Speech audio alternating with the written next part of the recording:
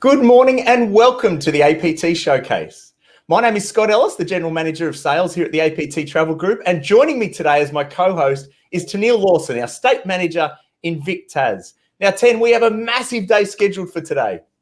I'm so excited to be spending Sunday with you, Scott, and everyone watching. We are traveling around the world virtually, and I have no doubt by the end of the day, like myself, everyone will have added so many more destinations to their bucket list. So, Scott, tell us, how is today going to run? Absolutely, Ten. So, folks, sit back, relax, get yourself a drink and enjoy. We have our amazing sales team today presenting on the most in-demand destinations within our portfolio with a total of 8 different presentations, Ten. We certainly do. We have a big day planned. So the first presentation we have is at 10:10. And this will be on our domestic private jet air tours. You get to travel like a rock star in your own backyard with more time exploring in each destination and less time traveling, which is what we all want. I'm really looking forward to this presentation. At 10:50, we have one of Scott's favourite travelling styles, and that is expedition cruising. We'll be hearing about the spectacular and remote coastlines that we cruise in Australia and New Zealand. At 11:30, we get you off the beaten track with Outback land touring. No doubt this program will sell very quickly. It is in hot demand. At 12:10, you will learn why Kimberley land touring is one of my favourite holidays of all time. It's relaxing, it's such a unique destination, and it is truly one of Australia's gems. At 12:40, we will share with you why Europe river cruising is so popular. One of the most relaxing ways to travel where you only need to unpack once. In hot demand, we have New Zealand and Tasmania at 1:30, very popular destinations. At 2:10, we'll cruise down the Mekong River with a presentation on Vietnam and Cambodia. And the last presentation of the day is Canada and Alaska at 2:50. This is certainly a trip of a lifetime. We really do have something for everyone. And we might have people watching today, Scott, that has never travelled with APT before. So they might not know about our amazing history. We are an Australian company, we are family owned, and we've been operating for over 90 years, such a long time. Now, Scott, I know you've worked for APT for 18 years. What does APT mean to you? Thanks, Tan. Well, clearly started at the tender age of 13. But no, I have had such a wonderful time here at APT. But my first experiences of APT actually dated back further when I was a travel agent. So as a travel consultant, I worked for Travelland back in the days of Ansett. And back then I used to always recommend APT for the reason that I knew that my clients would be looked after and that we would deliver on promise. Seeing the satisfied customers when we came back was always all I needed to do to continue to recommend. When I worked at APT and I first started APT, what I loved is that we're not selling the annual trip to Noosa. We are selling trips of a lifetime. We're creating memories for our clients that will last a lifetime.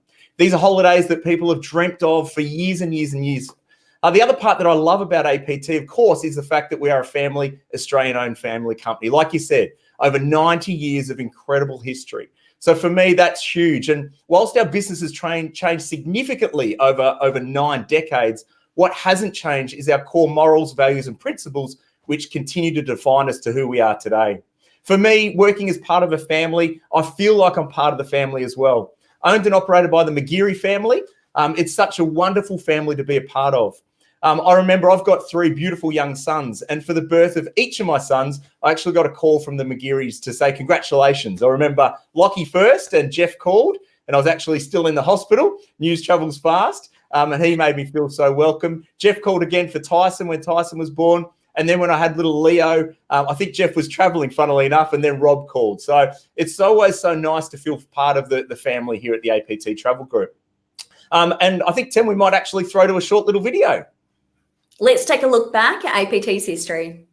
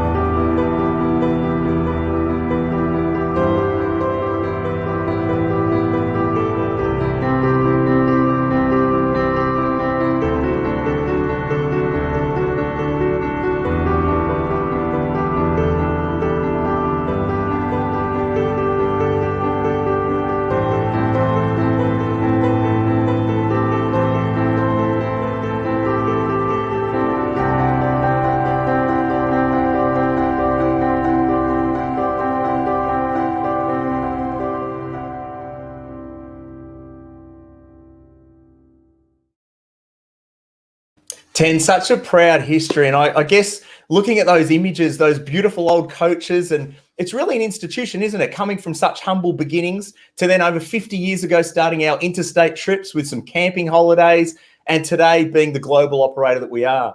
What I love about our brand also is that whilst we are huge overseas and we have some incredible touring in Canada, Alaska, Europe, of course, Asia, Africa, South America, and our small ship cruising, we haven't forgotten the core of our business, which is our Australian and Pacific programs. In fact, APT stands for Australian Pacific Touring.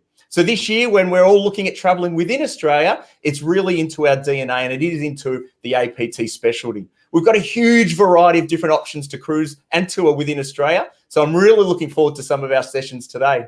The other really important part of our program, of course, is the operational side of our business, which is significant.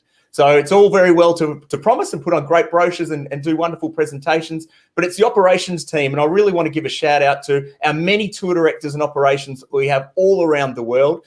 We have offices based around the world. So if something happens whilst on tour and it's not quite according to plan, our local offices there will take care of everything for you. So unfortunately, there are little things every now and again. You might forget your glasses at a spot or something in your room, and having that local operations is always a huge thing for us, Ten. I'm always that person that forgets my glasses or my passport. So yeah, amazing. We do have such a wonderful business. And I also love the fact that we've all got a really wonderful culture inside as well. So we're huge at the APT travel group around looking out for each other, the environment. And one of the things that we're going to hear later on today is around One Tomorrow. One Tomorrow is our charitable organisation. APT's had a long history of being very charitable to different companies, but we actually formalised that only a couple of years ago by forming One Tomorrow. And we're going to hear later on from Rob McGeary, the owner of APT, around One Tomorrow and what sort of investments we're making all the way around the world. We like to invest in nature and we like to invest in the communities around the world to ensure that we leave these communities in better shape than when we arrive. So making some really significant investments in some of these areas that we travel. And we do it a couple of different ways. We have guest giving available, which Rob will talk to you a little bit later on. And of course, we also have our staff giving as well. So Ten and I have the opportunity to donate to One Tomorrow. And a really great thing from that is that APT actually matches whatever contributions we make. So the money goes a long way, Ten. I'm looking forward to hearing all about that. But let's get into our first presentation, Scott. And this is on the domestic private jet air tours. And we have the lovely Karen and Rochelle hosting today. So enjoy the presentation.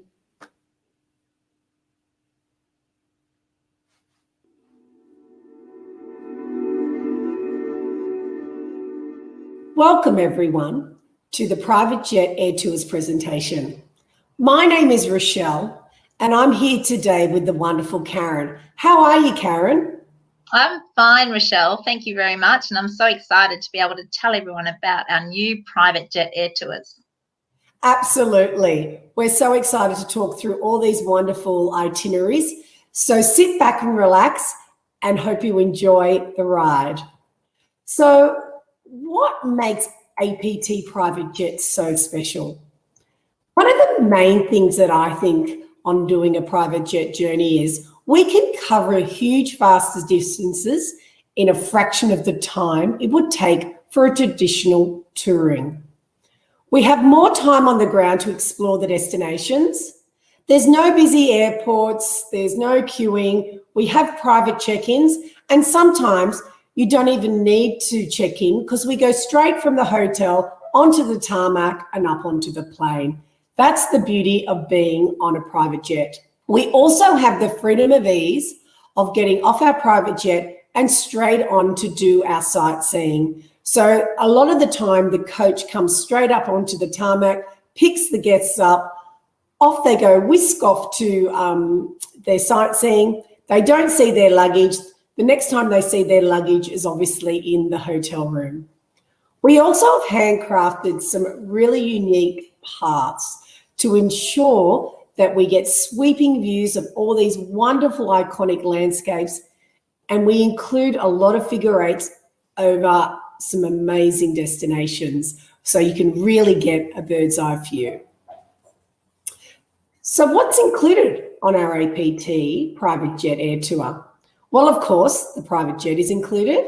We also have 2 pilots with us the whole time, and we have 2 crew members who are with you on the whole journey. We can't forget about our amazing APT tour director and tour escort. They have been hand-picked and they are the best of the best in the industry. So they will be with you from the moment you meet them at the airport, at the beginning of your journey to the end. When it comes to accommodation, we stay in all beautiful 5-star accommodation. If we don't have 5-star accommodation in the areas we go to, because as you know, we do go into some remote areas, we stay in the best available. And a lot of these can be quite unique and quite quirky, but we ensure that you have a wonderful time once you're there. We have a range of inclusions on our journeys, and we also have some wonderful dining choices. We also give you the free time to explore and go and immerse yourself into the destinations as well. So we really believe that we've really balanced out the time once you're touring, and then giving you some leisure time, some downtime to go and explore, just relax in the hotels.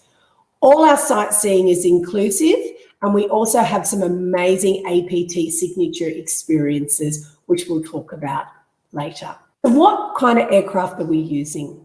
We're using mostly on all our private jet air tours, Alliance aircraft, which is a Fokker 70.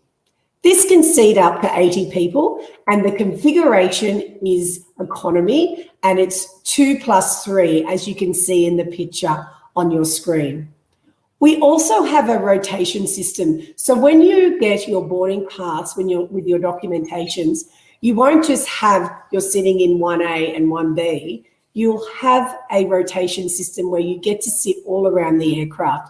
And we believe this is a great way for you to experience all the different scenery from all parts of the aircraft, and it is a fair way for everyone to sit all around the aircraft as well.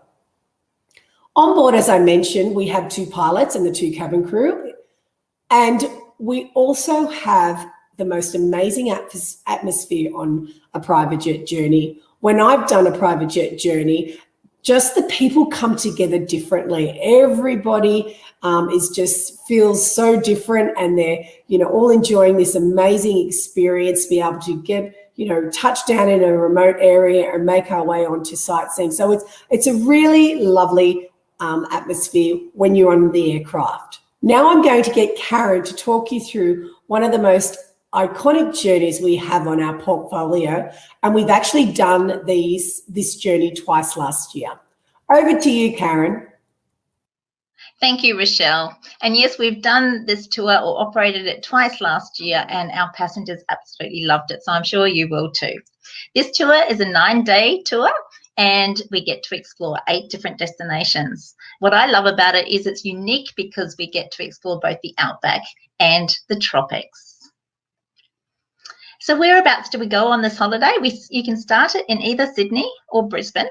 We fly up to Longreach for 2 nights. We drop into Winton, and then we go on to Mount Isa. From Mount Isa, we head north and go right up to the most northern tip in Australia, where we have 2 nights on Thursday Island.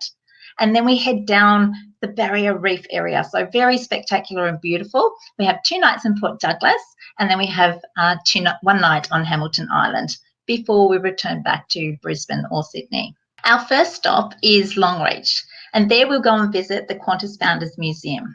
Now, this museum tells the story of Qantas and how it originated back in Western Australia in 1921. There's aircraft, there's artefacts, and there's interpretive displays, so you can get to immerse yourself in all of those. In the afternoon, we'll go out and we'll do a guided cruise on the Thompson River. And then that night we head into town and we have a special Outback dinner with entertainment. The next day, while we're in Longreach, we will head out to a working cattle station. It's a family-owned cattle station, and it's quite special. It's called Camden Park, and the Queen and Prince Philip both visited this on their royal tour back in 1970. So very special indeed. We'll get to do a little tour of the cattle station. We'll enjoy morning tea, and then later on we will head into the Stockman Hall of Fame. So a trip to the Outback wouldn't be complete without going here, because this is where we're going to learn all about the history and the pioneers of the Outback. Then later that afternoon, we will head out to dinner, and we will have a beautiful paddock to plate dinner at the historic Rosebank homestead. Before we head out to the Qantas Museum, where we will really enjoy a luminescent sound and light show. The next morning, we'll board our private jet plane and we're heading to Mount Isa. But on the way to Mount Isa, we're going to make a little stop into Winton. And when we arrive in Winton, we will embark on a tour at the Age of the Dinosaurs. This is a multi-award winning eco-centre, and this is where we will learn all about these prehistoric creatures that once roamed on land. In Winton, we'll also visit the Waltzing Matilda Centre. Now, this is a unique complex that really celebrates Australia's most famous and favourite bush ballad, Waltzing Matilda. So then after that, we'll board our private jet plane again and we will head off to Mount Isa. We'll have 2 nights in Mount Isa, and of course we will visit the Mount Isa mines there. Now, the mines in Mount Isa are the biggest network of underground mines in the world, so that's quite fascinating in itself. And they mine for copper, zinc, lead and silver there, so you'll find out all about that. Later in the afternoon, we go out to Lake Mundara and we enjoy some sunset drinks. So an action-packed day for you as well in Mount Isa.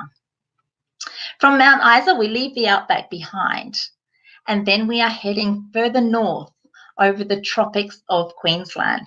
So totally different scenery today. If you're lucky, we'll get to look down and we will see where the Cape York Peninsula meets the Torres Straits before we land on Horn Island, and then we'll take a boat transfer across to Thursday Island where we'll have 2 nights. Now, in the morning on Thursday Island, we will rise nice and early and everyone will be excited because this is the day we get the opportunity to walk to the tip of Australia.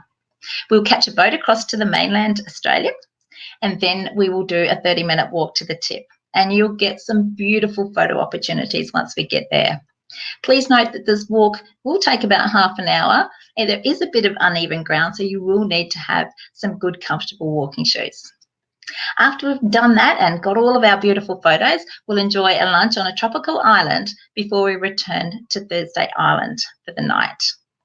And the next morning on Thursday Island, we will get to mingle with the locals. We'll do a guided tour of Thursday Island and really get to see their laid-back community before we catch a boat across to Horn Island in the afternoon and then board our private jet plane again.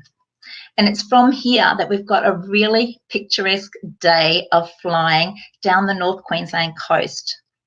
We have a very special route that we'll be flying that will enable everybody to get some magical views of the Great Barrier Reef as we fly towards Cairns. Once we arrive in Cairns, we'll do a city tour, and then we will go up to Port Douglas and check into our lovely accommodation, which will be the Oaks Port Douglas. We've got 2 nights here, so you can relax, you can unwind, and you can really enjoy yourself. On your full free day, you might like to pop into the quaint little town of Port Douglas, where you can see the vibrant cafes and boutiques and explore the galleries that they have there, or you can just walk along the beach. You may even like to do a full day trip out to the Great Barrier Reef. This, of course, is at your own expense if you choose to do it. And the next day, we will have another picturesque day of flying, really, really spectacular, over the water as we head down to Hamilton Island. We'll check into Hamilton Island in the afternoon into your accommodation, and then the afternoon is free for you to enjoy the resort and all it has to offer. Then we will have a special farewell dinner that night. And then sadly the next day, it's coming to an end, we will return back to Brisbane or Sydney. So that's the Queensland and the Outback tour for you. Now I'm going to hand over to Rochelle and she'll tell you about something that's completely different. Thank you, Karen. I'm now going to take you through our Southern Ocean to Top End by private jet. This is a 7-day journey and it starts from Melbourne to Darwin, or in reverse from Darwin to Melbourne. Today I'm going to show you the itinerary which starts from Melbourne all the way up to Darwin and give you a few highlights along the way.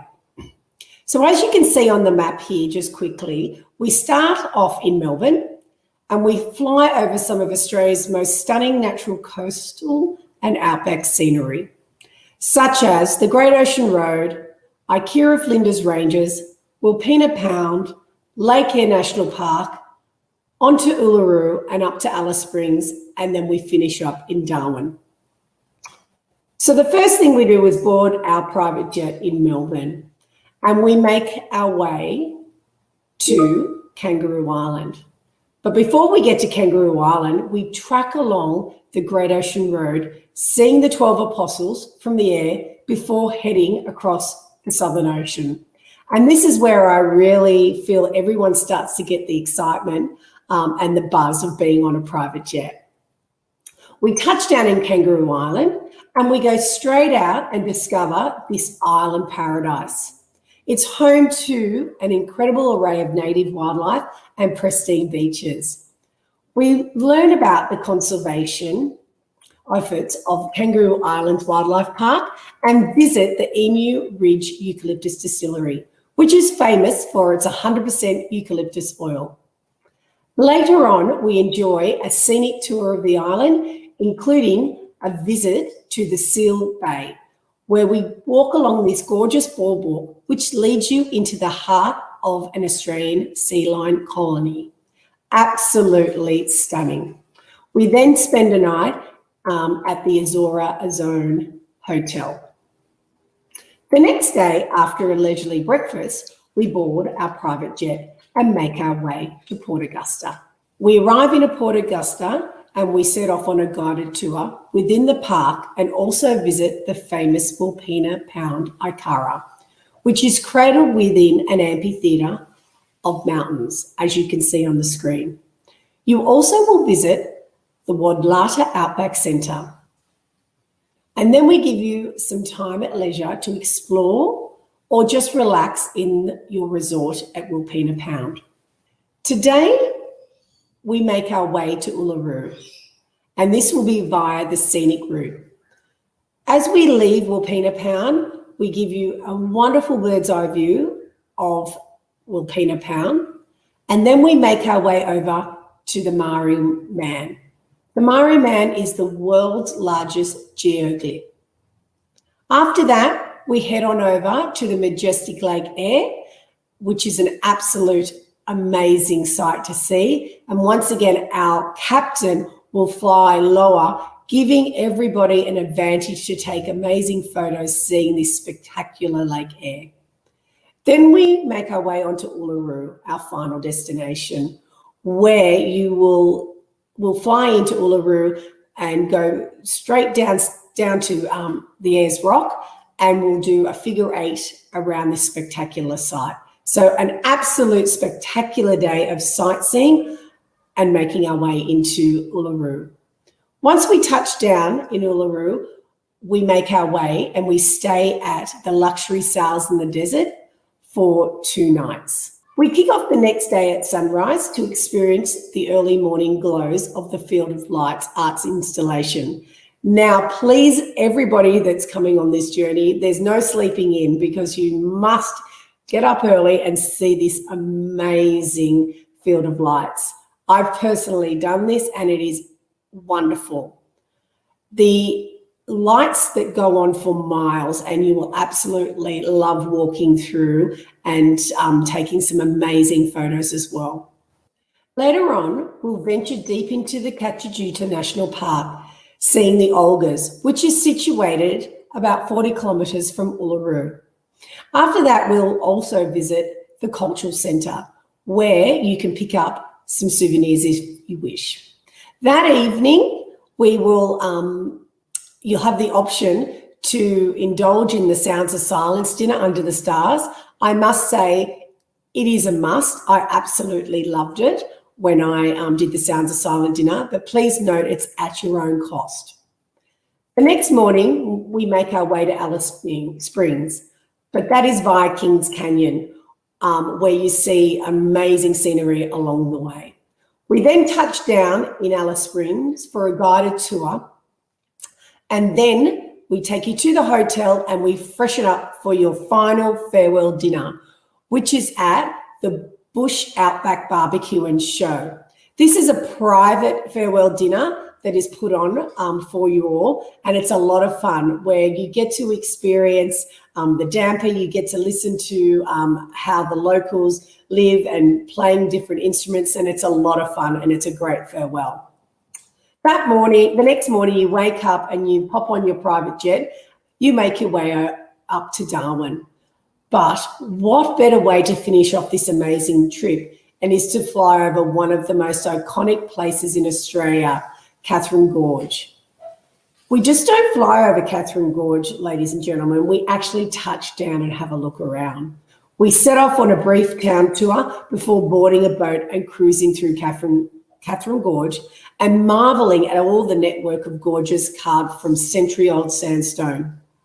Once we finish doing that, we reboard our aircraft and we make our final leg to Darwin. And when we make our final leg to Darwin, we actually just go via Kakadu National Park because we can, and we have a look at this wonder, and then we end our tour on arrival in Darwin. So that finishes up in Darwin, but to me, the beauty of doing a private jet tour is being able to pop down and see Catherine Gorge, for example, and have a look around, and then pop back onto your plane and make your way to Darwin. So I think this is an absolute fantastic trip. Thank you, Rochelle. Now I'm going to tell you about my absolute favourite of all of our air tours, and that's the Kimberley and West Coast Horizons tour. Western Australia has actually taken over as the Sunshine State now. It's left Queensland for dead with that. We operate our tours from May to August, so this is going to be the perfect state to do an air tour in. Our itinerary here covers places that are remote and untouched, and these are places that you could not get to in a good time frame if you weren't doing them by air tour. So this is definitely the way to go. The itinerary operates from Darwin to Perth or Perth to Darwin, either direction, and it includes some of Australia's bucket list places. You can swim with those gentle whale sharks over on the Ningaloo Reef. You can visit a working gold mine in Kalgoorlie, and you can fly over those iconic bungle bungles. So some spectacular things to do. If we start this tour in Darwin, we will fly down to Catherine and we will do a cruise on the Nipmuc Gorge. Now, this gorge is more well known as the Catherine Gorge, but it did change its name in 1989. So we'll do the cruise, and the beauty then is that we get to hop back into our aeroplane and we fly over. So we get to see this fascinating area from both perspectives. From Catherine, we will reboard our plane and we'll head to Kununurra, where we will have 2 nights accommodation. On the first night, we will go out on a beautiful sunset cruise on the lake and we will have our welcome dinner. So it's quite a special welcome to Kununurra. The second day, we will go out to the Equestro Wilderness Park and we'll do some exploring there. Our first stop will be Zebedee Springs, and these are beautiful thermal springs. I was lucky enough to be able to enjoy these a couple of years ago on one of our tours, and they are all these hot thermal pools that you can soak and really relax in. There's a lovely waterfall there. It's surrounded by rainforest, so it's very beautiful. Later that day, we will do a cruise along Chamberlain Gorge, and Chamberlain Gorge is actually one of the longest gorge systems in the Kimberley. So this day is action-packed. It's full of flora, fauna, and we'll get to see a bit of Indigenous art as well. So a pretty special day. From Kununurra, we will then head down to Broome, but we don't go straight there. So we fly out, and it's a picturesque day of flying because we go right over to the Bungle Bungles. And this is one of the areas that the captain will do a figure of 8 so that everybody can get amazing views of those Bungle Bungles. This is an area that has been forming for the last 350 years to get the spectacular shape that it's in. And for the last 40,000 years, it's been revered by Aboriginal custodians. But funnily enough, it's been kept a secret from us. It was only discovered back in 1983 when a film crew flew over it. So we get to see it from the air and really enjoy it, take some great photos. And then from there, we head down to Broome. But before we arrive into Broome, we will do a flight over the stunning Cape Levesque. So just look at that. This is where you get to see the first glance of those beautiful aqua waters meeting with the red dirt. It's absolutely stunning, and you'll get some beautiful photographs. Then we go and we'll land in Broome. On arrival in Broome, we'll take you on a city tour. So we'll get to learn all about the history of Broome before we check into our beautiful accommodation, which is the Oaks Cable Beach. This is a premier resort, and you'll get to stay in a 1-bedroom apartment there. So you'll have a little bit more space than just a normal hotel room. The resort actually boasts 5 swimming pools, so you've got plenty of choice as to where you'd like to swim, or it's just a 5-minute walk to Cable Beach.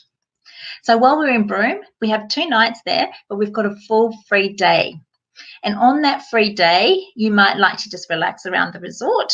You might like to go for a stroll along Cable Beach, or else you might like to purchase an extra trip and go out to Horizontal Falls. This is a spectacular trip. I did it a couple of years ago and I really, really enjoyed it. You'll take a seaplane out and then you'll board a boat and you actually go through those horizontal falls, which David Attenborough describes as one of the 7 wonders of the world. Another option would be if you want to do something at night time on sunset, you could do a camel ride. Again, that one would be at your own expense. And then from Broome, we head down to Exmouth and we'll stay 2 nights down at the Exmouth Escape Resort. Exmouth is well known for the gateway to the Ningaloo Reef. And the highlight of our time in Exmouth is we will be doing a full day cruise out to the reef. We'll have lunch included. And this is where you have the opportunity to swim with one of those gentle whale sharks if you'd like to, or you can snorkel with the turtles, the dolphins, the rays. There's over 450 different species of marine life. So very, very spectacular and a special day. And now it's from one extreme to another. We will head out from the reef across Western Australia to a historic mining town of Kalgoorlie. And this is where we'll take you on a tour of the super pit. You will see all the inner workings of it, and it's one of Australia's biggest gold mines. They say that they do remove 15 million rocks a year from here, so we can truly say that it's worth your weight in gold. From Kalgoorlie, we head down to Margaret River, and this is going to be our final destination. It's one of my special places in Australia that I love to stay as well. We're accommodated at the Pullman Bunker Bay Resort, and this is a beautiful resort. It's right on its own beach, and the restaurants and the bar all have a beautiful view down to the beach. So you can have some free time, walk along the beach and enjoy yourself. And that night we will have a special farewell dinner. No trip to Margaret River would be complete without going to the wineries. So the next day we head out and we take you to a beautiful winery. You'll enjoy lunch, you'll do some wine tasting, and we'll also get to indulge in some chocolates before we head back to the airport and fly to Perth, where we'll conclude the tour. So that's our 3rd air tour, and I'm going to hand you back to Rochelle, who'll tell you about our final one, which is the beautiful one of Tasmania. Thank you, Karen. And yes, as you said, I'm going to talk to you about our last wonderful tour. It's the Wonders of Tasmania. This is a shorter duration, so this is only 5 days. And as you can see on the map, I'll give you a quick little snapshot. We either start in Brisbane or Sydney. We make our way down to King Island for 1 night. We go on to Burnie and then over to Cradle Mountain for another night. And then we finish off in Hobart for 2 nights. So let's go through some highlights of this amazing trip. So we start off making our way to King Island on our private jet. Now, King Island is located off the coast of northwest Tasmania. This small island has put itself on the map thanks to its rugged landscape and some of the cleanest air in the world, and also its delicious local produce. So once we arrive, we go straight on to the coach and start sightseeing, which includes a visit to the famous King Island Dairy. Here we learn how the microclimate has helped to produce award-winning cheeses. And of course, a cheese tasting is essential while we're here. That evening, we have our welcome dinner, which celebrates the island's famous local produce. The next morning, we depart King Island and we make our way to Burnie. Once we get to Burnie, we board your coach and make our way to Cradle Mountain. We take in the rugged natural beauty of the mountains and surrounding national parks before we set off and explore Dove Lake. If you're feeling active following Dove Lake walk circuit, you'll be able to make your way down into Dove Lake, where there's beautiful, breathtaking views of Cradle Mountain and Lakeside Beach and Lusk Forest. So it's absolutely stunning, and I must say it's a must. We spend one night in Cradle Mountain, and then we pop on our private jet and make our way to Hobart for 2 nights. On arrival, we go straight onto our tour, and we have a guided tour throughout the city. We then cap off with a farewell dinner of fresh seafood at the Mules Upper Deck restaurant. And this is giving you beautiful, amazing views of Victoria Dock, just as you can see in this picture. So the next morning we get up, and it's all about experiencing the exciting culture of this city. We start off at the Museum of Old and New Art, Mona. Now, this is quite thought-provoking. It's engaging. I absolutely loved it, and I believe anybody that goes there has to have an open mind, and they'll really, really enjoy it. For lunch, we stop off at a winery for an absolutely lovely lunch with pairing wines, and then that afternoon, we visit the historic village of Richmond. We wander through the 19th century streets and learn about the early colonial area of Tasmania on this guided tour. And then we have an evening at leisure. And it's up to you. You can have room service, but I really suggest that you go out and you have a lovely dinner in one of the beautiful restaurants along the Victor Harbour.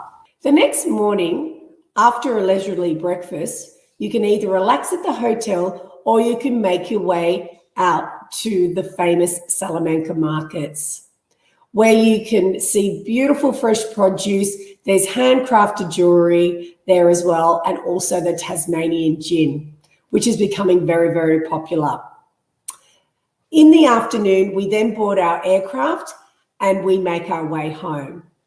So that concludes our lovely 5-day trip of Tasmania.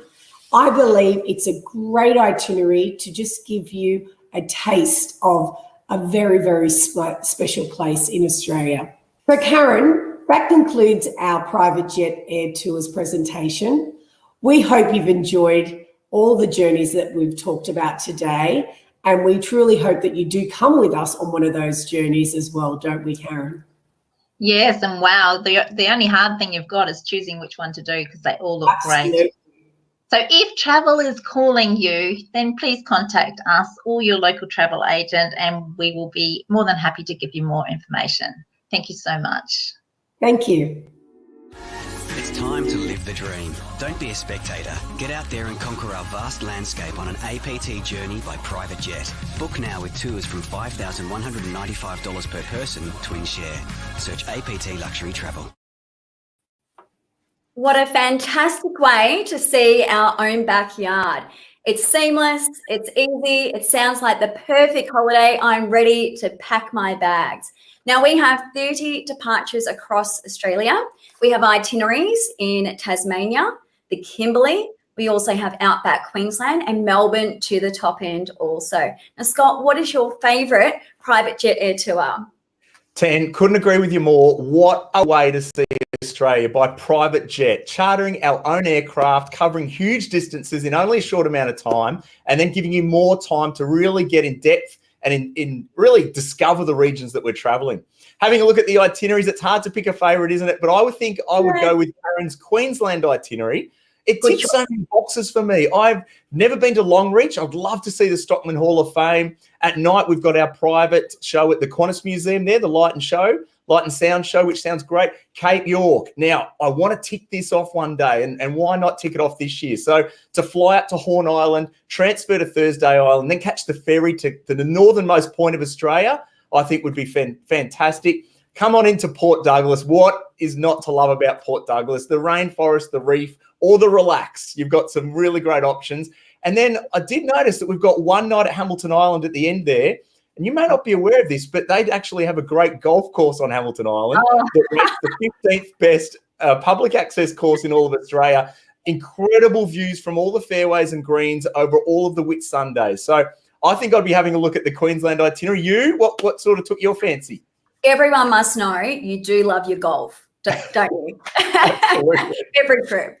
Oh, it's a really hard choice. I'm the same, but I would probably say Perth to Darwin because it is action-packed, full of fun.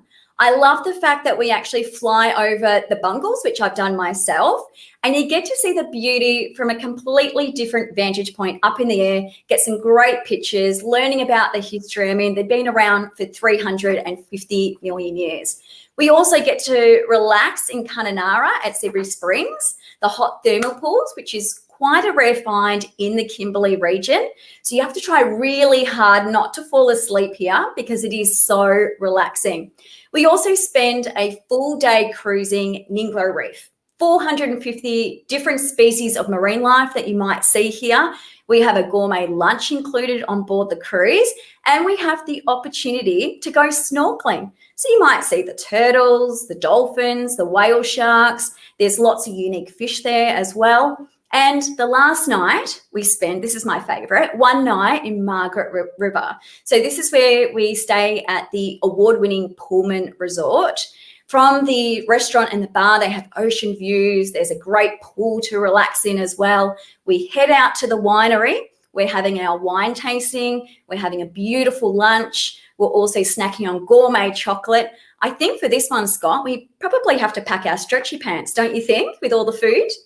I don't think I've ever been on an APT trip where my belt has not shrunk. So yes, there's plenty of food. That itinerary you talk about as well, one of the things I loved is flying into Kalgoorlie for lunch and then flying back out again. I mean, only as a rock star. How can you do that? Private jet air tour. How do we book, Scott? Well, folks, if you'd like to find out more information today, reservations are open today.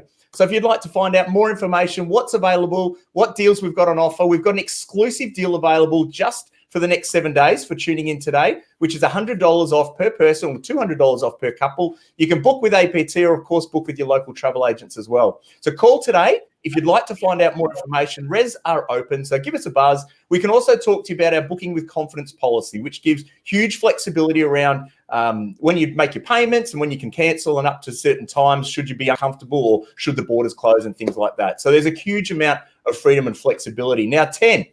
Yes. No doubt you've been watching the Australian Open. APT, 7 years broadcast sponsor of the Australian Open. Have you been watching a lot of it? I have been. The women's final. The women's final last night, we saw Naomi Osaka win her fourth Grand Slam.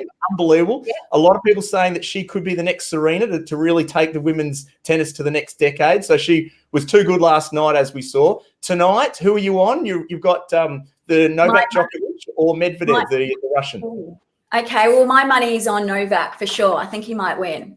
Okay, so you're going the favourite. I'm going for Medvedev. Yeah. I don't know. I like him. He's Russian. And I'm actually going to have a bit of a chat later on at the Europe presentation on Russia. I was lucky enough to do a cruise of Russia a few years ago. So I'm going for the Russian, Medvedev. So that's tonight. But there's one thing I've loved more than the actual tennis when watching the Australian Open, and that is the APT ads in between the Australian Open. I think they've been brilliant. I absolutely love the tagline, which is don't be a spectator. Get out and see our country while we've got it to our own. So I think it's a beauty. Ten, shall we have a look at a couple of our ads right now? Let's take a look. Shake hands with the sunrise. Are you with me? Then are you with me? It's time to live the dream. Don't be a spectator. Get out there with APT by land, air or sea. With over 90 years of experience and more trips to more places, no one knows Australia better. Discover our wide range of tours now, including private jet air tours and luxury short breaks. Search APT Luxury Travel. Up next, we have expedition cruising. And this is like traveling on your own mega yacht experience. With only 100 passengers, it is a small ship experience. And I know, Scott, you've traveled with APT on an expedition ship. Can you share what you loved about it and a few of your highlights? Oh, 10, I'd love to. Expedition cruising, folks, is like nothing else. The ability to go into some remote regions around the world and really capture the region without any people around. As you mentioned, our ship only holds 100 passengers on board. So it really gives us incredible access to go into these faraway places. With 10 Zodiacs on board, we've got 10 expedition leaders. So every day we're getting off and discovering these regions. I love the fact when I cruise the Kimberley coastline, we'd have some excursions that might go for only an hour, some for 2, some for 3. So there's a huge variety depending on what your personal interests are. Up in the Kimberley 10, I was absolutely privileged to have cruised this part of Australia. It's really the last frontier.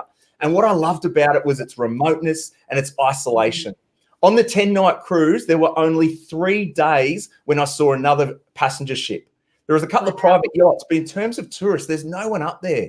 So when you're getting off each day and you jump on your little Zodiacs and go to shore, it feels like you're walking on that beach for the first person ever in the world to have seen it. Every day you're going into these areas and discovering incredible wildlife, like lots and lots of birds up in the area, obviously the crocodiles and the whales. So I was really, really lucky enough. My cruise was in August a couple of years ago, and in August, September, that's when all the humpback whales come into the Kimberley. And we actually had an impromptu Zodiac experience where, as you can see here, we saw a mum and her calf just playing and dancing. And this was one of the most amazing experiences. We jumped on the Zodiacs at no notice. Our captain said, folks, there's some whales breaching. Let's go and have a look. So everyone went to the back, got our vests on, jumped into the Zodiacs, and then cruised and watched these two just bouncing out of the water. And this, for me, was what the Kimberley cruise was all about. It's not just about what's on the itinerary, but it's what's not on the itinerary. It's these really surprising delights that you get throughout the day.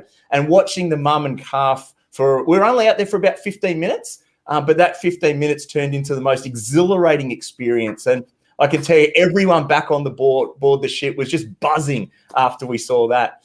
We've also got a short little video now, which was actually on our way to seeing the whales. So it's my colleague and I, Jacinta, and we were driven by the captain. And the captain said, come on our little Zodiac and we'll take you out to the whales. So let's have a quick little look at that film clip now. Amazing. Hi folks, here we are just off the coast of the Kimberley on an impromptu whale watching, and I'm very lucky to be joined by Captain Jose here. Thanks for coming along, Jose. You're welcome. Now I just wanted to ask you a quick question. We've got the beautiful island sky behind us here. What is it that you love most about the APT small ship experience? Well, the small ships is a different experience, of course, as you say. Brings everybody together. We can get to places that the big ones cannot get, of course. Our draft allows us to go further in different places, and especially here in the Kimberleys, the area is quite shallow, so we don't have so much water on the keel, and the currents are also very extreme, and the tides as well. So small ships allow us to experience more in the Kimberleys. And 9 o'clock from the ship. Give me 1 second. 9 o'clock from the ship, and also. The experience on board is a luxury vessel, but also bring you this, how can I say, the experience of expedition as well. So I think you get it all. Wonderful. Yeah. Thank you so much, Jose. Sure, my pleasure. Didn't really hold the camera very still there, Ten. I was doing my best, but I just thought it was such a great opportunity to have a quick chat with Jose and Jacinta. Another real highlight for me, the Kimberley, was horizontal waterfalls. So up in the magnificent Buccaneer Archipelago, this is one of the natural phenomenons in the world. In fact, David Attenborough described it as such. And what we've got here is two huge, well, so quite tight chasms, but huge tides. So the Kimberley has the second largest tides in the world behind Eastern Canada. So they have up to 11 meters of tide, obviously twice a day. So as that huge volume of water is trying to pass through these small little gaps, it creates what's known as a horizontal waterfall. So you can do the helicopter ride over the top, this is one of my photos from the helicopter ride. Or, of course, you need to experience the thrill of going straight through those little chasms there. So you'll definitely get to go through the big of the two. And you've got a little bit of a video now, which was, again, one of my filming. So excuse for not being too professional, but it's sitting in the jet boat about to push through this incredible chasm of the horizontal waterfalls.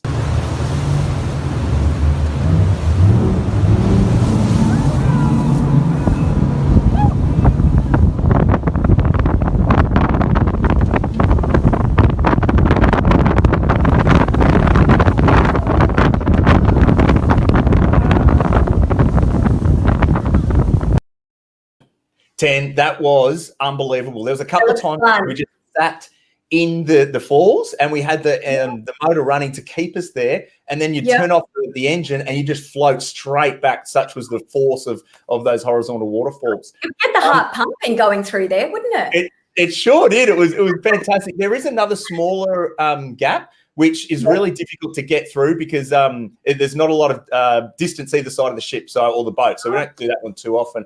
Another huge phenomenon of the Kimberley is Montgomery Reef. And I'd love to tell you about it, but what I'll do is I'll again throw to another short little video, which is Jacinta and I on Montgomery Reef. Go. Folks, here we are at mighty Montgomery Reef, stretching 270 square kilometres. At high tide, this reef system is 5 metres below sea level. But as the tide drops, the reef rises and exposes one of the most amazing phenomena to the Kimberley. And we're experiencing it all on one of APT's small ships here in our very own Zodiac. Little bit of enthusiasm there, Ted. Looks fantastic. I want to go. As the sort of the water drops and the reef rises, lots of dugongs, lots of whales, lots of sea turtles come into the area as well. So it has sort of like a Galapagos type of experience to it. Another huge highlight for me was King George Falls, and King George Falls is quite extraordinary. So the ship parks at the mouth, and then we get in our little Zodiacs and we go all the way down to the bottom to King George Falls. And this is about 9 kilometres. So it's a massive Zodiac trip to get down there. You've got the option to either just have a look at the falls or to walk up the cliff face, which not quite a cliff face, and get to the top of the falls. And when we did that, our local guide said that more people will hike up to the top of Everest than will see King George Falls every year. So it is so incredibly isolated. And we've actually got one of our guests, Jacinta talking to one of our guides here at King George Falls. G'day folks, Jacinta from APT here in the impressive King George Falls. There's not much water at the moment, but what we do have is wildlife up here in the Kimberley. And I'm joined by our wonderful tour director here, Phil. Hello, Phil. G'day, Jacinta. Now, would you like to share with us all just some of your wildlife highlights in your time in the Kimberley? Yeah, sure. The wildlife is just stunning up here. The dolphins, dugongs, the bird life is phenomenal. We've seen eagles, red-tailed black cockatoos have been my personal favourite. And not to mention the humpback whales. We've had some exceptional displays by the humpback whales, breaching out of the water, multiple breaches with mothers and calves. It's just been absolutely outstanding. Not to mention a lot of the land animals, northern quoll, monjons, which are endemic to the Kimberley. So it's just a fascinating array of wildlife out here. Fantastic. I think we could talk about the Kimberley cruising for a long time, Ten. I think the beauty of that trip is every single day it's different. Every single day something takes your breath away, Scott. It's true, because nature obviously determines a lot of the itinerary as well. So we do have an itinerary which features where we're going to be each day, but it did change every single day depending on what was around. But let's hear some more. Let's actually cross now to the official presentation, not me. Let's hear from Tenneil and Jacinta to talk about expedition cruising in Australia. Hello, ladies and gentlemen, and welcome to our APT Small Ship Expedition Cruising presentation. My name is Jacinta, and I'm so thrilled to be joined by Janelle. Thanks for joining us today, Janelle. Thanks so much, Jacinta. Now, our Small Ship Cruising program is all about venturing further and exploring the beauty of Australia and New Zealand's coastline for this year, 2021 and 2022. Now, why would you want to travel with APT on a small ship expedition cruise? Well, hopefully most of you have heard of APT before. We have been around for over 90 years. We started domestic touring over 60 years ago and are true experts in this field. The other wonderful thing about traveling with APT is you can earn Qantas frequent flyer points. So every $1 that you spend will give you 1 Qantas frequent flyer point earned. So just make sure you let us know your Qantas frequent flyer number at the time of booking. Now with APT on our small ship program, we are of course all inclusive. So we take care of all the fine details for you, from your shore excursions to your beautiful meals and beverages, all of your tipping, your port transfers. So you can simply sit back, relax, and let us take care of all the details on your trip of a lifetime. Now, today I'd love to introduce you first off into our very own award-winning Caledonian Sky ship. She is our mode of transport on our small ship expedition cruises throughout Australia and New Zealand. And one of my favourite things about the Caledonian Sky is the fact that we only have 99 passengers and 75 crew. So you are very well looked after. My first memory of being on board the Caledonian Sky, other than the size of the rooms, which are absolutely huge, was knowing that by day 2, when I wandered into the lounge to have my pre-dinner drink, the waiter not only knew my name, but they also knew my preferred drink, which is a glass of bubbles. So from day 1, it's personalised service all the way. We've got flat screen TVs, air conditioning, and of course, 10 fantastic Zodiac vessels. Now, I'd love to show you some pictures of the Caledonian Sky ship here. One of my favourite places on the ship was the alfresco dining restaurant. So this is where we serve breakfast, lunch and dinner. And there's, of course, beautiful a la carte options available for you every single day.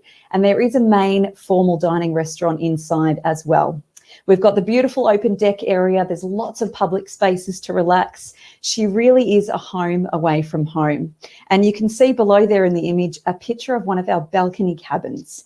Now, the cabins on the Caledonian Sky are absolutely huge. There's lots of space to relax, unwind, and take in the gorgeous views from our number of balcony suites available. The other wonderful thing about travelling on the Caledonian Sky is we actually have a fleet of 10 inflatable Zodiacs. These Zodiacs are an incredible opportunity to get you up close and personal to all the action and all the adventure.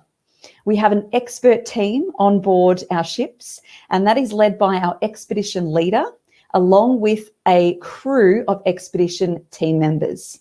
Now, these expedition team members are ornithologists, marine biologists, historians, and they absolutely bring to life every single place that we visit. So they'll travel with our passengers on every Zodiac excursion, but also they'll be doing light presentations, generally around 30 minutes, almost every evening, depending on the destination, in the main lounge on board the vessel. You can also dine with our expedition leaders, so you can really take in all of their amazing knowledge and learn as much as possible about the regions that we are cruising. When it comes to the Zodiacs, we do have a number of different types of landings. And this image here is a perfect example of what we call a wet landing. So my travel tip for you today is to make sure you pack a pair of wet shoes or rubber shoes when you are traveling on our small ships, because it makes it that much easier when you're jumping off the Zodiac into potentially ankle or knee deep water. We'll also have a series of dry landings, and sometimes we might take you to a remote island or a completely untouched destination, which is a huge advantage of traveling on board the Caledonian Sky with our wonderful Zodiac vessels. Now, this picture here really, for me, brings back some incredible memories. This is Montgomery Reef, only accessible by Zodiac. And because of the size of our Zodiacs, we can travel right through the center of the reef here, where 5 meters of the reef emerges from the ocean with up to 10-meter tides. And of course, this is in the beautiful Kimberley region. We've got a number of cascading waterfalls that then appear from the rising reef, allowing you not only to witness this spectacular reef, but also to see some of the fantastic marine life. One of my favorite excursions was this Montgomery Reef trip, and it's just an example of many exclusive opportunities on board a small ship with APT and the access that our Zodiacs offer. Now, we do have a range of fantastic itineraries for this year and next year, and our wonderful Janelle is going to take you through some of these very special itineraries. Thanks so much, Janelle. Over to you. Thanks so much, Jacinta. Well, now we can take a look at this exciting range of small ship itineraries throughout Australia and New Zealand. And really, what better place to begin with our very popular Cape York and Great Barrier Reef expedition. This 8-night, 9-day cruise really is the perfect combination of cruising, relaxing on board, swimming, snorkeling, and learning Australia's unique history, all while basking in the idyllic beauty of far north Queensland. With 3 departures scheduled for April, May, and October, do not delay in reserving your place on this very popular cruise.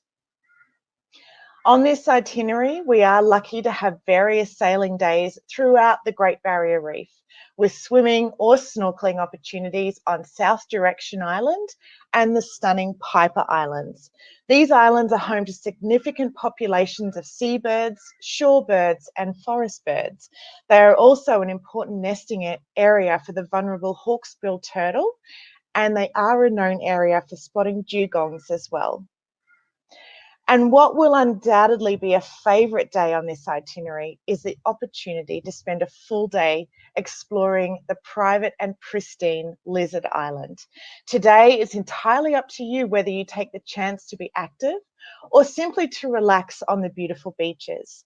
Should you decide to take up one of the options to explore further, we invite you to take part in an easy 2-hour birders walk with an ornithologist. Or perhaps take part in a medium-grade nature walk, which is led by one of our own expedition staff.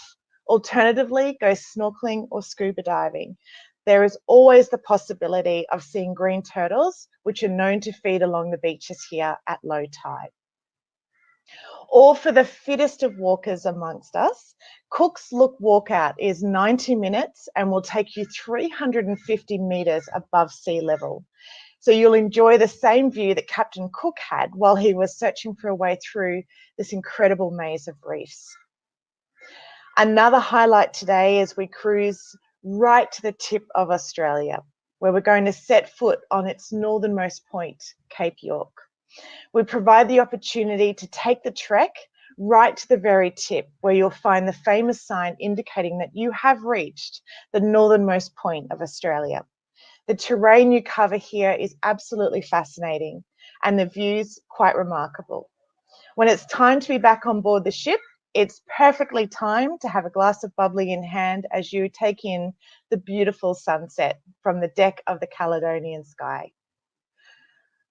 Discover historic Cooktown dating back to the 1870s. You'll be able to walk in the steps of Captain Cook as you wander through the main street, visiting the Botanical Gardens and James Cook Museum.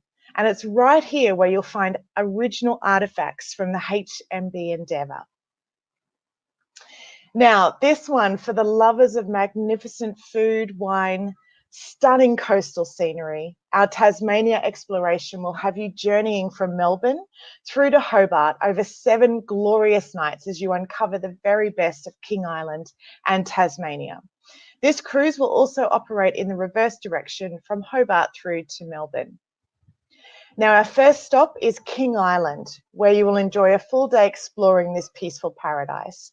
And there is really something interesting at every turn on this beautiful island, from the famous lighthouse and the offshore shipwrecks to the island's great nature walks and unique wildlife, which includes the elusive platypus and the rare orange-bellied parrots. But of course, no trip to King Island would be complete without a visit to the famous King Island Dairy to taste its cheeses on a tour that includes Grassy Lighthouse, Seal Rock State Reserve, and Lavinia Nature Reserve. We will continue to journey along the spectacular Tamar Valley route, stopping for tastings at Piper's Brook Vineyard and Jant's Tasmania, which are of course known as Australia's leading producers of sparkling wine. Today, we'll enjoy a full day dedicated to exploring the rugged landscapes of Freycinet National Park. You'll visit Cape Tourville, admiring the stunning coastal scenery, and spend time at the lovely town of Coles Bay with spectacular views of the hazards as pictured here. And if you're lucky enough to be here as the sun is setting, the way that it sets over the hazards range is absolutely incredible. So make sure that you do have your camera on hand. And today you'll travel by Zodiac to Port Arthur Settlement. Your full day here includes a guided tour of the penitentiary, where you will learn more about Port Arthur's evolution from a feared convict settlement to a World Heritage listed historic site. We also have free time for you to wander and explore the gallery and gardens at your own leisure. Now, this here is something incredibly special. This is Port Davey, which is located in the southwest of Tasmania, and it truly has to be one of the most spectacular landscapes on the planet. With wild rivers, quartzite peaks, and extensive waterways, this is the only way to experience this remote region. And that's done by our expedition ship, by foot, or light aircraft. And although this beautiful place may seem like it's at the very edge of the earth, it is far from the end of the world, with an endless possibility of places to see and experiences to enjoy. Today here you will experience the Nidwani Walk at Melaleuca, which is a fantastic monument honouring the rich Indigenous history of the area, with interpretive installations telling the story of local Indigenous people. And the Tasmania and South Australia expedition is an exceptional cruise offering where you'll be able to experience the very best of two coastlines, South Australia and Tasmania. On this 11-night adventure, you will be enjoying delicious local flavours throughout, as well as the stunning landscapes taking you right from the ocean to the outback. Should you wish to see more of the wonderful sights of Tasmania, this cruise can be combined with our iconic 12-day Tasmania Complete land journey. And a great inclusion on this itinerary is a very exciting charter flight to take over the Flinders Ranges, Wilpena Pound, Lake Eyre, and the mysterious Maree Man. So to see that all from above is pretty unforgettable, that's for sure. You'll also enjoy Port Lincoln on the Eyre Peninsula, home to Australia's largest fishing fleet in the Southern Hemisphere. The Eyre Peninsula is definitely recognised for producing some of the best seafood within Australia. And today we offer a wonderful signature experience and a chance to sample the sea's bounty with a visit to Coffin Bay Oyster Farm, where you will find yourself sampling fresh from the ocean oysters with a glass of champagne in hand, while delving deeper into the secrets of the oyster industry. There will be plenty of free time afterwards to enjoy free time, or alternatively, we recommend a visit to Boston Brewery for a cold local brew. And Jacinta, you're going to take us on a little bit further with this exciting range of cruise itineraries around Australia. Thank you so much, Janelle. Those oysters certainly look delicious. That itinerary is absolutely on my bucket list. This is a very exclusive itinerary travelling from Adelaide to Perth. And the reason this is such an exclusive itinerary, not only are we seeing some of the most remote coastlines of South Australia and Western Australia, but we only have one departure on this trip, which is March 2022. So you need to get in early if this is an itinerary that interests you. We've got pristine coastlines, stunning beaches, lots of fresh seafood, and of course some delicious wine in the Margaret River region. So if we have a look at a couple of highlights here, of course, we have that fantastic flight over Wilpena Pound, Lake Eyre and the Maree Man, which is also included in this itinerary. And then another big highlight on this trip for me is in Busselton. When we arrive into Busselton, we have our freedom of choice sightseeing in the morning. So for those that love being active and enjoy the outdoors, you can enjoy part of the 120-kilometre Cape to Cape walk. The section that we take you on will give you stunning views of the beaches and forest surrounds. But for those that love nature, we have another option to take you out to the beautiful Chewart Forest National Park. This is where you can witness the stunning 33-metre high trees known for the forest with your national guide. We also have a lovely afternoon exploration in Busselton, taking you out to what you see pictured here, which is a fantastic jetty. This is actually the longest timber pile jetty in the Southern Hemisphere, so great for any photography enthusiasts. A little further along on this itinerary, an absolute favourite of mine is Margaret River. Some of the best wines anywhere in Australia can be found here. And of course, we take you out to 3 different wineries so you can enjoy some of WA's most famous drops, along with a trip to the Margaret River Chocolate Company where we indulge in a few tastings. So certainly some fantastic experiences in the Margaret River before making our way out to an area known as Mammoth Cave. Now, this is fantastic for anyone interested in their history. This is like stepping back into prehistoric times. The cave itself is about 500 metres long. It's about 30 metres deep, and we head down here with our geologist guides and we learn all about the prehistoric cave, along with some impressive dinosaur fossils that we get to witness throughout the guided tour. We, of course, have an array of wonderful itineraries, and this one is no exception. For those that would like to explore WA in more depth, the Colours of the Coral Coast is a wonderful option. This trip takes us from Perth up to Broome, or you can also do the trip in the reverse direction from Broome down to Perth, and it's over 14 days. So a wonderful itinerary here exploring one of Australia's most remote coastlines. And a big highlight for me here is we disembark the ship in Geraldton and we actually head out to a place called Kalbarri National Park. This is an incredible area with fantastic rock formations. And whilst we're here, we're very lucky to head up to the Twin Skywalks. Now, this was only built in 2019 and it reaches about 100 metres in height, so certainly not for the faint-hearted. We wander along here and witness some spectacular views of the gorge below. There's some areas of rushing water, beautiful forest views, and it really is a spectacular day out exploring throughout the national park. There are lots of other highlights on this itinerary, and that includes Shark Bay. This is one of my favourite places along the WA coastline because it is a marine lover's paradise. So here we get to explore the beautiful sea turtles, the dugongs, the dolphins, and of course, some sharks. And we take you on a special signature experience here, exclusive for our APT guests, out to the Ocean Park Aquarium. And whilst here, we get to witness a shark feeding. Again, not for the faint-hearted, but certainly does get the heart pumping. And further along, a very, very well-known part of WA, of course, is Monkey Mia. This is famous for the wild dolphins that come and visit almost every single day. And it's one of the few places in the world where dolphins visit daily rather than seasonally.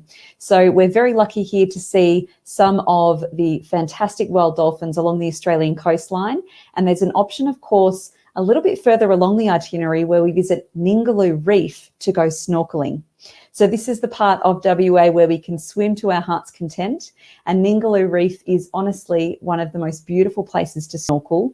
First and foremost, not just the attractive coral, but also the marine life that we get to witness here is sensational.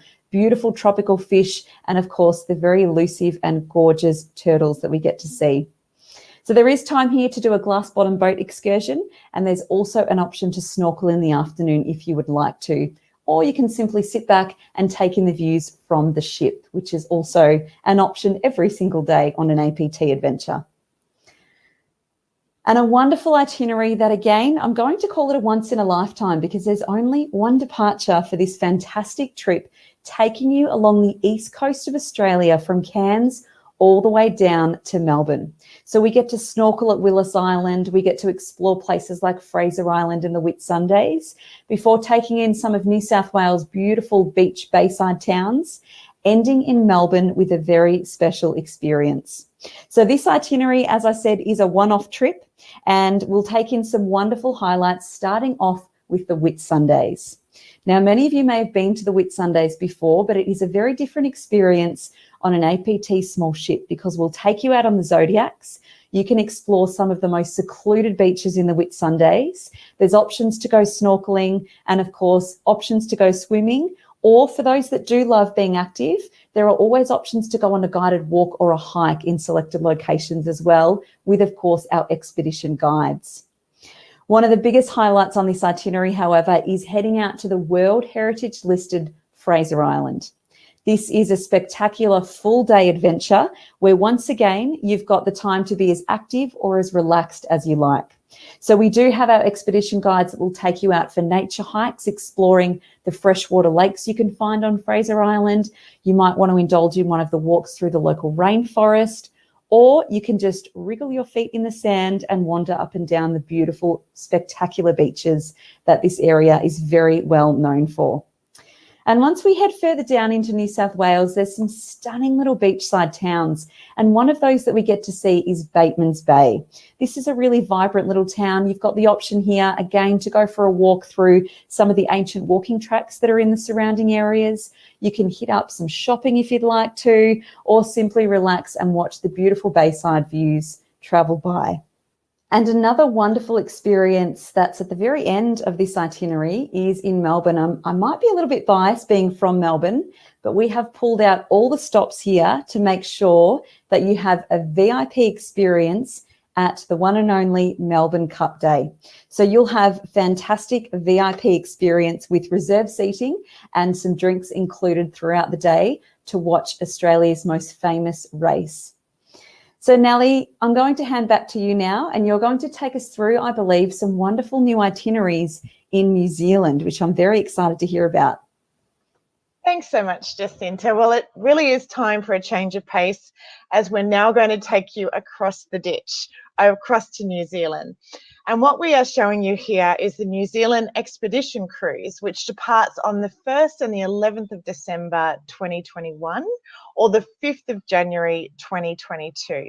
Now, this is a 10-night cruise from Auckland to Queenstown, but also operating in the reverse direction for the departure on the 11th of December this year. This cruise will showcase the dramatic scenery, the fascinating Maori culture, the delicious wines, and the iconic wildlife as just some of the highlights as we sail New Zealand's North and South Island coastlines. Along the stunning east coast of the North Island, we cruise into the beautiful Art Deco town of Napier. Napier is also home to New Zealand's second largest wine producing region. And of course, we include a visit to a local vineyard for some wine tasting. Another fantastic wine region we visit is Gisborne. This is a sunny coastal town rich in Maori heritage, culture, and featuring some terrific surf beaches.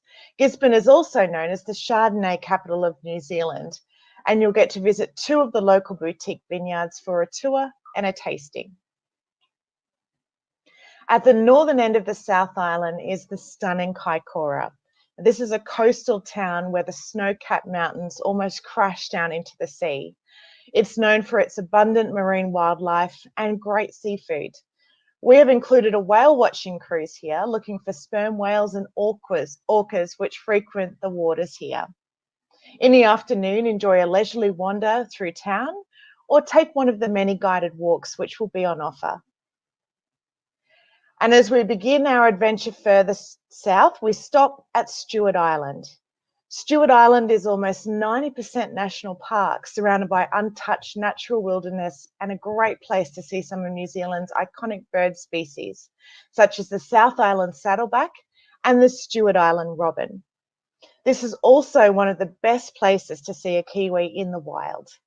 While we are here, we can wander through the shops and see the museum, which houses an extensive collection of items and photographs of Stewart Island's early history, including Maori settlement, whaling, fishing, and timber milling.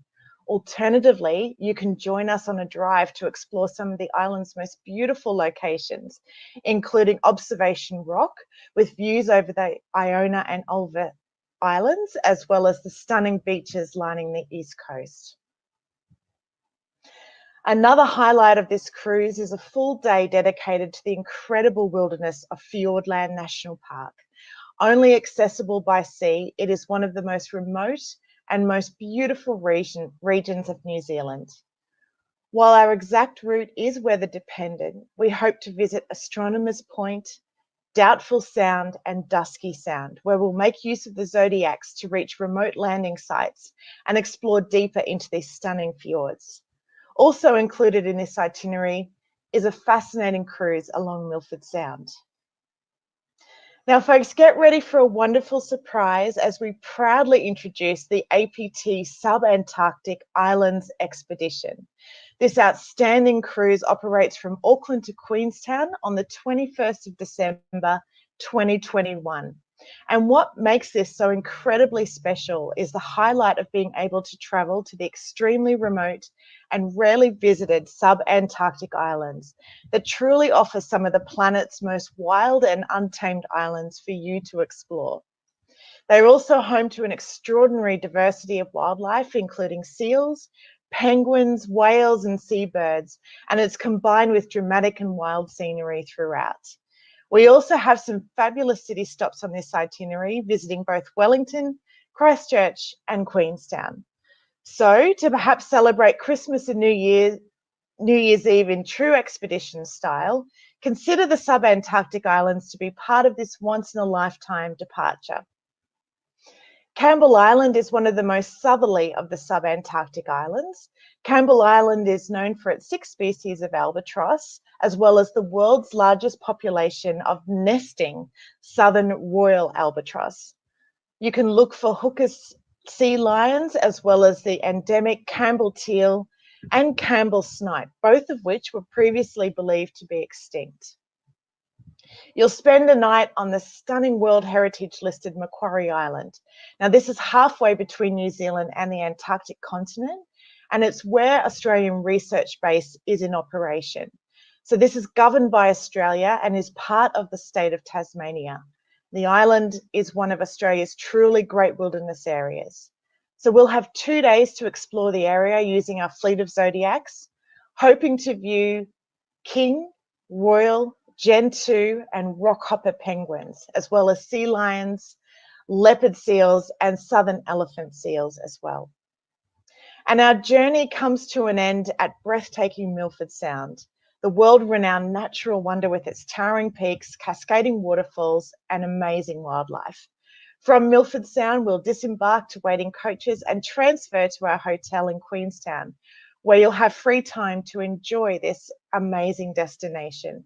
Perhaps try one of the many great restaurants, and all of which will be accessible and within walking distance from your accommodation. Now, we would like to take this opportunity to share some very important information regarding mobility and fitness. We do require our guests to have full mobility, and this will mean that you must be able to embark and disembark on dry dock landings, which is 24 steps up to the ship and back down again to disembark. And as Jacinta has already mentioned, the use of the Zodiacs. Now, this is quite an easy process on and off the ship, where you get into those wet landings on shore. That is when we do require the full mobility range as well. Well, thank you very much. That concludes the range of itineraries, and we'll hand back to Jacinta now to just wrap up and tell you a little bit more about some of our other companies. Thank you so much, Janelle. Christmas in the subantarctic islands. I'm ready to pack my bags. Thanks very much for taking us through that. Now, of course, with APT, we do have 2 sister companies that I'd love to quickly mention before we wrap up today. Travel Marvel is our 4-star premium touring and cruising brand that have some wonderful itineraries throughout Australia, New Zealand, and of course, a huge variety of worldwide destinations.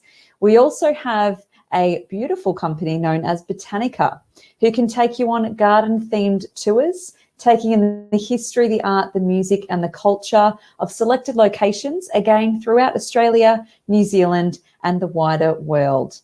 So if you'd like to know more about either of our brands, or in particular about the APT Expedition Cruising for 2021 and 2022, please feel free to contact your local travel agent or give us a call today to find out more. Thanks very much for your time, ladies and gentlemen, and we hope to see you on the Caledonian sky again soon.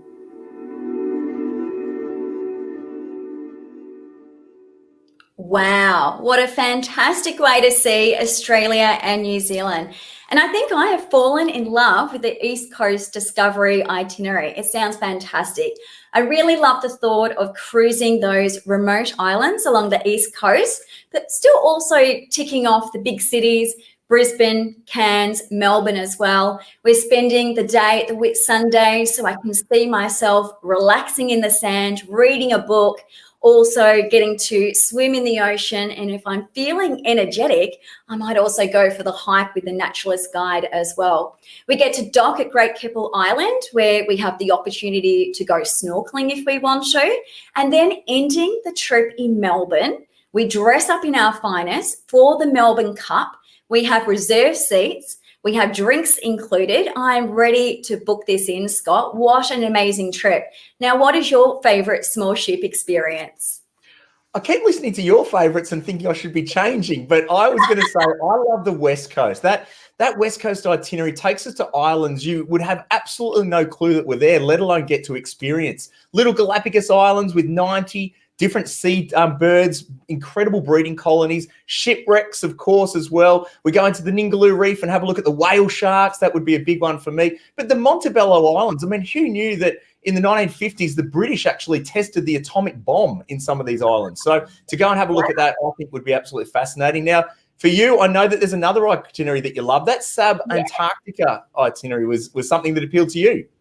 Absolutely. That's Auckland to Queenstown. I love the look of this itinerary. Cruising over Christmas and New Year's, what a special time. And we're getting to visit places that not a lot of people get to experience either. So that is going to Macquarie Island, which is somewhere between Antarctica and Australia. It is governed by Australia. No one lives there. It is just nature and wildlife that we're going to see. And no big ships dock there either because there's no harbour. So this is the beauty of actually travelling on a small ship experience. I also love the fact that it's the only place in the world where the royal penguins breed. So what an unforgettable holiday. How do we book this in, Scott? Yeah, sounds great to me. Another fantastic itinerary. Look, folks, if you'd like to know more information or book it in, then call reservations today. So reservations are open today. Of course, you can call your local travel agents as well. We've got some really fantastic deals available at the moment. We have save up to $2,000 per couple on TEN's East Coast Discovery. We also have saved $2,000 per couple on all 2022 cruises of 9 days or more. Plus, we have the exclusive Expo discount for today. So if you make a booking in the next week, then you'll get a further $200 off per person. It's probably important to note, Ten, that the Kimberley cruise is almost sold out for this year. Being capped at only 99 people for 2021, naturally you'd understand it's been sold out very, very well. So there's a couple of little cabins here or there, but 22 is now for sale for Kimberley Coast Cruising. So if you're thinking the Kimberley, I would encourage you to lock that in as soon as you can. So we've got some really great deals. Now, our next presentation is another fantastic one, which is Outback Wilderness Adventures. And Ten, I'm looking forward to seeing the range of different tours. Oh, it's amazing. So we've been touring the Outback for over 50 years now. We are the experts in this destination, and more people actually visit the Outback than actually residing there as well. No matter where you do actually decide to explore, you actually get to see these special parts. You're guaranteed to fall in love with these special parts of Australia. Now, we have itineraries in Outback Queensland, we have South Australia, Northern Territory, Western Australia as well. And Scott, I know you've travelled to the Outback. Can you share a few of your highlights and why you loved it so much? Absolutely love to, Ten. As you said, APT's been doing interstate holidays for over 50 years. So really, it is in our DNA. APT actually stands for Australian Pacific Touring. So this is who we are as an organisation. So right now, as challenging as travel is, for us to be able to showcase our backyard is something that we take a lot of pride in. There's some amazing experiences available. I would really encourage everyone at least once in their life to discover Central Australia. There is something magical and absolutely spiritual about Central Australia. It talks to the soul, to be able to go in and experience the history of the area with our First Nations, to see the most amazing Uluru, Katajuta. I mean, Uluru is 348 metres high. Now, of course, we love to try and walk the circumference. So if you're feeling fit, 10, it's 9.4 kilometres to walk around the base of Uluru. You'll see some wonderful sights along the way. And then for me, in Central Australia, the most underrated is Kings Canyon. We go to Kings Canyon. It's really the jewel of Central Australia. There's two really wonderful options for you. You can walk up the valley. So you can walk up through the Valley of Eden, and that's about a 2-kilometre round trip. Or you can walk the rim. So if you walk the rim, it's 6 kilometres. So it's a bit of a bigger walk for you. There's Heartbreak Hill that starts things off, which is about 500 steps, or feels like it, which gets you up to the top of the rim. But from there, as you walk around, it is absolutely stunning. So I love Central Australia, but I've also got a real soft spot for West Coast as well. So Karajini National Park, Kalbarri, and of course the Monkey Mia as well. Oh, Monkey Mia is amazing. It's where I think you've actually done this experience where you get to feed the dolphins. Is that right? I remember doing it actually a long time ago in grade 5. Mum and Dad and my brother, we got in the caravan and went around Australia. And I remember standing on the shores there, and the bottlenose dolphins come in every day and you can hand feed. Back in those days, they'd select kids out of the crowd. I think probably it's more the rangers that do it. But to see that sort of experience was magical. Now, I know that you love your food, Ten, and there's some really great dining experiences around Australia too. So what would be your number one dining experience in Australia? Oh, it would be the Sounds of the Silence dinner. And this is where we are actually dining underneath the stars there in a remote location. We're having canapes, we're having sparkling, we're getting to actually watch the sunset over Uluru as well. And when the night falls, we actually get to learn about the stars from a local astronomer. We're having amazing dinner, and if you're feeling adventurous, you can also try some kangaroo and crocodile. But let's hear more on the Outback from the lovely Rosie and Marlene. Enjoy the presentation.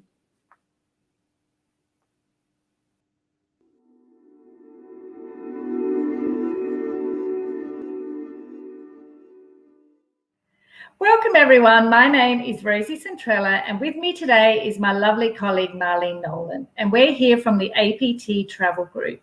We're here to inspire you on one of our favourite APT experiences, Outback Wilderness Adventures. Marlene and I have been very fortunate enough to have travelled extensively throughout Australia's Outback, and we both agree it is one of the most spectacular places in the world. An APT remote journey will be an adventure like no other. You'll create unforgettable memories which will be treasured for a lifetime. That's so right, Rosie. We have so many wonderful memories of our travels in our own backyard.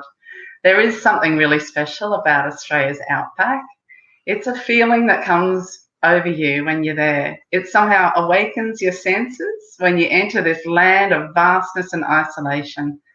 Our remote journeys really give you the chance to explore places you simply couldn't do on your own. And you can do all this while staying in some of the Outback's best accommodation. And given the current worldwide climate, there is no better time to experience some of Australia's most unique landscapes and do it all in style. So sit back and relax while we take you through some amazing journeys. As an award-winning Australian family-owned company, APT has been operating in the Outback for over 50 years. In fact, our very first tour to the Outback was a school group, and that was way back in the 1950s.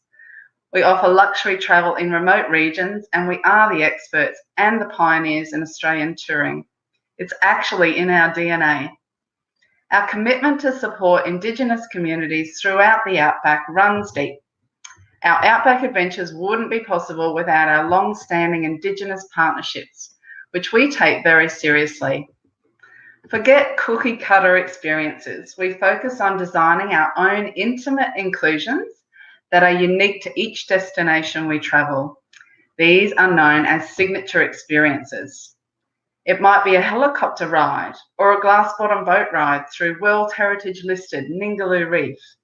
No matter what it is, we make sure these experiences on all of our tours will become some of your favourite holiday moments.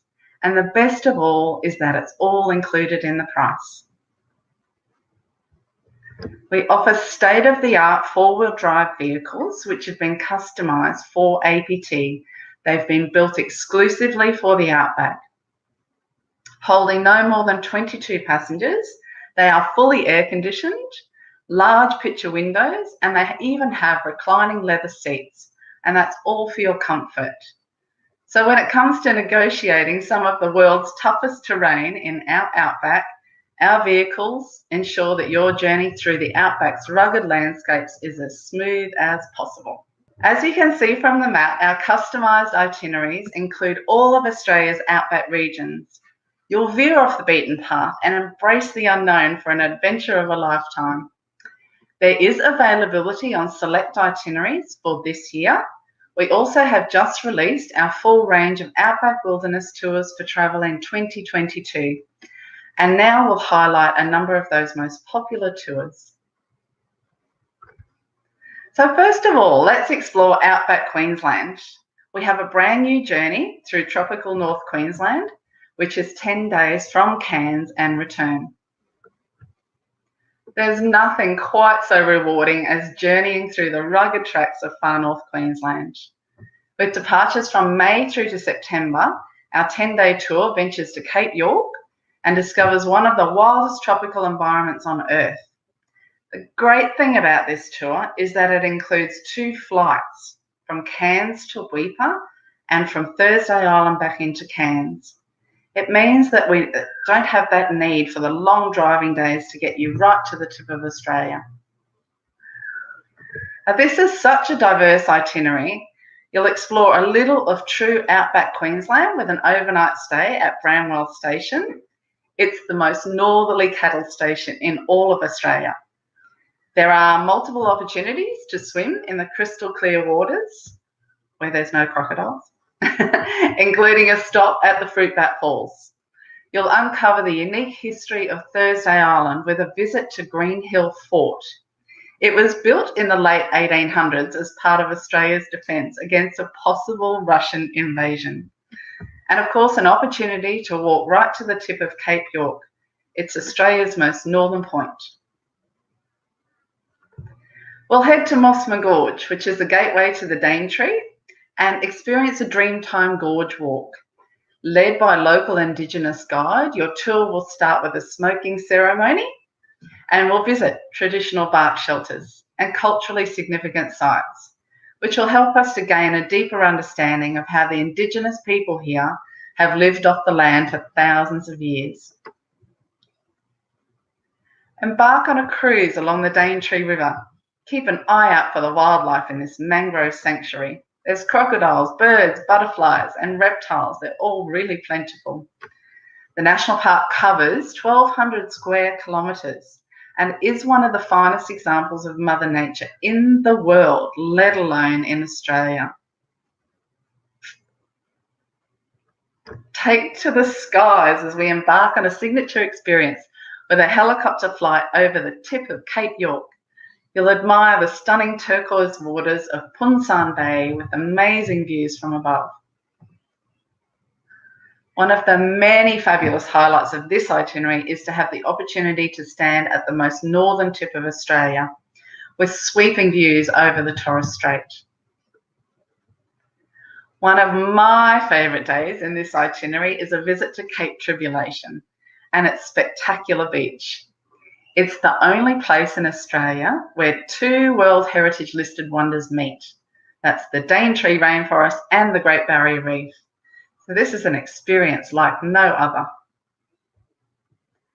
We stay in some very unique accommodation, including the Heritage Lodge in the heart of the Daintree, the Albatross Bay Resort in Weipa, and the famous Grand Sheraton Mirage, which is set on 4 Mile Beach in Port Douglas.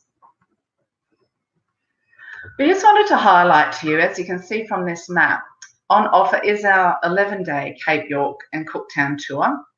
It is very similar to the itinerary that we've just showcased, but with a little more touring off-road, and therefore it visits some of the more remote regions around Cooktown.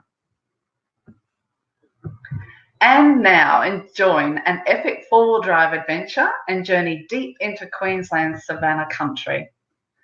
This 14-day tour will have you discovering fascinating geological wonders and historic mining towns, right up to the Gulf of Carpentaria and deep into Carnarvon Gorge. With departures from April through to September, this tour ticks so many key highlights of Outback Queensland. Spend 2 nights in Longreach and visit the Qantas Museum, then head to the Australian Stockman's Hall of Fame. We'll enjoy a cruise on the Thompson River before having a hoot of a time with the famous Drover's Dinner under the stars. Explore the mining town of Mount Isa with a guided tour of the Hard Times Mine, very appropriately named for the good times and the hard times that the miners have experienced during their time working underground here. You'll be kitted out just like a miner with overalls and cap lamps and be guided down into the mine with a cage. You'll get to see how the tunnels are formed and make sure you block your ears as you try your hand at an air leg drill. Very noisy. 2 nights to relax and take in the amazing landscapes of Carnarvon Gorge National Park. We have a scenic helicopter flight included over the gorge. Get to admire the sandstone cliffs and the vibrantly coloured gorge. And on the ground, you'll see all the diverse wildlife of this national park. So we're going to set off on a legendary Gulflander train, originally built to connect the once bustling river port of Normanton with the goldfields of Croydon. It's often referred to as the train from nowhere to nowhere, and it's the perfect way to discover this area, which is so rich in pioneering history and heritage. And now I'm going to hand you back to Rosie to explore a little further.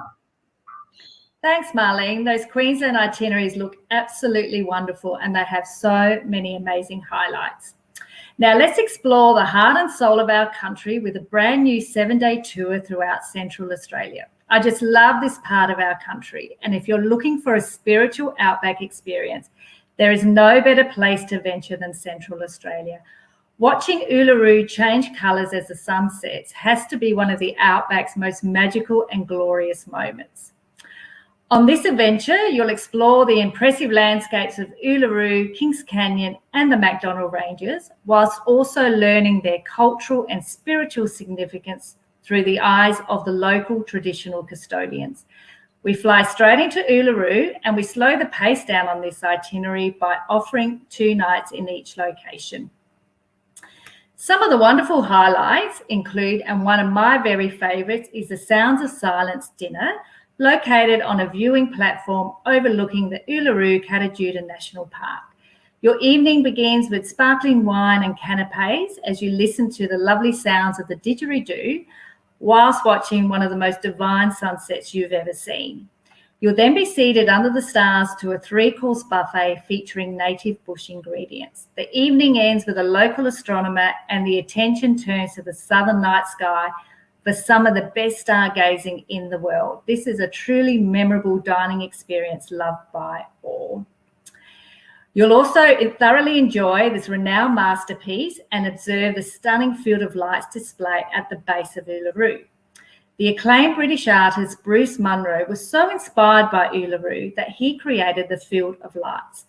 This is an illuminated installation that channels the spiritual energy he felt during a visit to Australia's Red Centre, which is absolutely unbelievable. It's overwhelming in size, it covers more than 7 football fields and invites you into a fantasy garden of 50,000 spindles of solar light. This is Uluru as you've never seen it before, and it's a truly magical experience. We also visit spectacular Wataka National Park, which is home to the mighty Kings Canyon, another majestic landscape featuring incredible sandstone walls and palm-filled crevices and views that stretch across the whole desert. You'll have the opportunity to complete a 3-hour guided rim walk right down to the gorge to view the stunning Garden of Eden, which is full of ancient cycads. The scenery is extraordinary, and even though I've done this walk many times, it still has to be one of my very favourites. Your accommodation on this journey will not disappoint. You'll get to stay in the beautiful 5-star Sails in the Desert Hotel at Uluru, the Kings Canyon Resort and the Doubletree by Hilton Hotel in Alice Springs. Now, another one of our very popular itineraries is our 13-day Central to South Explorer, offering the best of South Australia. This tour commences in Uluru and ends with a remarkable trip of Kangaroo Island. On this itinerary, you'll discover the unique township of Kubapidi, traverse outback towns of Maree and Arkaroola before arriving at spectacular Wilpena Pound located in the heart of the Flinders Ranges. We have 2 scenic flights which are included in this itinerary, a return trip from William Creek to Bursville flying over spectacular Lake Eyre. This tour ticks so many wonderful highlights of South Australia's outback. At Uluru, once again, we've included the Sounds of Silence dinner and a visit to the Field of Lights display, and you'll get to stay 2 nights at the Sails in the Desert Hotel. We cross into Outback, South Australia, and journey to this fascinating underground town of Kubapidi. This town is often referred to as the opal capital of the world. To avoid the heat, as this place gets extremely hot in the summer months, much of the town has been built underground, and you'll get to explore this unique place with a 2-night stay at the Desert Cave Hotel. What's also really fascinating about this town is the vast lunar-like landscape has also been a backdrop of many films here, including Mad Max Beyond Thunderdome and the very popular Priscilla, Queen of the Desert. We then travel along the iconic Oonadatta track to William Creek, and we traverse Australia's most arid and isolated landscape, where you will get to admire the most beautiful and eye-catching colours of the desert. This epic adventure also includes a highlight for many, with an APT signature experience, a scenic flight enjoying the visual extremities of Katatunda, Lake Eyre. This is Australia's largest inland salt lake. Its incredible colours and patterns become accentuated from the air, whether full of water or fully dry. The lake has only made it to full capacity 3 times in the last 150 years, and most recently in 2019. With the heavy rains and the right conditions, the lake comes dramatically to life. And when there's water in the lake, water birds descend in the thousands and thousands, and it becomes a huge breeding site. The sheer magnitude of Lake Eyre region is breathtaking, and this wow experience is a highlight for everyone. There's nothing so rewarding as journeying through the rugged landscape of the marvellous Ikara Flinders Ranges National Park, South Australia's largest mountain range. This is a cultural, historical and geological wonder. Within the park, the famous Wilpena Pound is cradled within an amphitheatre of mountains. You'll be amazed at this hidden treasure and by its breathtaking scenery. To explore the Flinders Ranges, we'll be staying in luxury safari camps in Wilpena Pound, complete with air conditioning, fridges, fully powered with private en-suites. It's what we call glamping, not camping, and it's a 5-star experience all the way. We complete our journey with a wonderful trip to Kangaroo Island, also recognised as one of the world's greatest nature-based destinations, a sanctuary for wildlife and for its rugged beauty. We get to explore this wonder with a 2-night stay at the Aurora Ozone Hotel located in Kingscote. Now, for something a little bit different, we've also launched a brand new tour which uncovers Maralinga and the Eyre Peninsula, and you'll get to explore the nuclear history in the far west. This is a magnificent 8-day journey from Adelaide to Perth, or it can actually be done in the reverse direction. As you can see from the map, the tour starts in Adelaide and we have a beautiful experience in the boutique wine region of the Clare Valley before heading to Port Augusta, which is also known as the crossroads between the Stuart and the Eyre highways. We fly over iconic Nullarbor Roadhouse to historic Maralinga before visiting the pristine coastline of Streaky Bay, Venus Bay and Port Lincoln. Now you'll get to enjoy your very first signature experience in the Clare Valley, where we stop for a glass of wine or 2 and you actually have a delicious picnic lunch on the grounds of the charming Seven Hill Winery.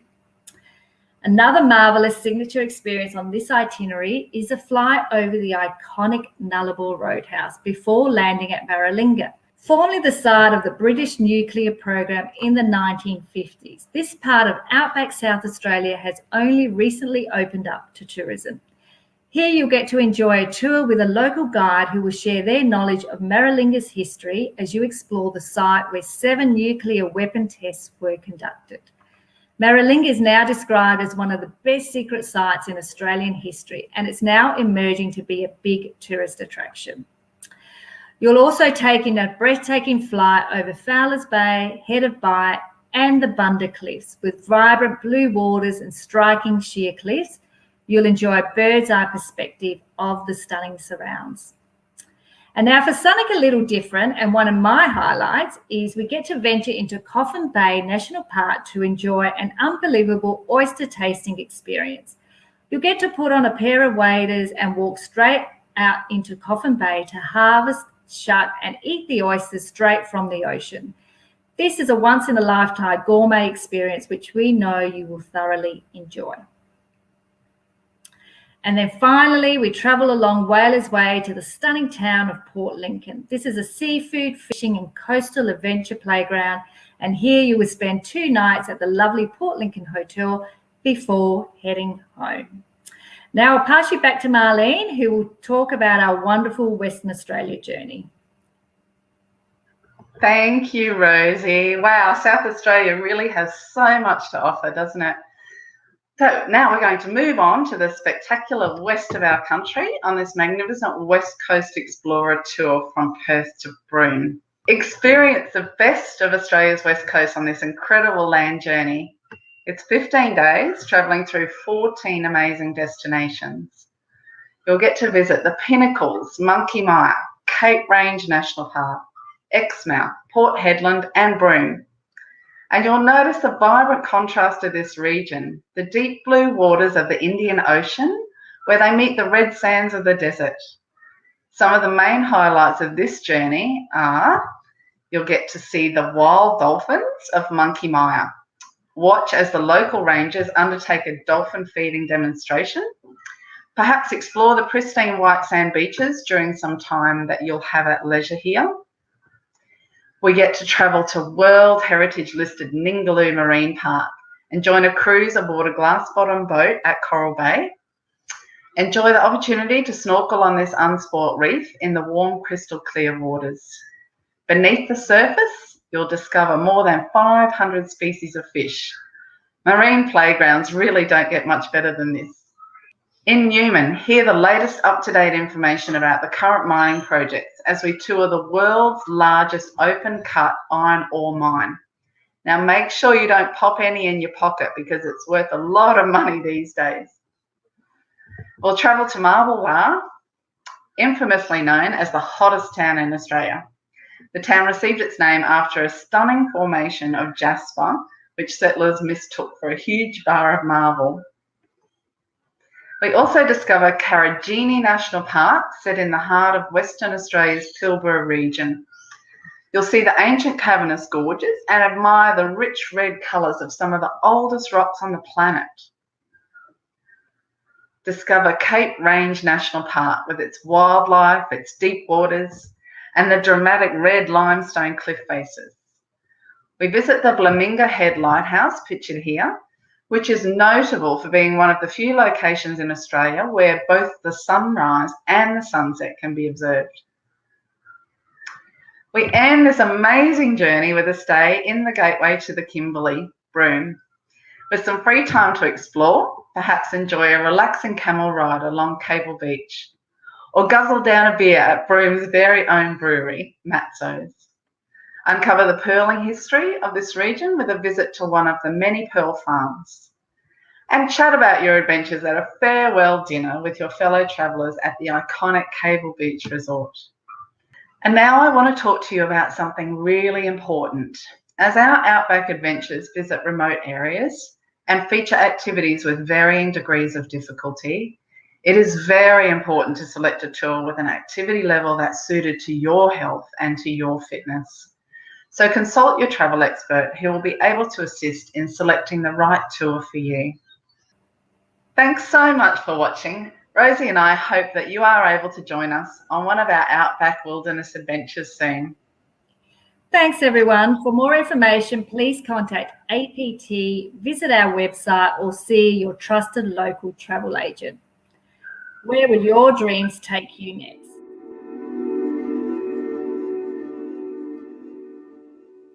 Wow, watching that presentation, you really get a feel for how beautiful our country really is.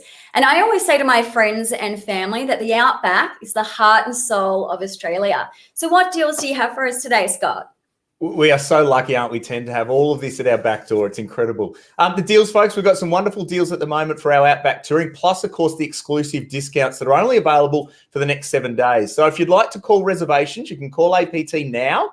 Reservations are open today, or, of course, contact your local travel agent. But we have save up to $1,200 per couple on selected West Coast Explorer departures, and you can save up to $1,000 per couple on all of our 2022 land tours of 10 days or more. In addition to that, of course, we have our exclusive deal, which is the $200 off per person, any booking made in the next 7 days. Now, 10, I am really excited. We've got a fantastic presentation today at 2:25, which is by Katrina and Rob McGeary, who are going to detail One Tomorrow. For those of you not familiar, One Tomorrow is our charity foundation. APT has our own charitable foundation, and this is really often defines our purpose. So as a business, we want to make really positive impacts on the nature and the communities that we visit all the way around the world. And a great way for us to be able to achieve this is by partnering with local charities to make a huge difference. We've now got Rob McGeary. Rob's going to give us a little bit of an insight into what we're going to be expecting at 2:25 today. Hi, I'm Rob McGeary, Chairman and founder of the One Tomorrow Charitable Fund. On behalf of all the team here at the APT Travel Group, we hope you're having a wonderful time and thank you for choosing us for your holiday. I'm very proud to be able to introduce to you the latest brand in our family business, the One Tomorrow Charitable Fund. My family has always aimed to help people and leave the places we visit better than we found them. You may have already heard the story about the foundation of the company when my grandfather created a bus service that helped people get to work during a tram strike in Melbourne. That spirit lives on in One Tomorrow Charitable Fund, our own not-for-profit fund dedicated to creating an enduring impact on nature and the communities we touch. One Tomorrow is designed to bring the entire ATG community together for the common purpose of doing good, be it our exceptional staff, regardless of where they are located, our travel agent partners, suppliers, and most of all you, our wonderful guests. One Tomorrow is giving back and making a real difference in the causes we support. We have 6 main programs. Firstly, workplace giving. Every month, over 100 staff contribute to different causes, which include the Salvation Army, Beyond Blue, Challenge, and the Australian Conservation Foundation, to name just a few. Every dollar donated by our staff is matched dollar for dollar by One Tomorrow. In the last 12 months, over $80,000 has been distributed from joint donations. We recently won a bronze award at the Australian Workplace Giving Awards. Also, you may not be aware that we have a lively social scene in our offices around the world, with staff bake sales and staff fundraisers that support a variety of causes. One Tomorrow matches these dollar for dollar too. Our staff are encouraged to organise and support in-house fundraising together. We make grants and donations, usually in response to crisis situations. For example, over $80,000 has been donated to rural aid, $160,000 in the bushfire relief, and $20,000 to New Zealand Victim Support Services. Every permanent staff member is entitled to 2 days paid volunteer leave each year. 17 staff work tirelessly at the Rural Aid Haymate concert, while others have contributed elsewhere. Sustainable and responsible travel are essential components of One Tomorrow's mission, whether it is how we treat non-renewable resources in our office environments or the work we do in the destinations we travel to ensure they are better because of our visit. In fact, with our support of organisations such as Australian Wildlife Conservancy and Rainforest 4, we are actually assisting in the buyback of land in the Daintree Rainforest in Queensland, so it is protected as National Park forever. That brings me to how you can get involved in this great work we're doing. We have developed a program just for you, our guests. Guest Giving supports 17 causes around the world where our tours visit. These are split fairly evenly between environmental and humanitarian projects. For instance, some of you may have visited ODA in Siem Reap, Cambodia, or the Kilamatumbo School in Tanzania already. We have built an informative website that has information on all of our causes.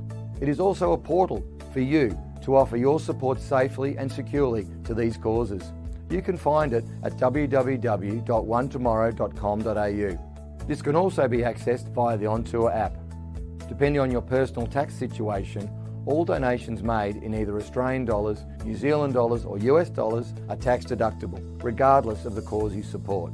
What's more, every donation will be matched dollar for dollar. With such a wide range of causes available, you may find it difficult to support just one. That is why we created the One Tomorrow Fund. Any donation to that will still be matched dollar for dollar and distributed evenly across all causes. Our business covers all the operating overheads for One Tomorrow, so you know that any contribution you make will be doing the maximum good. On behalf of all of my family, I wish you a wonderful holiday. Thank you very much.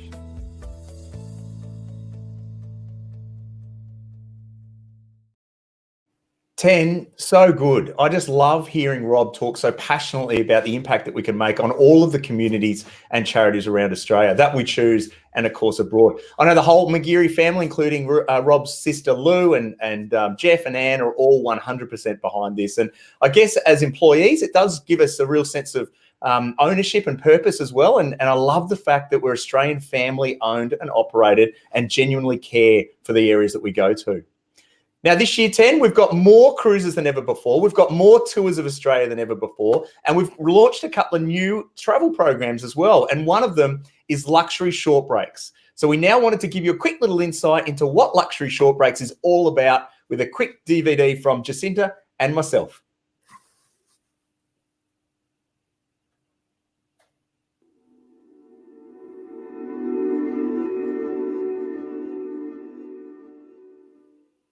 Welcome to APT's brand new product offering, Luxury Short Breaks. Jacinta and I are here from APT to give you an insight into APT's brand new Luxury Short Breaks and what they're all about. APT has a famous history of evolution over our history. Dating back to 1927, when we started our business during a tram strike in Melbourne, our business has evolved to run school drop-offs in the early years, venturing interstate holidays, and obviously now known as a global tour and cruise specialist. But today we've got some really exciting new product offerings, which is all around exploring our own backyard. Our luxury short breaks are indeed the newest form of travel with APT, featuring some beautiful domestic getaways. Now, these are week-long journeys that have been designed at a very relaxed pace. So we look at these as more of a holiday than a tour as such.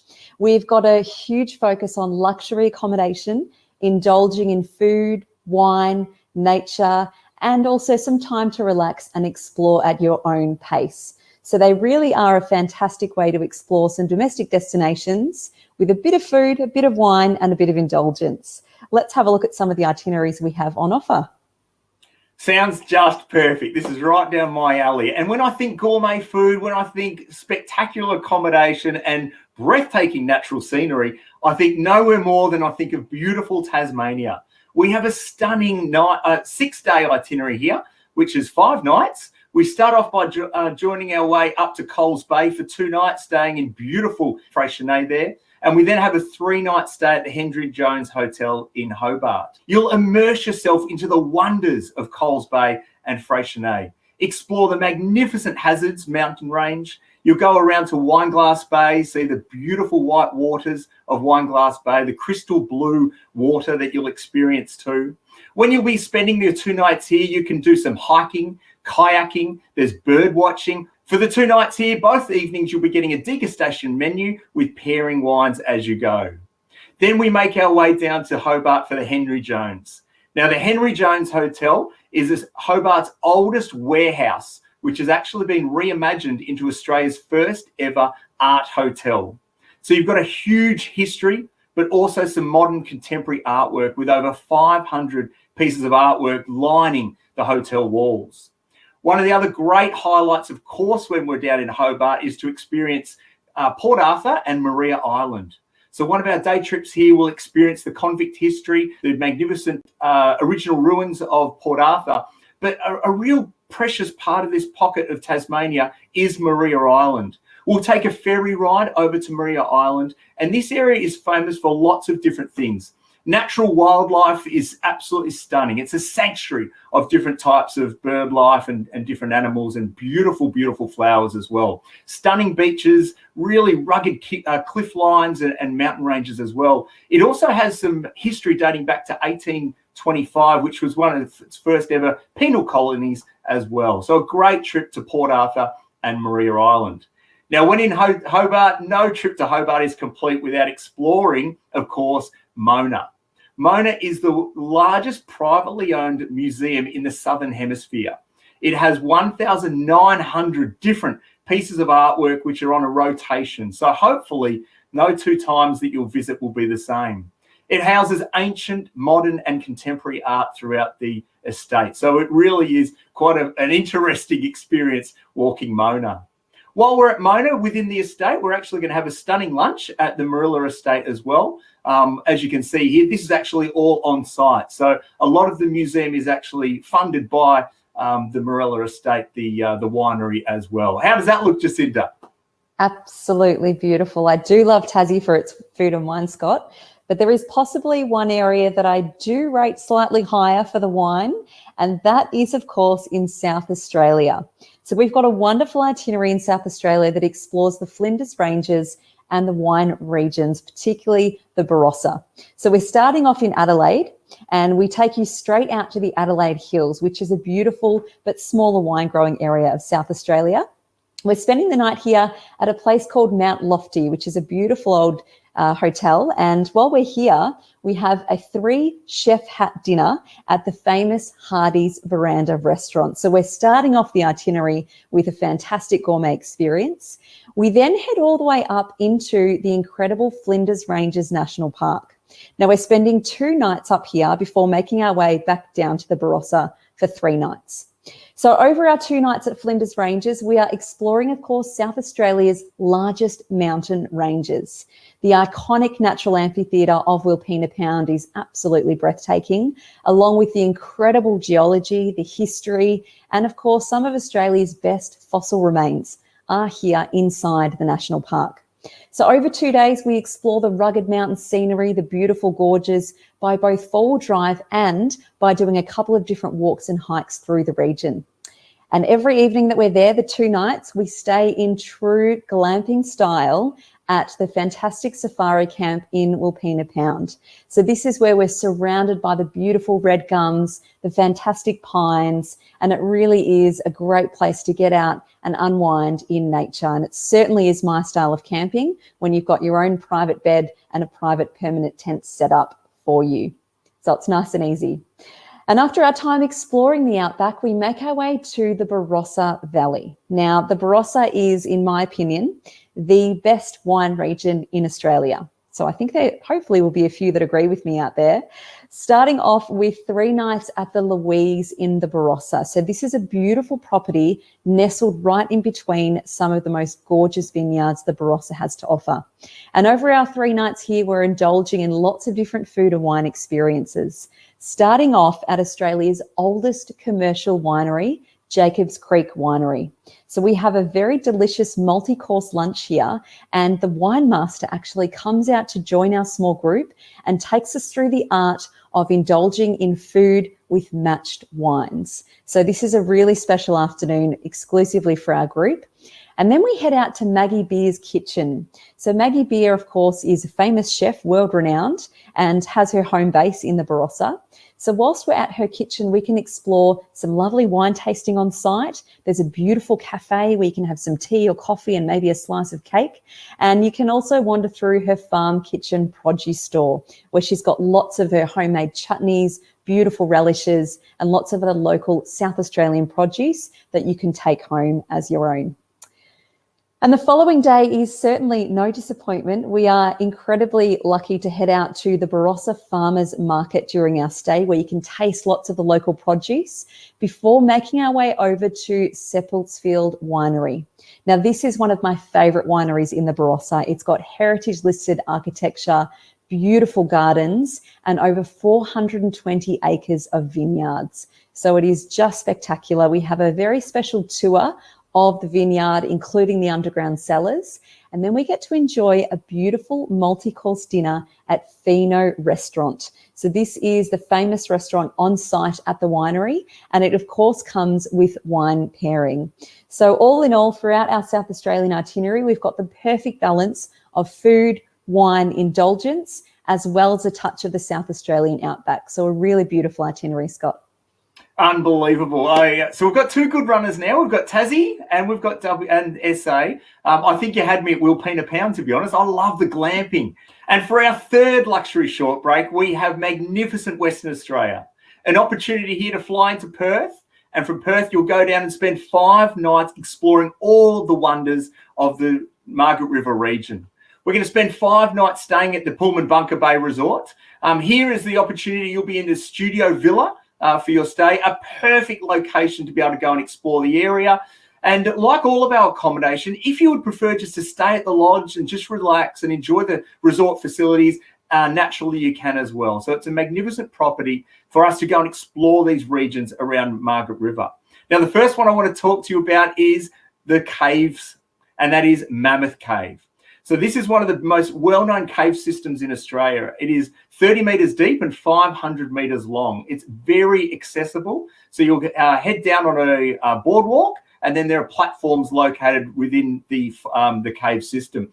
Not only will you see the stalagmites and the stalactites, but what makes this cave network so special is that we actually have fossils into the limestone walls here, which are extinct animal fossils. So a really unique opportunity to see some extinct animal fossils in the cave here at Mammoth Cave. Now, Jacinta, where are we heading next? Well, after our time exploring the incredible fossils in Mammoth Cave, we have a couple of days of absolute culinary indulgence. So one of the first mornings we head out to the Margaret River Chocolate Company for some tastings, the Nougat Company for more tastings. We visit a number of different beautiful wineries from Ashbrook Estate to Bettany Wines. And then we finish with a fantastic lunch at the Lewin Estate, one of the oldest wineries in the region, where we have a lovely multi-course lunch with paired wines. And the following day is absolutely incredible, very similar, full of beautiful wine and beautiful food. And we are dining here at the region's founding winery. So we first have a tour of the beautiful winery. We then get to explore the art gallery that's actually on site at the winery. And we end with another lovely lunch and paired wines. So it really is a spectacular few days of food, wine, and indulgence. But at the very end of the itinerary, very cleverly designed by APT, you have an opportunity to walk off some of the food and wine that you've indulged in over the last few days. And that is heading out onto part of the Cape to Cape track, which is a very famous walk. You can hike along one section for just 3 kilometres, or if you're feeling really active, you can actually take the 14-kilometre hike, which offers some beautiful views of the surrounding bays and all that Margaret River has to offer. So another wonderful itinerary, full of food, full of wine, and full of history and nature that APT have on offer, Scott. You're right, Jacinta. 3 really good options here. I think they are magnificent to go away. I think everyone's dreaming of getting away, aren't they? So this is the opportunity to go away and relax, have a holiday, just go and experience some magnificent destinations, beautiful wine, great accommodation, and nature, of course. If you'd like to learn more, please go into your local travel agents. They have all the details of our luxury short breaks. They can talk to you about the dates, the prices, and go through in a lot more depth. Thanks so much for tuning in, and we hope to see you at APT soon. There you have it, 10 luxury short breaks, yet another portfolio addition to the APT family. Now, I'm really, really excited because we've got something special to talk about coming up right now, and I've got a sneaking suspicion we've got a photo of you coming up. Oh, I think we do. With a please explain. And I would love to know from you, 10, where are we here and what are you up to? Tell us what's behind the photo. Well, like children, I know I shouldn't have a favourite destination, but I secretly do, and it is the Kimberley. And I think everyone will love this destination. I really loved it because of the beauty of the outdoors that you get to experience. I love the wildlife adventures that you get to have there. Seeing the rivers, the reefs, the waterfalls, you're learning a lot about Australian history, and you're getting to see some amazing rock art that you wouldn't be able to see anywhere else in the world. And I certainly enjoyed the laid-back lifestyle that the Kimberley offers and really meeting the friendly locals along the way. It truly is one of Australia's gems. A big highlight for me was staying in APT's exclusive wilderness lodges that we have in prime locations. So we have them in the Bungles, we have them at Mitchell Falls and Bell Gorge as well. They are stunning. And we actually have 26 brand new tents as well. Very spacious inside, private ensuite, all new furniture. It really does have a touch of luxury as well. Now, Scott, what did you love about the lodges? Yeah, 10, the lodges are phenomenal. And in the middle of the Kimberley Outback, to pull in at the end of the day in these incredible locations, either in the Purnululu National Park, along the Gibb River Road, or up at the Mitchell Plateau, and have an APT lodge there is glamping in the Outback. Not only the permanent tent facilities that we're seeing here right now, but also staff that live at the camps. So they do all the cooking, the cleaning, and the home-cooked meals that they have on every night are just incredible. For me, so much better than a commercially produced kitchen. To sit that... With the food, let me tell you about the food. I remember we were having like a hot-cooked breakfast, and it was like sausages and eggs and bacon, tomatoes and mushrooms and hot coffee to wake us up. Lunch is that gorgeous packed picnic lunch because we'll be out doing our sightseeing. And then for dinner...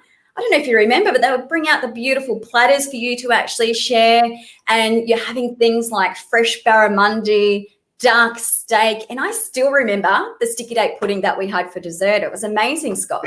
That's it. And then after dinner, just relax by the lounge or head out and sit around the campfire. And what better way to finish your day than sitting down there with your fellow guests, talking about your adventures for the day, sharing the stories before returning home. Now, I know you love the Kimberley and you've been there before. If you had one tip, what is your biggest tip for traveling throughout the Kimberley? Oh, there's a lot of, I guess I hear from some clients that the misconception, they say, oh, I might do the Kimberley as one of my last trips. And my top tip is to please do the Kimberley while you are fit and able and when you're going to enjoy it the most. There's a lot of paths in the Kimberley that are not paved. So you might be sometimes walking on uneven ground. You might be walking through water on some days as well. So you do need good mobility. I always say if you can walk 3 kilometres in the heat, unaided, and you can walk up steps, then you should be able to do the Kimberley walk. But let's take a look at a short video on more on the Kimberley and the health and fitness.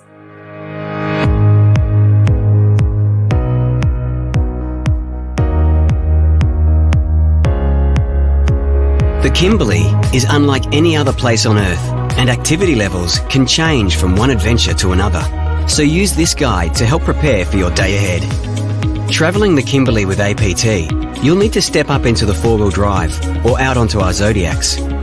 With our crew there to assist, it's easy enough, though boarding the Zodiacs on shore can be moderately more challenging.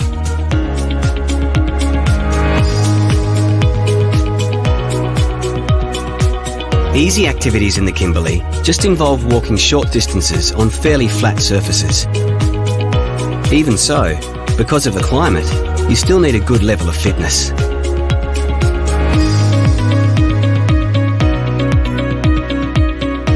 Moderate walks are usually no longer than an hour. These walks may take you into the bush and over uneven surfaces, so you'll need to watch your step.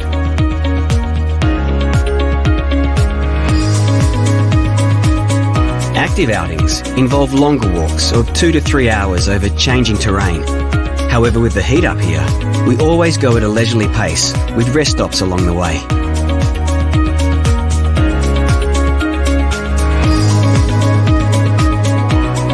Of course, we also have some really challenging hikes with hills and descents as well. For these, good balance, maintaining a steady pace, and independence are all a must. If you have questions about specific activity levels, your guides will provide recommendations and more detailed information.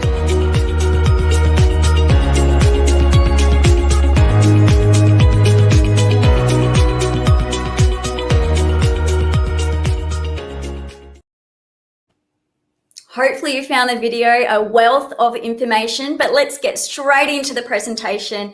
It is hosted by Jacinta and myself on the Kimberley Wilderness Adventures. Enjoy.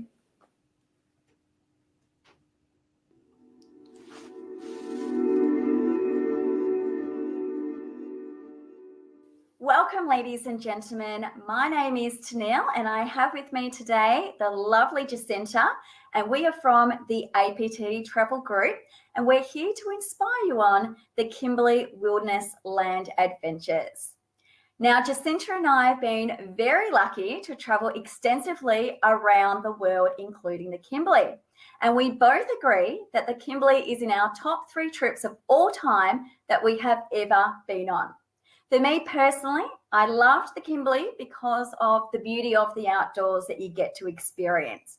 Seeing the rivers, the reefs, the waterfalls, learning a lot about Australian history and getting to see some amazing rock art that you wouldn't be able to see anywhere else in the world. I certainly enjoyed the laid-back lifestyle and meeting the friendly locals along the way. The Kimberley truly is one of Australia's gems. Now, APT, we are family owned and operated for over 90 years now. We've been touring the Outback for over 50 years, so we are the experts in this destination. We've been voted 8 times the best domestic tour operator at the NTIA Awards, which we're really proud to say. We are the only major advanced ecotourism tour operator in the Kimberley region. This means that we are committed to nature and committed to helping the local communities. We offer small group touring, no more than 22 passengers on our land journeys. So you get to enjoy more personalised service along the way. We do have experts in the Kimberley. Our guides are very knowledgeable in all areas of flora, fauna, culture, history, and astronomy. And they can't wait to bring the destination to life for you. We travel in our own custom design 4-drive vehicles that are built for comfort as well as safety. And they're Mercedes-Benz, which is really nice. They have the big tinted windows to keep the sun out, to keep you nice and comfortable, air conditioning, reclining seats. We have the big TV at the front of the truck so you can see what is coming ahead. So great for spotting wildlife along the way. And there's also many comfort stops as well, so you're not on the truck for long periods of time. The highlight for me is staying in APT's own exclusive wilderness lodges.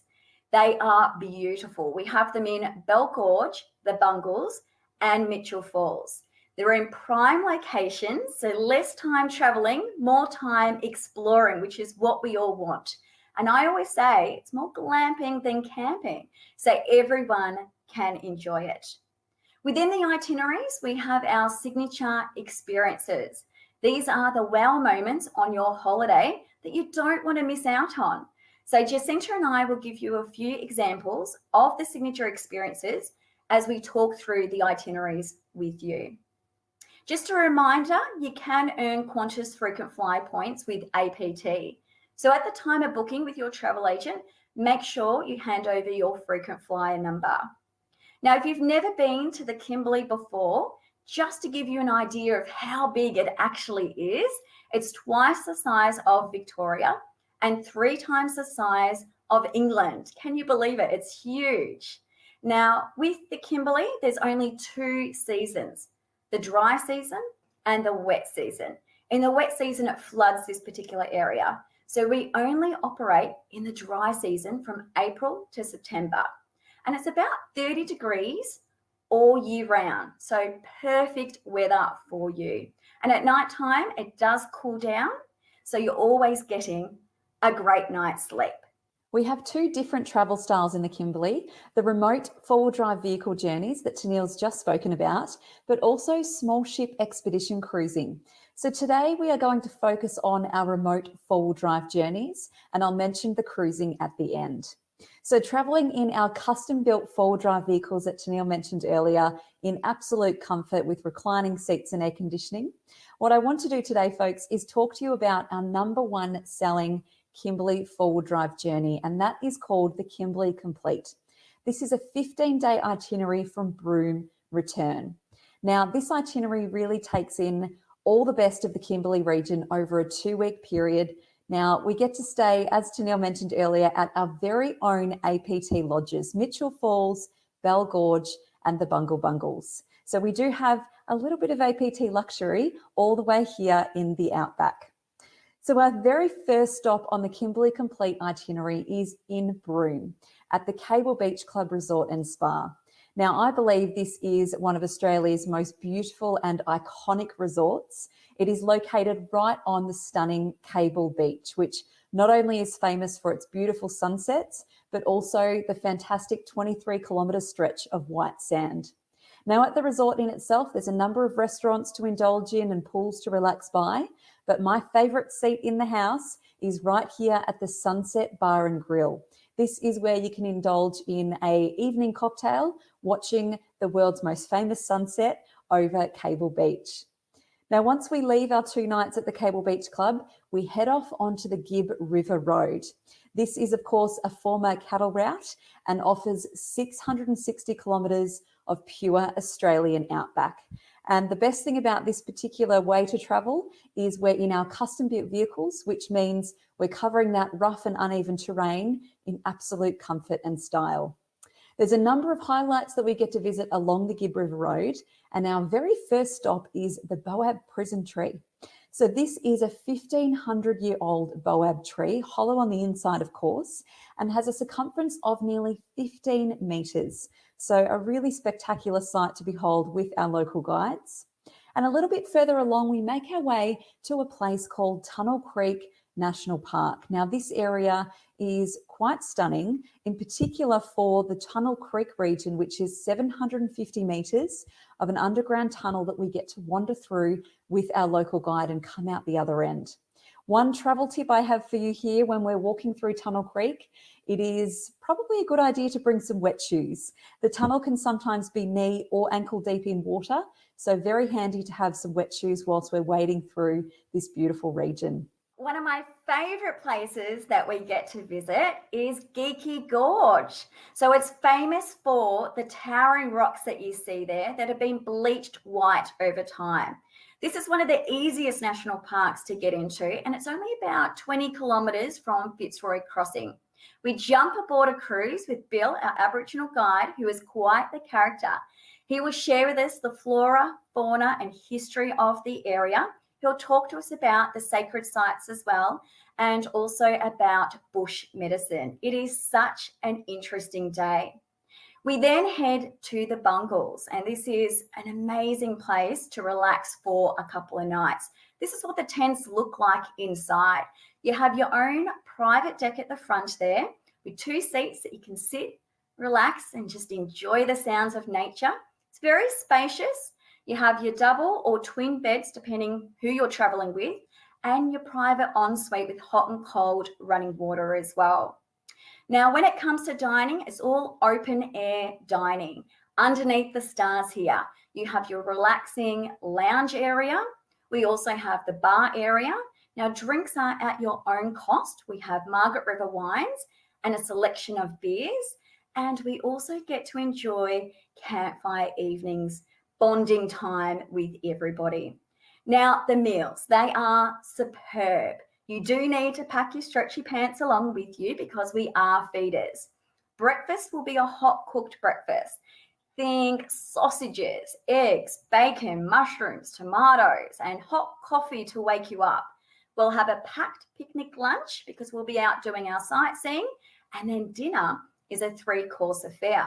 So we might start off with an amazing platter to share with everyone.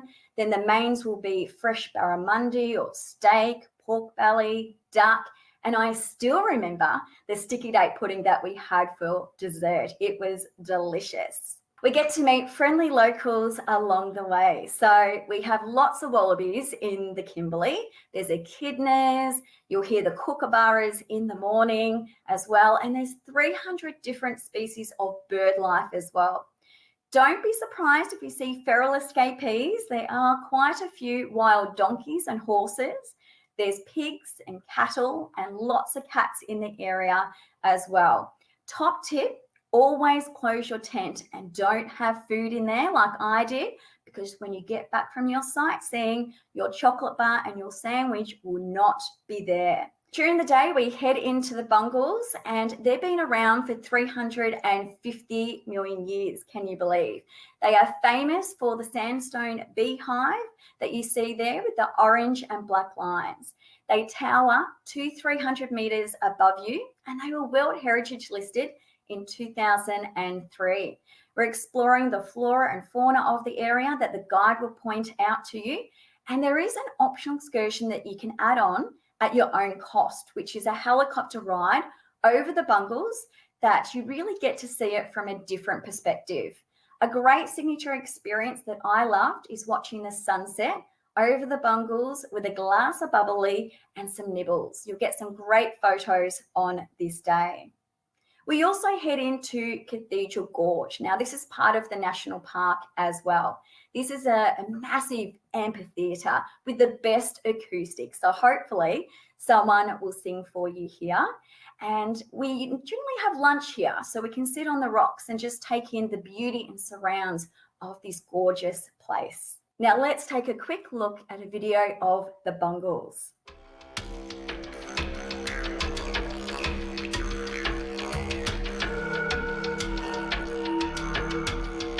Well, when I talked to my friends in Germany about this place,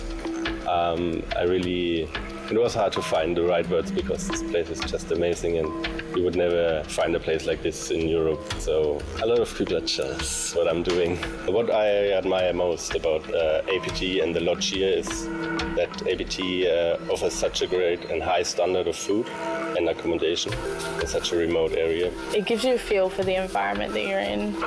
You're not stuck in a hotel room. it's very authentic. Well, guests who come here can expect a great breakfast in the morning, hot breakfast on the barbecue.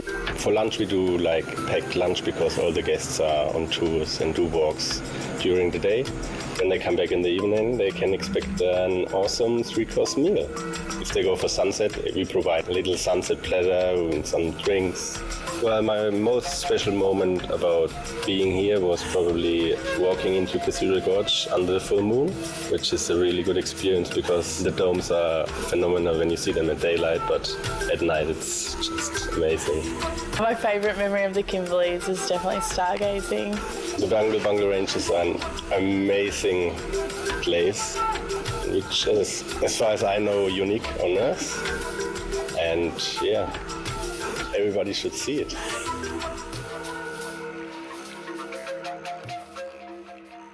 The Bungles sure is a very beautiful part of the world, as is Kununurra. Whilst here, we take a wildlife cruise on the mighty Ord River, which has a very unique ecosystem thanks to the damming of the river many years ago.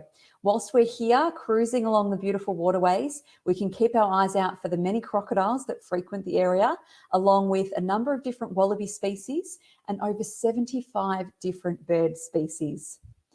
After our time cruising the Ord River, we have a fantastic and very relaxing sunset cruise on Lake Kununurra.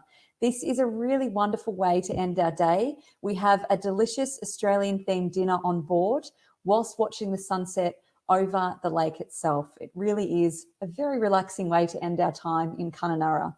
Before making our way to the sprawling wilderness area that is El Cuestro, over 700,000 acres of outback here to explore, we are resting our head at the beautiful Emma Gorge Resort, located right in the heart of El Cuestro.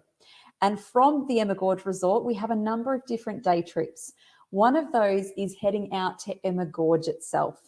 This is one of the prettiest places in the Kimberley. It's about a 1-hour hike, and then we are rewarded with this beautiful large cooling water hole where you can take a dip if you'd like to cool off. And towering above us is the 65-metre cliff with a beautiful droplet waterfall. So if you would like to have a swim, you can take in the beauty of the surrounds, or if you're an avid photographer, this is a fantastic place to get some beautiful photos taken. Also in the El Cuestro region is Zabidi Springs. This is a wonderful signature experience where we are just tucked away right into a secluded spot in the rainforest. We can walk not too far from the main track into the hot springs and relax and indulge in the beautiful warm thermal waters. And after our time exploring El Cuestro, we make our way over to Mitchell Falls. So the Mitchell Plateau region is absolutely stunning. And the best part is 2 nights here, we're staying at APT's exclusive Wilderness Lodge. Tenneil's mentioned our lodges a little bit earlier on in the presentation, where we indulge in hot cooked breakfasts and delicious a la carte dinners for the 2 nights that we're here. There's a beautiful outdoor dining area that you can see here pictured. There's also a lovely natural water hole with a swimming platform that you can enjoy at any time during your stay at our lodge. And the following day, we head out to explore the Mitchell Plateau, and we're starting off with what I believe is Australia's most incredible waterfall, and that is Mitchell Falls. As you can see pictured here, it's a 4-tiered waterfall, and with a local guide, we'll hike up to the actual waterholes. We'll have a look at the beautiful waterfalls, and you can take a dip if you'd like to have a swim. And after our time here, we will have a helicopter pick us up from the top to take us all the way back down to our vehicle, which allows the most incredible aerial views of this gorgeous waterfall. So that's a very special signature experience before heading off with our local guide to experience some of the Indigenous rock art that frequents the Kimberley region, in particular, the Mitchell Plateau. Some of the rock art here dates back between 20 and 50,000 years. And of course, we learn all about its heritage with our local guides along the way. We get to spend 2 nights at the gorgeous Bell Gorge APT exclusive Wilderness Lodges, and it's just had a major refurb. We have 26 brand new tents with a new lounge and bar area. So taking a look inside the tent, all new furniture. We have the private ensuite, very spacious. It has a touch of luxury. Exploring Bell Gorge during the day, it's known for its rugged red cliffs that you see there, its bird life, and it's great if you love photography because you're going to get some fantastic photos here. We'll relax in the shallow pools, we'll have lunch there, we get to splash around, but if you're feeling energetic, we can come down to the deeper pools, which is about another 8 to 10 minute hike, and we can go swimming here. It has the gorgeous waterfall as well. And it's one of the few places in the Kimberley region where the waterfall actually flows throughout the whole year. Now that is the end of the Kimberley Complete, but if you are short on time, we do have other options for you. We have the iconic Kimberley, Broome to Kununurra, 12 days, and the essence of the Kimberley, Broome Return, 9 days. Still getting into the heart of the Kimberley, and you still get to stay a couple of nights at APT's Wilderness Lodges as well. But if you are wanting a more comprehensive holiday, we do have the 17 days, Broome to Darwin, Darwin to Broome. We're getting into the heart of the Kimberley, and there's also an extension to the top end. Just looking at the map here, we touch on Arnhem Land, and we're also getting into Kakadu National Park, which is Australia's largest national park and one of our top attractions as well. It is stunning there. They have lots of cultural and natural wonders, but something to point out, when you do arrive in the top end, everything you own now turns to red. And that is because of the red desert sand and the wind. So hopefully red looks great on you. Now we do have a special stay on this itinerary that I love. We're spending one night at Cicada Lodge, which is a piece of paradise. It actually is situated along the Catherine River. As soon as we arrive, we have canapes and we're having drinks by the pool that you see there. And then later that night, we'll have a 3-course dinner showcasing the local produce of the area, which is sensational. We also take a yellow water billabong cruise, which is very relaxing, great bird life in the area, and we might get to see the iconic saltwater crocodiles. The other cruise that we go on is a gorgeous cruise along a selection of the Catherine Gorge. Our guide will point out the flora and fauna and history of the area, and they are famous for the rugged red cliffs. I do love Catherine Gorge. It's a beautiful part of Australia. And after our time exploring Catherine Gorge, we head over to a very exclusive wilderness lodge known as the Hawk Dreaming Wilderness Lodge. This is a very exclusive and very restricted place to stay. Less than 1,000 people a year gain access here. So APT are very fortunate and very lucky to take you to this beautiful part of the world for 2 nights. And we also explore Arnhem Land on this lovely itinerary. We have a local guide that will meet us and travel across the East Alligator River into this very spiritual part of Australia. We experience all the ancient art and natural beauty of this place. And on one of our excursions, we get to explore some of the very unique Indigenous rock art in the region, which again, similar to the Kimberley, dates back between 20 and 40,000 years. So lots of exploration in Arnhem Land and a really wonderful opportunity to explore for those that would like to travel from Broome to Darwin instead of the Kimberley Complete itinerary. Now, as I mentioned at the very beginning, we have another style of travel to see the Kimberley region, and that is our expedition cruising.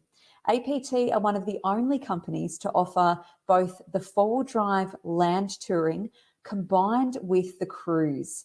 Now, this to me is the absolute best itinerary that you can do in the Kimberley. The 15-day Kimberley Complete combined with a 9-day cruise from Broome up to Wyndham. And as you can see in the map here, we're experiencing beautiful parts of the Kimberley coast that are otherwise inaccessible. Places like Montgomery Reef, Mitchell Falls, Vansittart Bay, Jar Island. We hug the coast the entire way, and every single day we're off the ship exploring a new location. And the best thing about the way we explore this coastline is our beautiful ship, the Caledonian Sky. And on board, we are joined with an expert expedition team. And these expedition team members are experts in their field. Ornithologists, marine biologists, historians, geologists. They absolutely bring every single day to life on this wonderful itinerary. They'll explore the zodiacs with us every day, and they will also do evening presentations on whatever field their expertise is in. Of course, with APT while cruising, everything is included. Your meals, all of your drinks, including wine, beer, spirits, and soft drinks. And one of the best things that I love about this ship is you've got the beautiful outdoor alfresco dining region, along with the indoor restaurant, as well as a very casual indoor bar and lounge area. This itinerary really is the most in-depth discovery of the Kimberley region, and it is a wonderful way to explore one of Australia's most remote and incredibly stunning coastlines. Now, if you are thinking of planning a trip to the Kimberley, we do have some important information on fitness and safety. Of course, a good level of fitness is required when you are travelling to the Kimberley region. On our forward drive journeys, we do have a number of walks that are on uneven terrain, so we do need you to be quite steady on your feet. And of course, we are taking some longer walks in some locations. We will take a slow-paced walk in many of the regions, but it is quite warm, so we will need a hat, sunscreen, and sunglasses. And when we're looking at the expedition cruise along the coastline, we're predominantly doing our shore excursions by Zodiac. So we do have about 8 steps to get down onto the ship, and then we step into the Zodiac platform area. And that's where it's quite easy with the cruise help to get in and out of the Zodiacs. But we also have wet landings on those Zodiac journeys where you will be required to hop out into ankle or knee deep ocean water, with the assistance, of course, of your expedition guides.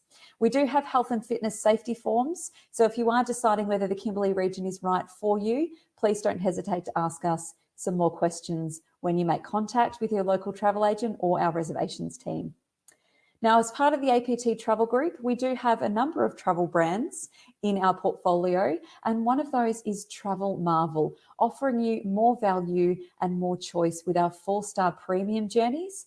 We do have some domestic touring available throughout Western Australia via Coach Travel. And another one of our brands that sits under the APT Travel Group is Botanica World Discoveries, offering you garden-themed tours and cruises all over Australia, New Zealand, and the wider parts of the world. And finally, ladies and gentlemen, Tenneil and I would like to thank you very, very much for joining us today. If you would like to plan your trip to the Kimberley, please contact your local travel agent or jump onto our website or give our reservations team a call today. Thank you very much, and we hope to see you in the Kimberley very soon.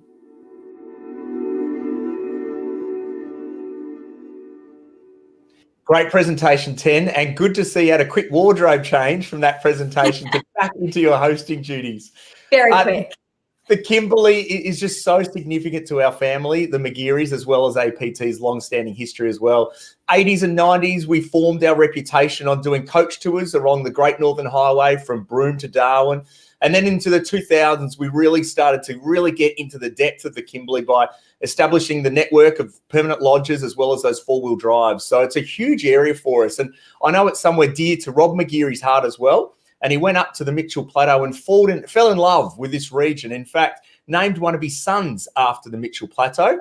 And Ten, you won't be surprised, but his son's name is not Plateau. So Little Mitchell, I went to say Little Mitchell. He's not so little anymore, but of course, Little Mitchell's named after the magnificent Kimberley. Now, Ten, what have we got coming up next?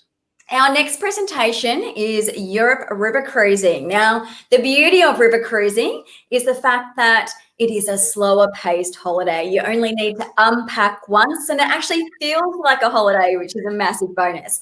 In the presentation today, we are talking about our most popular river cruise, which is Amsterdam to Budapest there. And with this particular itinerary, this is where I would recommend for anyone that hasn't been to Europe before, or perhaps has never been on a river cruise before, you will fall in love with this trip. And we have lots of signature experiences within the itinerary. These are the wow moment on your holiday that you don't want to miss out on. So the first one, this is my favorite. It is the Grand Empress Steam Train. So this is in Budapest, and we have a 3-course lunch included. You'll get some great photos on this day and learn all about the history of this amazing train. The second signature experience we have on this trip is the gorgeous cocktail party exclusive. It is in the City Palace in Vienna, and we also get to attend a magical classical performance as well. And the third signature experience, this is Scott's favourite, and this is morning tea at Princess Heidi's castle. Now, Scott, I know you dropped into the castle to meet Princess Heidi. Is that correct? That's it, Ten. Before I go on, though, I did forgot to mention a second ago, if you'd like to know any more information about the Kimberley, you're more than welcome to give reservations a call today. APT is open today to field your questions. Of course, you can also contact your local travel agent. We've got a range of wonderful deals to the Kimberley at the moment, including an extra $100 off per person for anyone that books in the next week as well. Now, Princess Heidi, I mean, when do you ever get the opportunity to walk into a princess's home? And that's exactly what happens on our itinerary from Amsterdam to Budapest. In a German town called Andernach, there's a little castle called Namedy Castle, and that's Princess Heidi's home. So I had the wonderful opportunity to meet Princess Heidi and then hear about the history of her family, walk through the gardens, walk through the incredible little castle, and then obviously get to top it off with some food and wine as well. So a wonderful experience meeting Princess Heidi on our itineraries. And I think, Ten, now you're big on your food, aren't you? We talked earlier about the sounds of silence. Can you tell us about the food that you had on the European River Cruise? Now, I do love my food, and I have to explain this photo. This was my first ever river cruise, and I'd said to my friends before I went, oh, I'm going to go to the gym every day on board the cruise. I'm not going to overindulge whatsoever. And then what really happened is I completely overindulged every single day. I never went to the gym. You had to roll me off the cruise at the end of the trip there. So you really need to pack your stretchy pants along with you on these trips, because you're not going to go hungry at all, are you, Scott, on a river cruise? No, there's a huge variety of restaurants and, of course, incredible wines as well. Amazing. Well, let's get into the presentation on Europe river cruising, and it is with the lovely Marlene and Camille. Enjoy.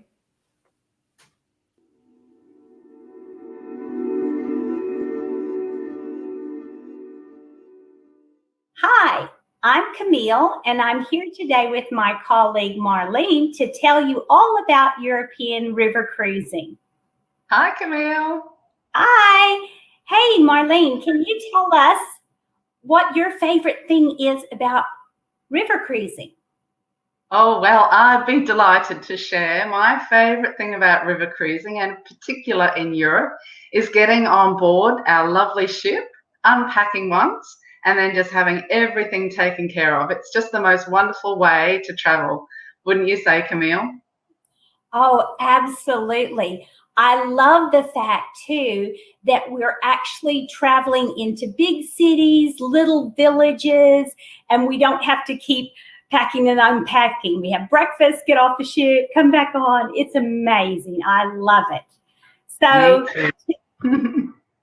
today, we're going to go through and tell you all about Europe river cruising.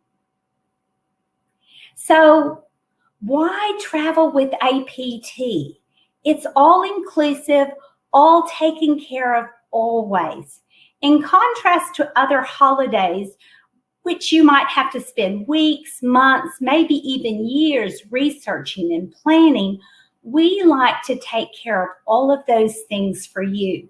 From our luxury river cruising fleet to our wonderful gourmet dining, our amazing award-winning service, our wonderful land stays, our unique signature experiences, and our freedom of choice inclusions. This allows you to fully enjoy your holiday. It's the sort of luxury that sets you free. Our 2022 Europe River Cruising brochure is out now, and we have some great super deal prices and all-inclusive touring. The gratuities are included with the cost of your trip, and the prices are strictly limited. Book our 2022 departures by the 31st of May, 2021 to get your special prices. Whether you want to cruise the rivers of Europe or glide through the countryside by rail or coach, or get deeply immersed within the art, the culture, the food, the history, or any number of amazing places and cities in Europe, APT is for you. During this presentation, we're going to be discussing river cruising and focusing on Amsterdam to Budapest. But we also cruise the waterways of Budapest to Bucharest, the Russian waterways, the Douro in Portugal, or the many waterways of France as well.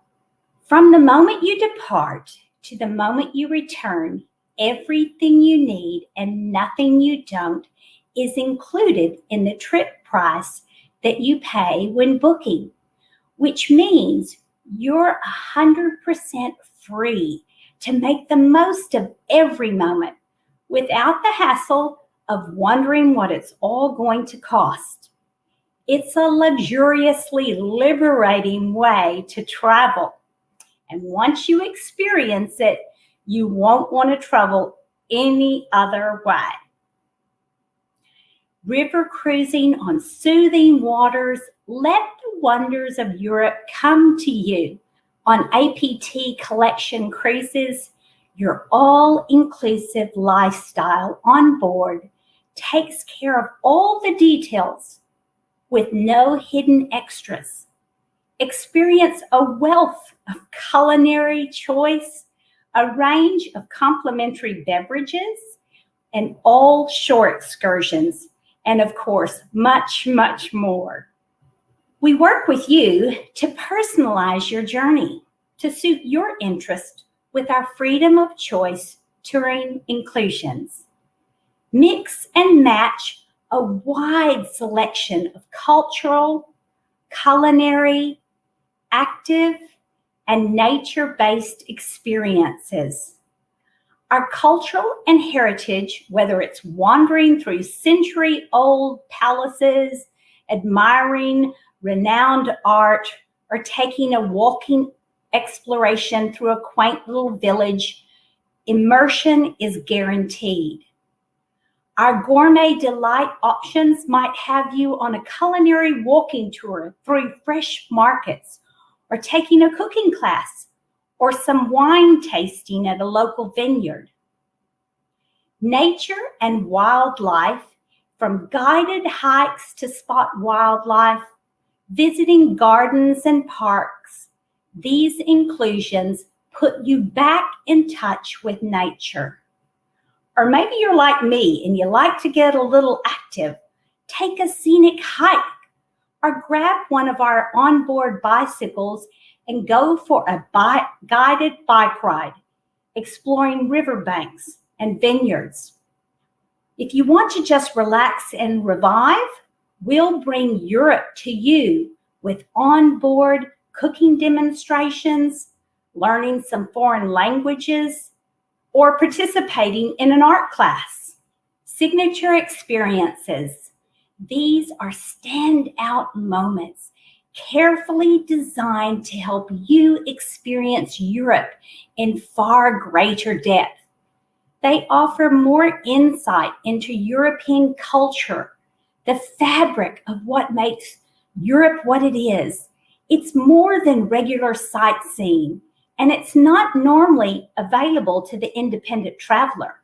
Join in the celebration of cuisine for which Europe is renowned. You'll never go hungry on our trips, we're certain of that. So many experiences, from wine tasting at local vineyards to dining at Michelin star restaurants. On board our ships, we have multiple dining options. We have our main fine dining restaurant serving breakfast, lunch, and dinner on a European dining style. Or if you want something less formal, we have our river bistro. Maybe it's nice weather and you want to do some al fresco dining on our sun deck, taking in the views of the river as it glides by. Perhaps you want to experience private dining, get a few friends together, and we'll have dining in the wine room. In many suites, you can sleep in, have a continental breakfast, or have a cook-to-order dinner served to your room. everybody has the chance to taste our chef's table, which showcases a tasting menu of Europe's finest flavors. We also include a range of complimentary beverages on board our river cruise ships: beer, wine, soft drink, cocktails, spirits, juices, specialty tea, and coffee. Best of all, this is all included in the price you pay. Life on board our luxury traveling floating boutique hotel. Catch the action in the floor-to-ceiling windows in the main lounge, or see what lies ahead from the observation lounge. Curl up with a good book in the library, or spoil yourself with a gift from the onboard boutique. Or go up to the sun deck to get the 360-degree views while swimming in our full-size swimming pool with a swim-up bar. Go to the gym and exercise off some of those extra calories that you're eating, or grab a bike and find yourself in a quaint little village. We have a wellness and entertainment host on board, and they will have you enjoying trivia nights and theme nights with fantastic music. So don't forget to bring your dancing shoes. A range of fitness options will vary from cruise to cruise, such as morning stretching classes, yoga, Pilates, Zumba, or even the guided hikes. While the uncompromising quality and refined comfort doesn't vary from suite to suite, the size, the location, and the type of balcony in your suite is entirely up to you. So you're able to discover Europe in just the style you want. Our lead-in twin window cabins are on our lowest passenger level, but they are fully en-suited and serviced twice a day, very comfortable. Perhaps you want more of a view from your cabin. We'll upgrade to one of our panoramic balcony suites with a sliding glass door and floor-to-ceiling views out to the scenery we're cruising through. Otherwise, upgrade to one of our exclusive twin balcony suites. These have both a step-outside balcony and an inside panoramic balcony. Further upgrades to some suites include additional amenities such as laundry or room service. If you really want to spoil yourself, you might like to upgrade to the Royal or Owner's Suite, which come with their own special amenities. Now, I'm going to hand over to my colleague Marlene, who is going to tell you all about our most popular river cruise, the Magnificent Europe. Thanks so much, Camille. It is just so wonderful to have all of those options available and to have everything so inclusive. It's fantastic. Magnificent Europe is our most popular river cruise, and for very good reason. On this 15-day cruise, we start in Amsterdam before heading along the Rhine, stopping at quaint little German towns along the way. We enter Austria, where you'll delve into the classical music capital of Vienna, and then culminate in beautiful Budapest, where its monuments are dotted along the Danube and they're sparkling all around you. Simply stunning location. This cruise also operates in the reverse direction, so you can start in Budapest and end in Amsterdam, but either way, you'll get to explore so many countries, and it's all in one cruise. As Camille mentioned earlier, each of our stops include a freedom of choice option. In Amsterdam, the options are either to take an excursion to Zaanse. It's a picturesque little village which is famous for its wooden windmills, its barns and its houses. Here you'll enjoy a cheese making demonstration, which will be followed, of course, by a tasting. Or you may choose to take a canal cruise.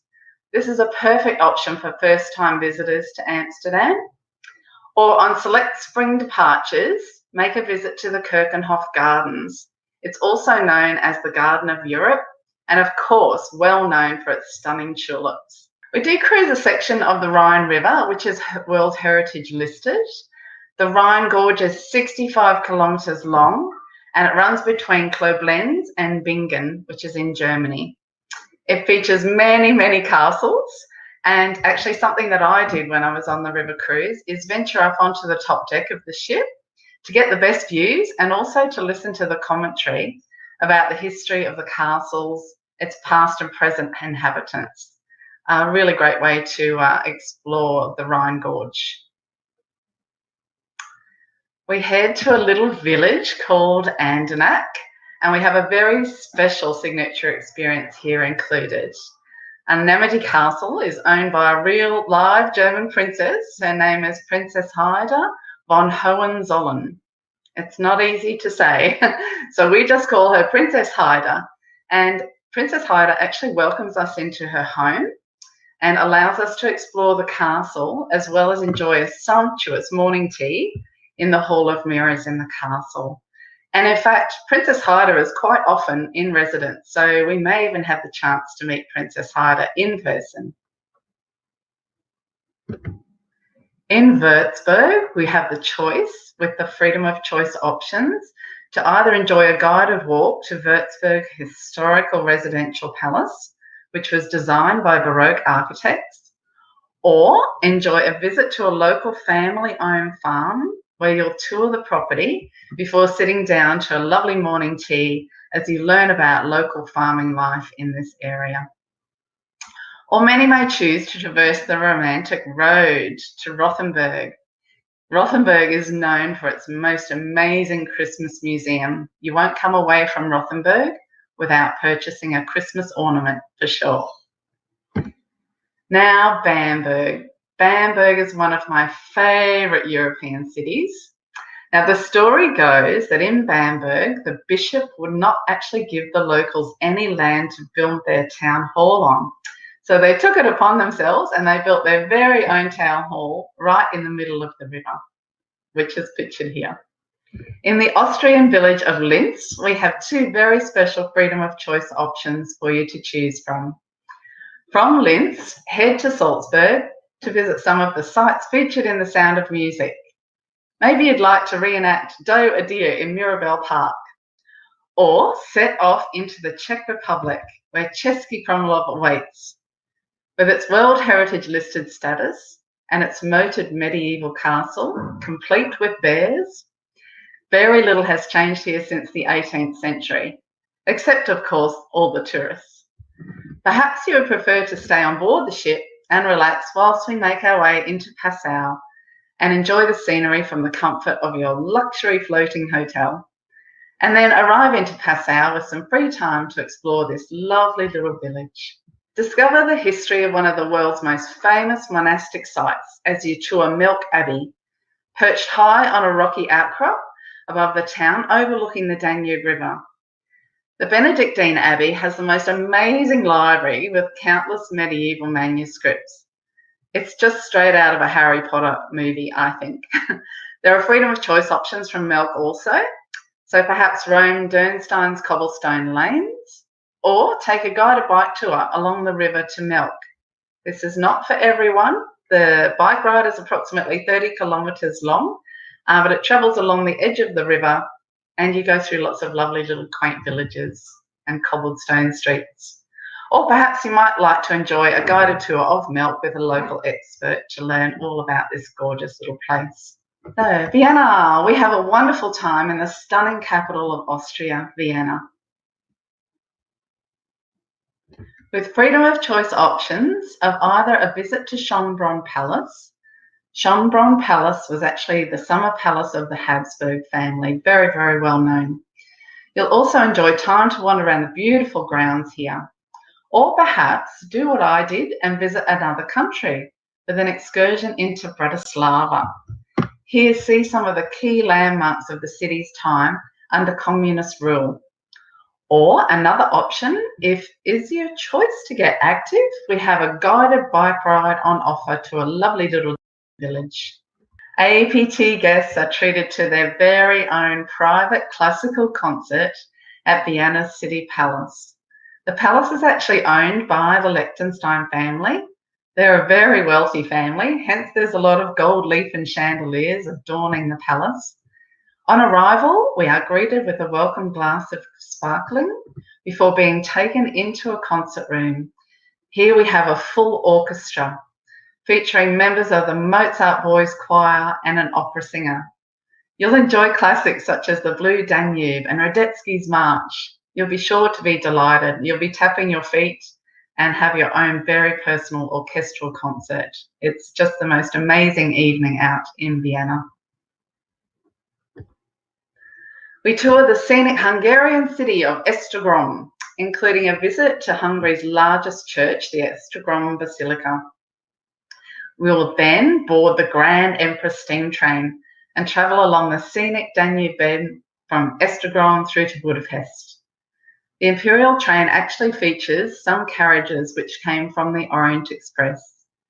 And as we have the train to ourselves, so only the APT guests on board, we can wander through all the lovely carriages and enjoy this experience. This is a picture of the inside of the train carriages where you get to experience a 3-course meal paired with wine. On arrival into Budapest, we get to see the royal waiting room at the main railway station before rejoining our ship, which is now docked right in the heart of Budapest. Just so you know, the Grand Empress steam train is available on April through to September departures. During your time in Budapest, experience a guided tour, including Heroes Square and the Buda Castle area, including the amazing architecture of Fisherman's Bastion. If you are wishing to extend your time in Europe, we do offer luxury city stays before or after your magnificent Europe river cruise.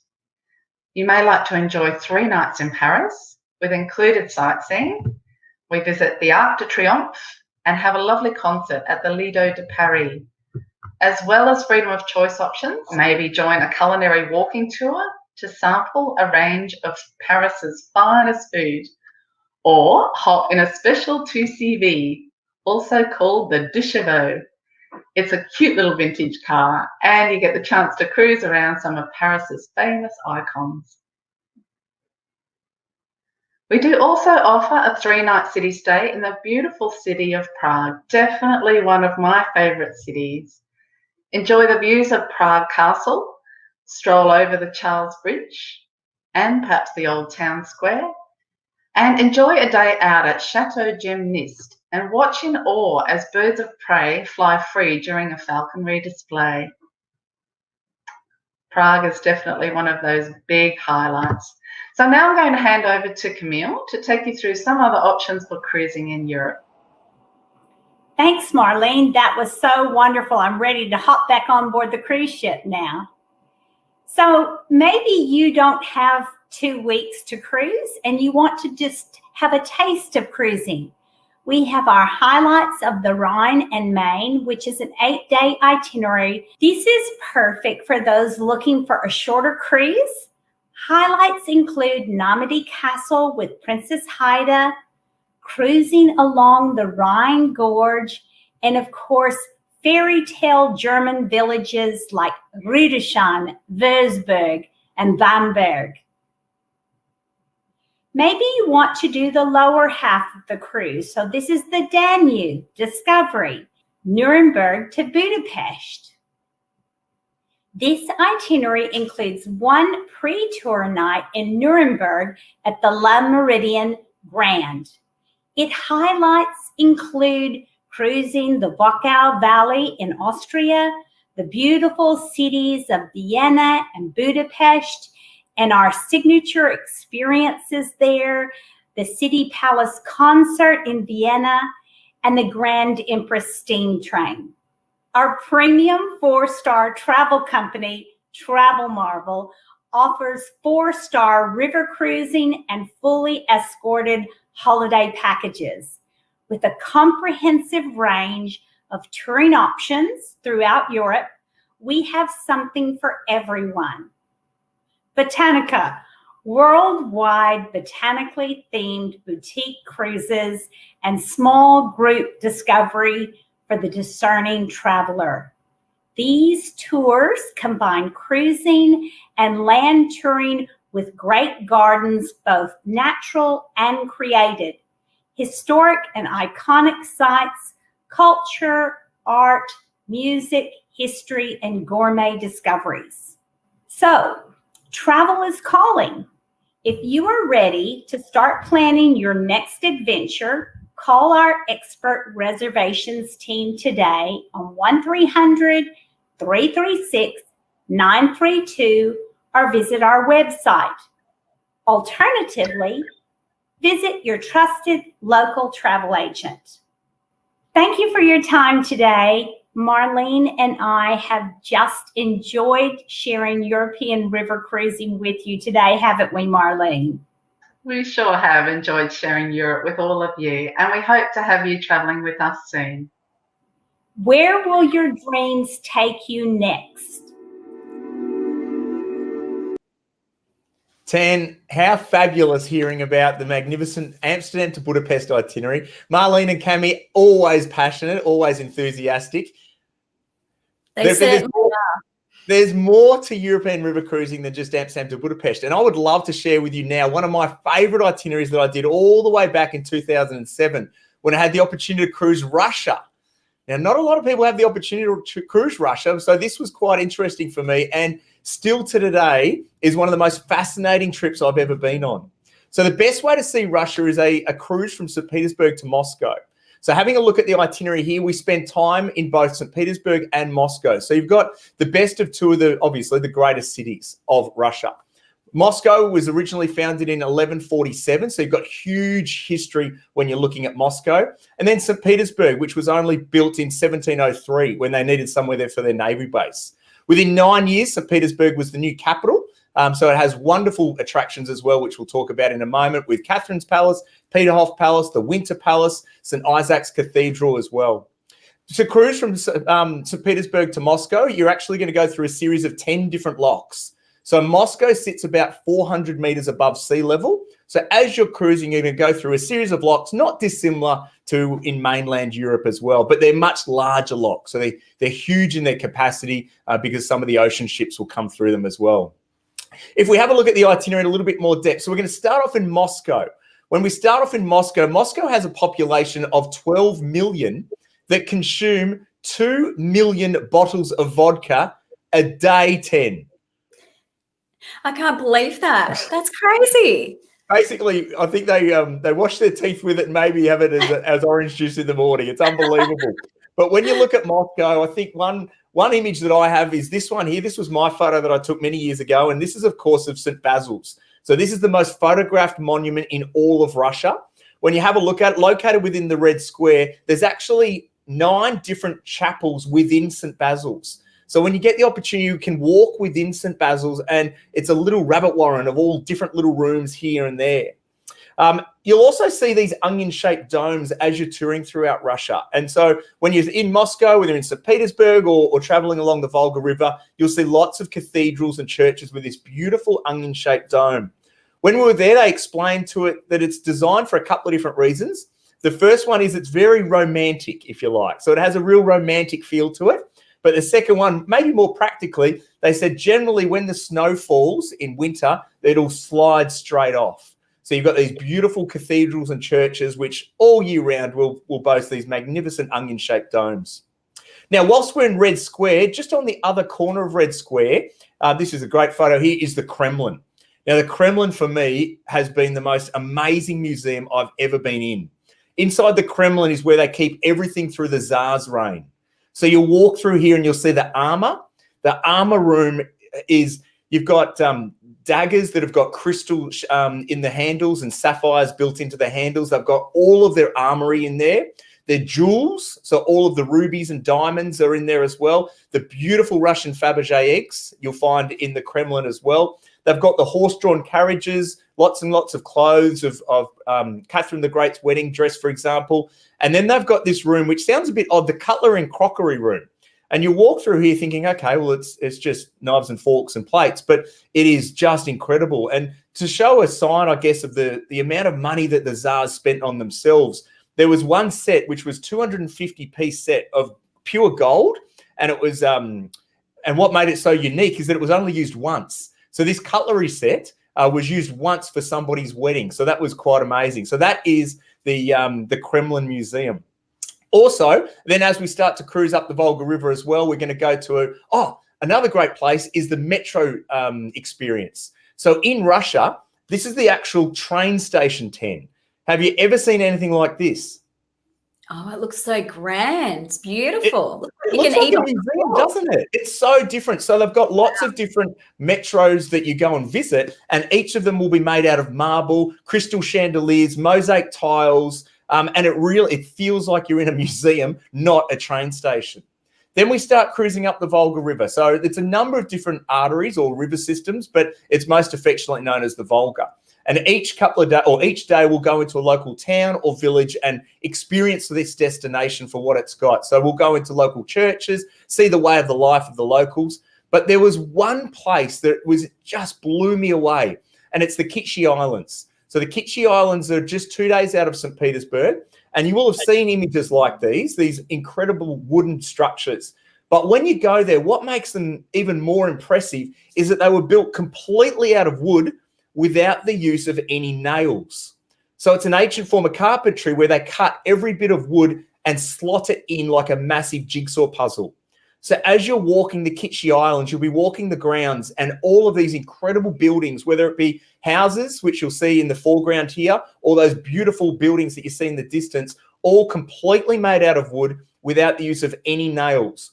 You walk through and they're all relatively draft proof. So I actually thought there might have been a bit of a wind that would come through, but there was not. The only adjustment they've made, and these were built in 1714, the only adjustment they've made in its time is they've actually got some steel rods now within the structures. If lightning were to hit, that it would go straight into the earth. And then we come in through St. Petersburg. So St. Petersburg has such a wonderful history, just a tick over 300 years old. I think it was maybe built in 1703, but it's boasts so much. So this is the Church of the Saviour of the Blood. You can also have a look at St. Isaac's Cathedral, which is the 4th largest dome church in the world, this one here. And then there's the Winter Palace. So the Winter Palace is massive, over 1,000 rooms in the Winter Palace, of which 400 of them are reserved for the Hermitage Museum. So when you walk through the Hermitage Museum, there are 2.8 million pieces of artwork. So you'll walk the walls, you'll have a look at all the different pieces of artwork from Da Vinci to Van Gogh to Michelangelo. If you were to stand in front of every piece of artwork for 30 seconds, you're going to be there for 9 years, 10. So clearly you can't cover everything. But I'm not sure if I have that much time, Scott. I don't think we've got that much time. But one of the great things that we do inside the Hermitage is that we'll actually go into Catherine the Great's original theatre and have a private performance of the ballet. And even if you're not into the ballet, the significance of this evening is something to behold. Talking about Catherine and Catherine's palace, we also venture out to her palace, which was given to her by her husband, Peter the Great. So Peter the Great gave his wife this huge bit of land, and she organised the building of Catherine's palace. Now, this palace is enormous. So it might be the size of a small shopping centre, not quite a big Westfields, but it is huge. What I found amazing when you went there, she inspected the palace on 6 different occasions and said, no, I don't like it. Can you do it again? And they had to drop the wing or drop the entrance and rebuild it. So they rebuilt this palace 6 times, at what point it was still bombed during wartime anyway. But some of the rooms inside, you'll see these incredible ballrooms. This is a ballroom here where we had to put sort of big socks on our outside of our shoes as you walk through here. You see the gold-leafed walls. But the most impressive room, I didn't take a photo because you're not allowed to, but is the Amber Room. So if anyone hears of the Amber Room, that's in Catherine's palace. And this was at the time recognised as one of the 8 wonders of the world, the Amber Room in Catherine's palace. It has 6 tons of emerald in it. So that's one room in Catherine's palace. And again, I guess, just shows the wealth that the Tsars had at that time during their reign.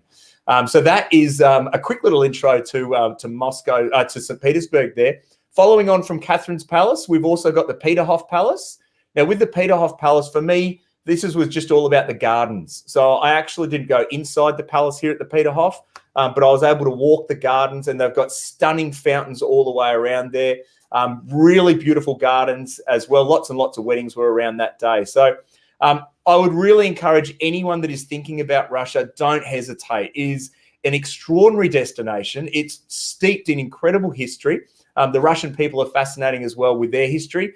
So they come on board the ship and detail their way of life as well. So it's very different to a lot of the other rivers that we choose, but I still consider it one of my favourite river cruising experiences I've had. But we've got a couple of others, Ten. We've got France, for example. We do have France. So we actually have 6 itineraries for you to choose from.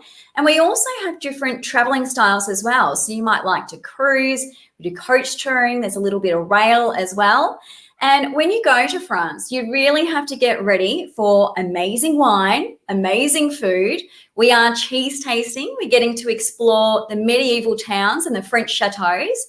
And if you actually choose an itinerary with Paris in there, you will be thrilled to see the Eiffel Tower for the very first time, Scott. It's very exciting. Absolutely. By day or by night, Ten, the Eiffel Tower is just beautiful and magical. Stunning. Another great itinerary that we've got is the Balkans. So for those of you that have been from Amsterdam to Budapest, this is an itinerary that takes you basically from Budapest down to Bucharest. So this is a 14-night cruise. It's a return cruise, which takes on, we go up to Vienna and Bratislava, but then goes down through the Balkan region. So this is where we'll experience the Iron Gates, see some fantastic natural scenery as well. But Ten, what makes this itinerary really, really unique is the ship that we've got within the APT family. Now, normally when you do river cruising, folks, we're restricted because of the locks to build our ships to 11.4 meters wide. But down in this area here of the Balkans, the lower Danube, they don't actually have locks. So we've specifically built a ship just for this area that is double the width of every other river ship in Europe. So not 11.4, we're 22.8 meters wide. Wow. So impressive is this ship that it was actually named, you're going to love this, Ten, it was named by Time magazine in 2019 as one of the world's greatest places to be. Oh my God. How amazing. So Time magazine recognised different places and different hotels around the world which were cutting edge, which challenged history and provided a service or a destination that was not achievable anywhere else. And that is the Arma Magna. By having a river ship that's double the length of every other river ship, clearly double the width, clearly the restaurants, there's huge variety in restaurants, the rooms are massive, the onboard facilities are huge. And we've also got a little sports platform out the back where you can actually get off and take little watercraft and go and explore some of the little arteries that run off the sides of the lower Danube there. So another fabulous itinerary with APT is the Balkans, as is Portugal. Sunny Spain and Portugal. We actually have limited departures for 2022, but we have 2 itineraries. So we have the 11 days and we have the 23-day itinerary, both including the 7-night cruise. Now, if you are cruising with us, you will be on the MS Serenity. Max of 126 people on board. It has a great outdoor pool for you to relax in and quite classic contemporary decor as well on the ship. Some of the sites we get to see, the Alhambra in Granada. So this is the ancient palace. We get some great photos here. We learn all about its amazing history. My favorite though is watching a fiery flamenco show and grazing on tasty tapas in Spain. Delicious. Now we do get to spend some time in Lisbon as well. And Scott, Lisbon is the 2nd oldest European capital. Do you know what the first is? I'm putting you on the spot, sorry. You are putting me on the spot. Would it be Athens? Oh my Rome? God. Rome? You are yes. There's no fooling you. Most people actually say Rome, but they would be wrong on this occasion. So you are right, Scott. Amazing. Now, we're also docking at quaint little towns along the way and little fishing villages. We're getting to the vineyards to actually do our wine tasting as well. And a must experience in Portugal is tasting an authentic Portuguese tart. Now, I think I had about 3 or 4 when I was there. And you're also going to enjoy the amazing weather in Spain and Portugal, Scott. Sounds good. I'm still with the tapas. I'd love some tapas right now. Folks, if you would love to hear more about European river cruising or Russian river cruising, please call APT. We're available right now. The phone lines are open. Reservations are ready to take your call. And, of course, we also have our travel agents as well. So if you'd like to give our travel agent partners a call, that'd be great too. We've got some fantastic deals if you're looking at 2022. We expect with 3 years, basically 10 into 1, that 22 is going to be hot. So we've got a great saving available at the moment, where you can have your flights included plus save up to $1,000 per couple. We have some itineraries where there's no single supplement, which is fantastic. We've got some really hot business class deals from only $2,995 and a further saving of up to $1,000 and exclusive early bird pricing, which is happening right now. So if you're booking now, before the end of May, you'll get exclusive early bird pricing plus the expo discount for today, which is $100 off per person, $200 off per couple if you make a booking within the week. So call your travel agent partners, call APT, whichever sounds great for you. Now, we've got something else that we wanted to cover off, Ten, which is our COVID protocols right now. We appreciate, folks, that right now travel is quite challenging and there's a lot of components, but what has always undermined APT, or been our number one consideration, is client safety. So right now we're taking every possible strategy in order to keep everybody safe and well for our holidays. So to talk a little bit more now about what we're doing here at the APT family in terms of COVID protocols, we're going to cross now to a short little DVD.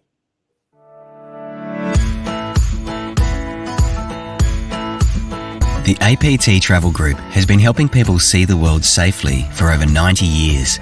To deal with COVID-19 and ensure your trip is both safe and enjoyable, we've introduced the following measures in accordance with the World Travel and Tourism Council.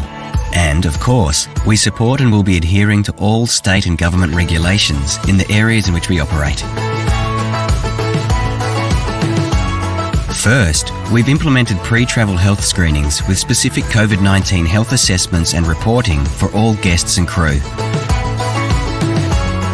As well as being pre-screened, all our staff have received extensive safety, health and hygiene training.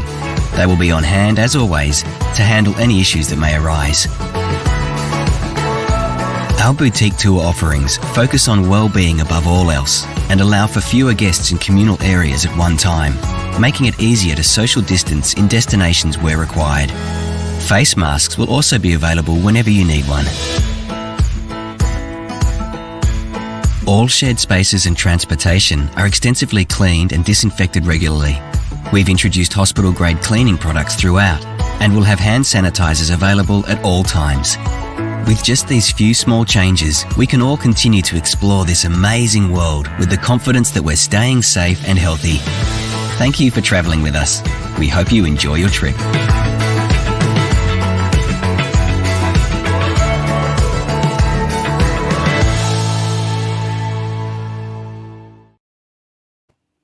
Thanks, Scott. I know this is a concern for quite a few people out there. If you had any further questions, you can use the chat box or you can head to our website for some more information. But next up, we have New Zealand and Tasmania.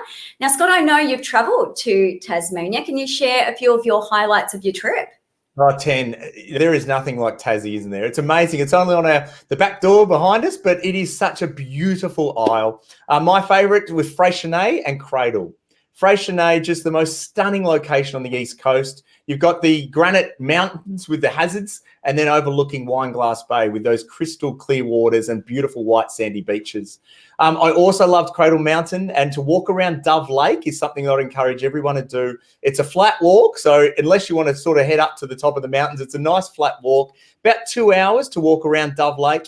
And it is stunning. It's a beautiful environment, rich in wonderful wildlife as well. And that night, I'd really encourage you, whilst you're staying at the Cradle Mountain accommodation, is to indulge in the stargazing. It's got wonderful stargazing out in that area. So isolated from pollution, beautiful crisp air, which makes the perfect place for stargazing. So it is a stunning destination for us, Tassie.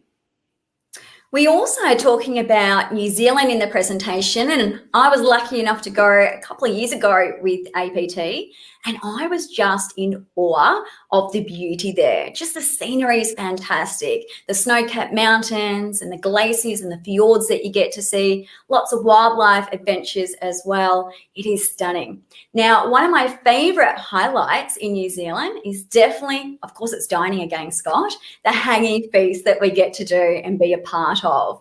So this is where the cooking style has been around for centuries, and it's where they cook the pork and the lamb, the vegetables and potatoes in the ground on hot stones. And when the food comes out, it has this smoky, earthy flavour to it, which is just delicious.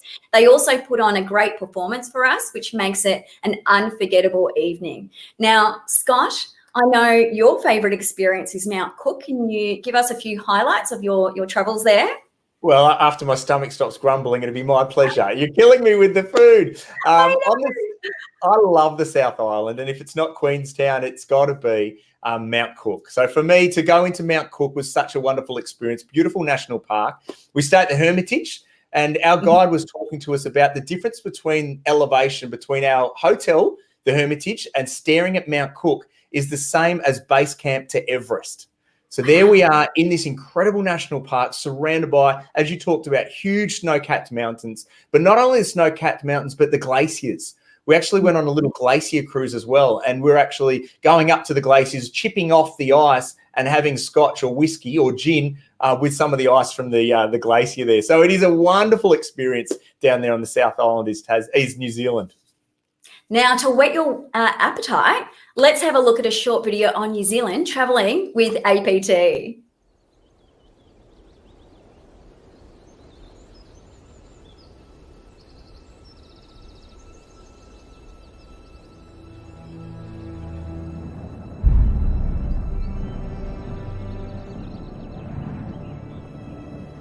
The same peaks that inspired Sir Edmund Hillary to go where no man had gone before. The same skies that inspired NASA pioneer William Pickering to reach for outer space.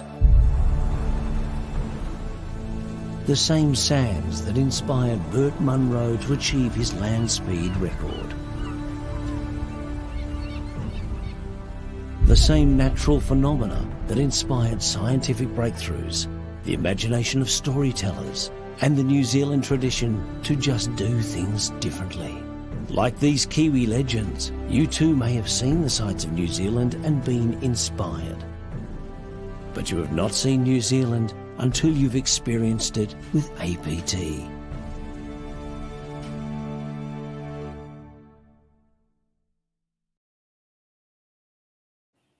Let's hear more from Sheena and myself talking about New Zealand and Tasmania. Enjoy the presentation.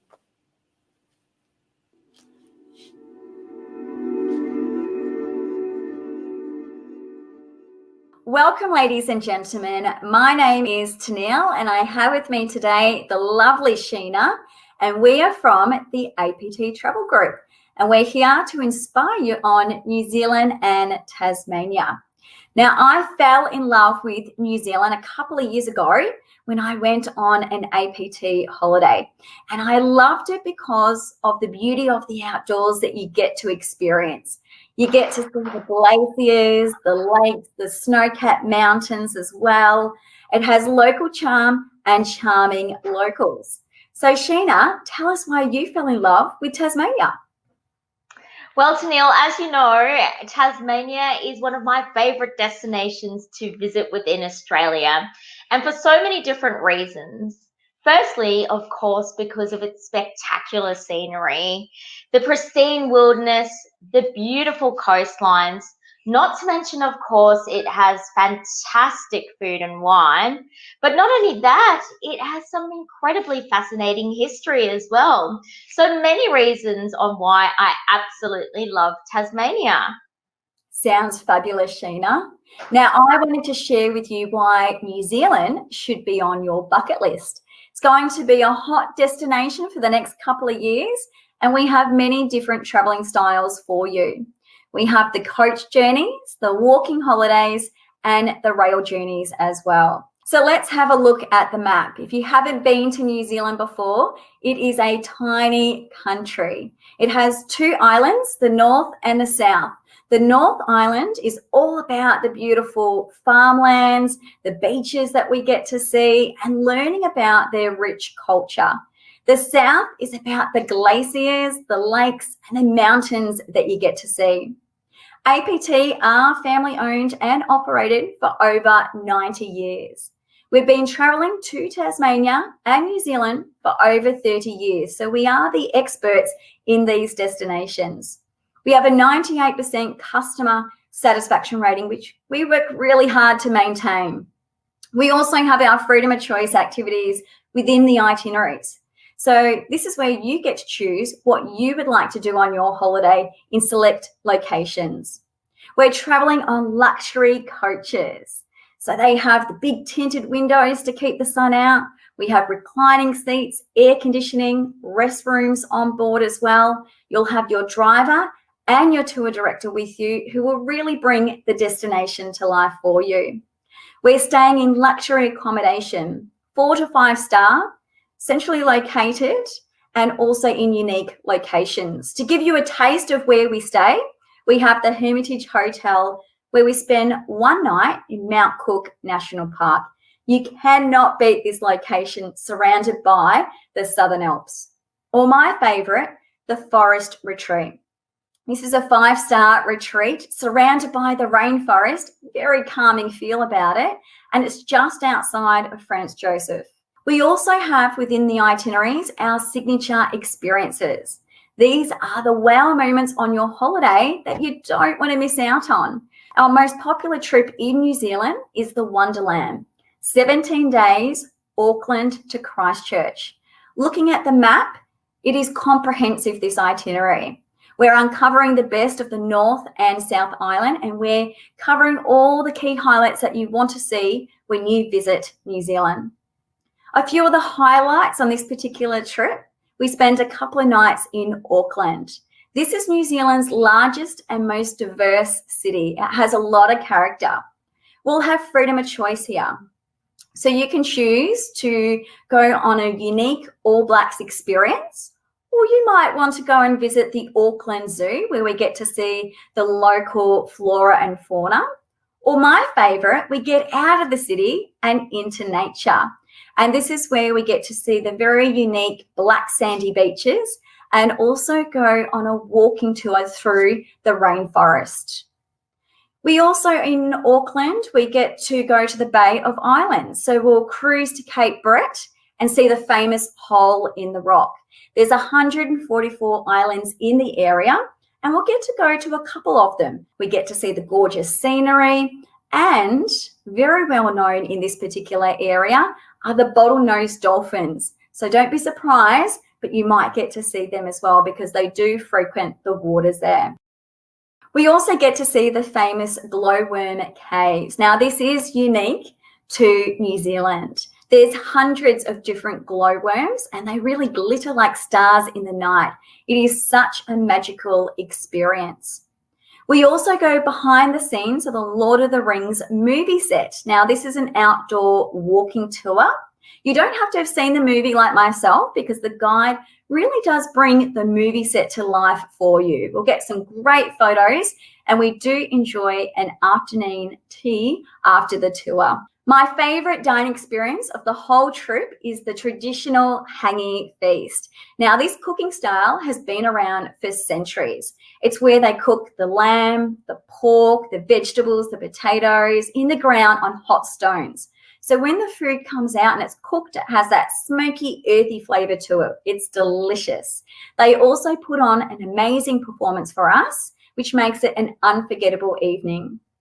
We also get to go on one of the greatest train journeys in the world, in my opinion, which is the Trans-Alpine train. They've been running this train journey for over 33 years. We get to see farmlands, the countryside, the Southern Alps that you can see there in the photo, and we're going through 16 tunnels. It's one of my favourite signature experiences. We also spend a couple of nights in Queenstown, which is the adventure capital of New Zealand. We have freedom of choice here. So we will visit 3 different wineries. We're having local produce and we're getting to see stunning views like this. We also get to cruise the full length of the fjord, which is the Milford Sound. So the fjord has mountains and waterfalls in the area, lush rainforest as well, and lots of marine life. So if it is the right time of year, we might get to see the whales, the dolphins, the seals, the penguins, and so much more. We also, which is a big highlight for me, spending 1 night in Mount Cook National Park. So we actually have views from our room, alpine views, which is just stunning. Now, before we end the trip in Christchurch, we do get to stop off at the Church of Good Shepherd. Tiny little church. We get some great photos. The church is made with local stone and is a memorial for the pioneers. Now, if you are short on time, we do have a couple of other suggestions for you. We have an itinerary that just focuses on the North Island, 9 days, Auckland to Wellington. Or maybe you just want to focus on the South Island, 9 days, Christchurch return. It has 11 different experiences for you to enjoy.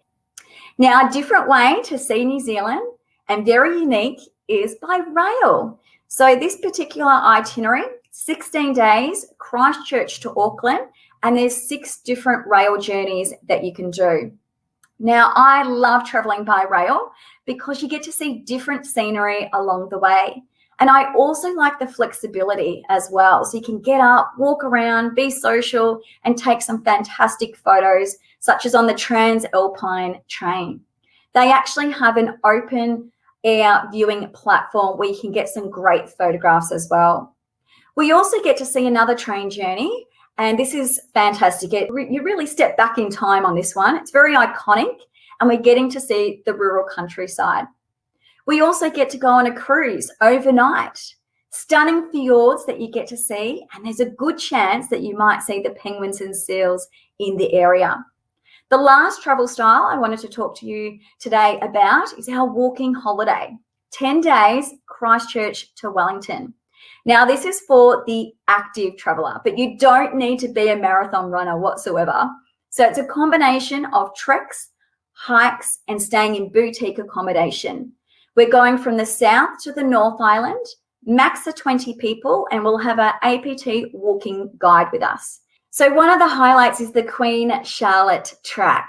So they call this New Zealand's gourmet walking trail. We're getting to see blues and greens. We're getting to see an amazing coastline as well. We're walking through the forest and the bushlands. We're hearing the native bird life as well. And we might even see a dolphin or 2. The walks start off at 4 hours, and the most challenging walk can be right up to 8 hours, which is about 23 kilometres. And we do include a gourmet packed picnic lunch for you. Another highlight would be going on this amazing iconic train journey. We're seeing the rugged coastline. So on one side, we're seeing the mountains, and on the other side, we're getting to see the Pacific Ocean. We're also getting to see New Zealand's largest wine region as well, and they're very well known for their savs. We're having a winery lunch, and most importantly, we're getting to do our wine tasting. My favourite stay on this itinerary is Porterage Hotel. You can see the blue water there, very relaxing from your room, and there is an outdoor pool that you can enjoy after your hike. But this trip is all about disconnecting from our daily life. It's the peaceful walks, the stunning scenery that you'll get to see, relaxing accommodation, and enjoying the amazing food and wine. It sounds like the perfect holiday to me. My bags are already packed. I hope you've enjoyed hearing about New Zealand. I'm now going to pass the reins to Sheena, who is going to wow you on Tasmania. Thank you, Tenneil. Well, I have to say that you have really inspired me about New Zealand. But now I'm going to take you down to a stunning little jewel known as the Apple Eye, down to Tasmania. And I absolutely love this destination for so many reasons. So I'm excited today to talk to you all things Tasmania. With Tasmania, we do have many different travel styles on offer with APT. starting with our classic journeys, which is our traditional coach style touring, to our small ship expedition cruising, our private jet air tours, and of course, our four-wheel drive remote journeys. There really is something for everyone. But now I'm going to tell you a little bit about some of the itineraries that we offer with these travel styles. So starting with our Tasmania Complete, 12 days. This is by far our most popular itinerary. And of course, with this one, this is a classic journey where it is our traditional style of coach touring. With this itinerary, you will be starting in Hobart and we'll head up towards the west coast as well as cover all of the east coast back down to Hobart. So let's take a look at some of the highlights that we include for you on this itinerary. Starting off with my favourite city in Tasmania, which is Hobart. And my favourite for so many reasons. Firstly, you've got the stunning backdrop of the mountains. It's located in a beautiful port town. But not only that, it is a cultural melting pot with all these fabulous restaurants. Not to mention, of course, it's got some incredibly fascinating history as well. For those that maybe would like to do a little bit of beer tasting, you do have this opportunity to head out to Cascades Brewery. And for those that would like to learn a little bit about Hobart's history, we also include a walking tour for you to enjoy. Now, after Hobart, we do head up towards the west coast. And we'll spend our next night out in Strahan. On the way, we'll stop at gorgeous little towns of Queenstown as well as Russell Falls. But out at Strahan, we have a fabulous dinner that evening overlooking those stunning views at 42-degree restaurant and bar. Not only that, the following day, we have a very special signature experience, which we will include for you. And this is where we will board the luxurious Spirit of the Wild cruise. Here, you will get to head into the wonderful wilderness of the Franklin Gordon Wild Rivers National Park. We'll do a little forest walk out when you are there. That's where we'll stop. But not only that, you'll jump back on board and enjoy a beautiful gourmet lunch on board the cruise. Finally, finishing up and discovering Sarah Island when you are there. After our time at the Franklin Gordon Rivers National Park, we then head up to one of my favourite places, which is Pepper's Cradle Mountain Lodge, but also Cradle Mountain Lodge as well as Lake St. Clair National Park. Now, this lodge itself, where we'll be spending a couple of nights, is located on the outskirts of the national park. And it is so serene around here. You really do have all this beautiful, pristine wilderness surrounded by you. Not only that, it has a fabulous restaurant, and I highly recommend to visit the day spa on your free time. We then head into Cradle Mountain National Park the next day, and here we will have a guided tour. We'll also have the opportunity to once again have freedom of choice activities. So here you'll have the option to either do a bit of a cheese and wine tasting. You can head out and learn a little bit more about the flora and fauna with a naturalist guide, or you can choose to head out at night and hopefully spot a Tasmanian devil while you're there on a night spotlight tour while you're there. After a couple of nights in Cradle Mountain, we then head up towards Smithton. And on our way there, we'll get to visit the Tarkine. Now, this is Australia's largest expanse of cool temperate rainforest. So we'll get to see some spectacular views overlooking the Arthur River, followed by a rainforest guided walk. And in the afternoon, we get to enjoy a lovely afternoon tea filled with beautiful Tasmanian delicacies when you are there. Our night out at Smithton, up on the west coast, we'll get to stay at Tall Timbers Hotel when you're there. Now, this hotel spans over 65 hectares, and it's all made out of the traditional native wood which you see here. We also get to enjoy a fabulous Tasmanian fair dinner that evening. Before the next day, we'll head over to Launceston. Now, on our way to Launceston, we do get to stop and see Enterley House, which is a beautiful historic homestead while you are there. In Launceston, we will be staying at the Peppers Silos Hotel. But here you'll also head out to Cataract Gorge, which you get to see in the image here. I love this place. It's so beautiful and tranquil. You get to see all the stunning rock formations and, of course, a little bit of the Tamar River, which you see here. Launceston itself is beautiful, hilly. It has stunning architecture and it's set right on the river. So it is very picturesque while you are there. You'll have freedom of choice sightseeing activities in Launceston where you can choose to head out to Seahorse World. You can also visit the Platypus House. For those that are interested in more history, you can head out to the Beaconsfield Mine Tour. And for those that, once again, love a drop of beer, you can head out to the James Bogue Brewery. We include a very special signature experience out at a winery. Now, Launceston has some fabulous wineries all surrounding it. But this, I have to say, is my favourite winery that I did enjoy when I was in Tasmania, Joseph Cromie Wines. Not only is it in the most picturesque setting, it has the most beautiful drop of wine, but also the lunch I had here was one of the most delicious lunches I've ever tasted throughout Tasmania. So you're sure to enjoy this. After our time in Launceston is up, we continue down the east coast, and on the way we do get to stop at Bridgestow Lavender Farm. Now this is quite a highlight for our guests because not only is it spectacular to look at, but we get to hear about the story of the family that brought this wonderful lavender over from Provence into Tasmania. It's a beautiful Australian story that's been around for over 90 years. But not only that, you also get to do some tasting while you're there. So you get to taste things like jams, candies, and condiments while you're there, and also, of course, take a tour around the farm. We then continue down the east coast, and we get to one of my favourite destinations once again, and this is out at Freycinet National Park.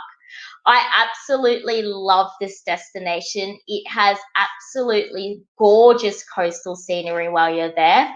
But not only that, you'll be staying at a very special place called the Freycinet Lodge. Now, this boasts beautiful water views, which you can see here. We'll head out on a tour of Cape Tourville. And not only that, we'll get to enjoy delicious barbecue in Coles Bay that evening. Our final stop is Hobart, and on the way we do get to explore the historic town of Richmond, and also we'll do a little day trip out from Hobart out to Port Arthur.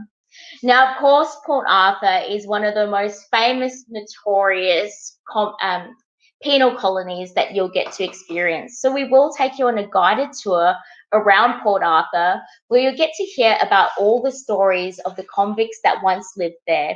Over 2,000 convicts once lived there, and here they came from all over the world. We'll also do a little cruise out to the Isle of the Dead, so you get to hear all these wonderful stories and see the stunning rock formations. Finally, we come to our last evening that night, and we get to have a wonderful farewell dinner at Muir's Upper Deck. Now, for those who like to travel like a rock star, we have a brand new travel style for you, which is our private jet air tours. With our private jet air tours, you'll be traveling between destinations on our privately chartered aircraft that is exclusive to APT guests. Now, you, of course, will be traveling with your fabulous APT tour director. And not only that, you'll get to stay in some wonderful accommodation, and we also have some wonderful inclusions for you to enjoy. What I love about this travel style is the fact that you get to spend more time exploring the destination because, of course, you're spending less time traveling between destinations. And not only that, you're getting to really get into some really remote locations that you couldn't otherwise get to travel to. Our itinerary in Tasmania is a wonderful 5-day escape. Now, you can choose to travel from Brisbane, Melbourne, or Sydney on this itinerary. And here you'll get to see all the highlights. Spending a couple of nights in Hobart, where you'll get to once again see this fabulous city. And then, of course, we'll also delve into nature out at Cradle Mountain. But I have to say, for me, the highlight on this itinerary is the fact that we actually get to fly straight into King Island. So here we will spend a night, And what King Island is very famous for is its beautiful rugged landscapes. Not only that, of course, it is an absolute gastronomic delight. So here we'll go on a guided tour, and you'll also get to visit the very famous King Island Dairy. Here you'll get to learn how they produce their beautiful award-winning cheeses, and of course we'll get to have a little tasting while you are there too. That evening we'll have a wonderful welcome reception with all beautiful local produce juice that you'll get to eat. Our next travel style is really for those that absolutely love to relax as well as indulge. So this is our luxury short breaks itinerary. What I love about this travel style is the fact that you are visiting less destinations but spending more time in these destinations. You'll also have shorter driving distances, and not only that, you'll be traveling with a small group of only 20 guests. You'll also be staying in some beautiful boutique style accommodation, as well as indulging in some really gourmet dining experiences, and not to mention all the wonderful highlights and signature experiences that we do include for you. Our itinerary in Tasmania is absolutely fabulous. It's 6 days from Hobart return, and here we will spend 2 nights out at Freycinet National Park, as well as 3 nights in Hobart. Now, of course, there's plenty of highlights in these 2 locations, so you really will get to relax and unwind. Firstly, starting off at Freycinet National Park. Here, once again, we'll stay at the beautiful Freycinet Lodge, but not only that, you'll actually get to stay in a Mountain King Terrace room while you are there. Now, these rooms are absolutely fabulous. You've got double glass walls, which you can see from the image here, and these have spectacular views of the Hazard Mountains.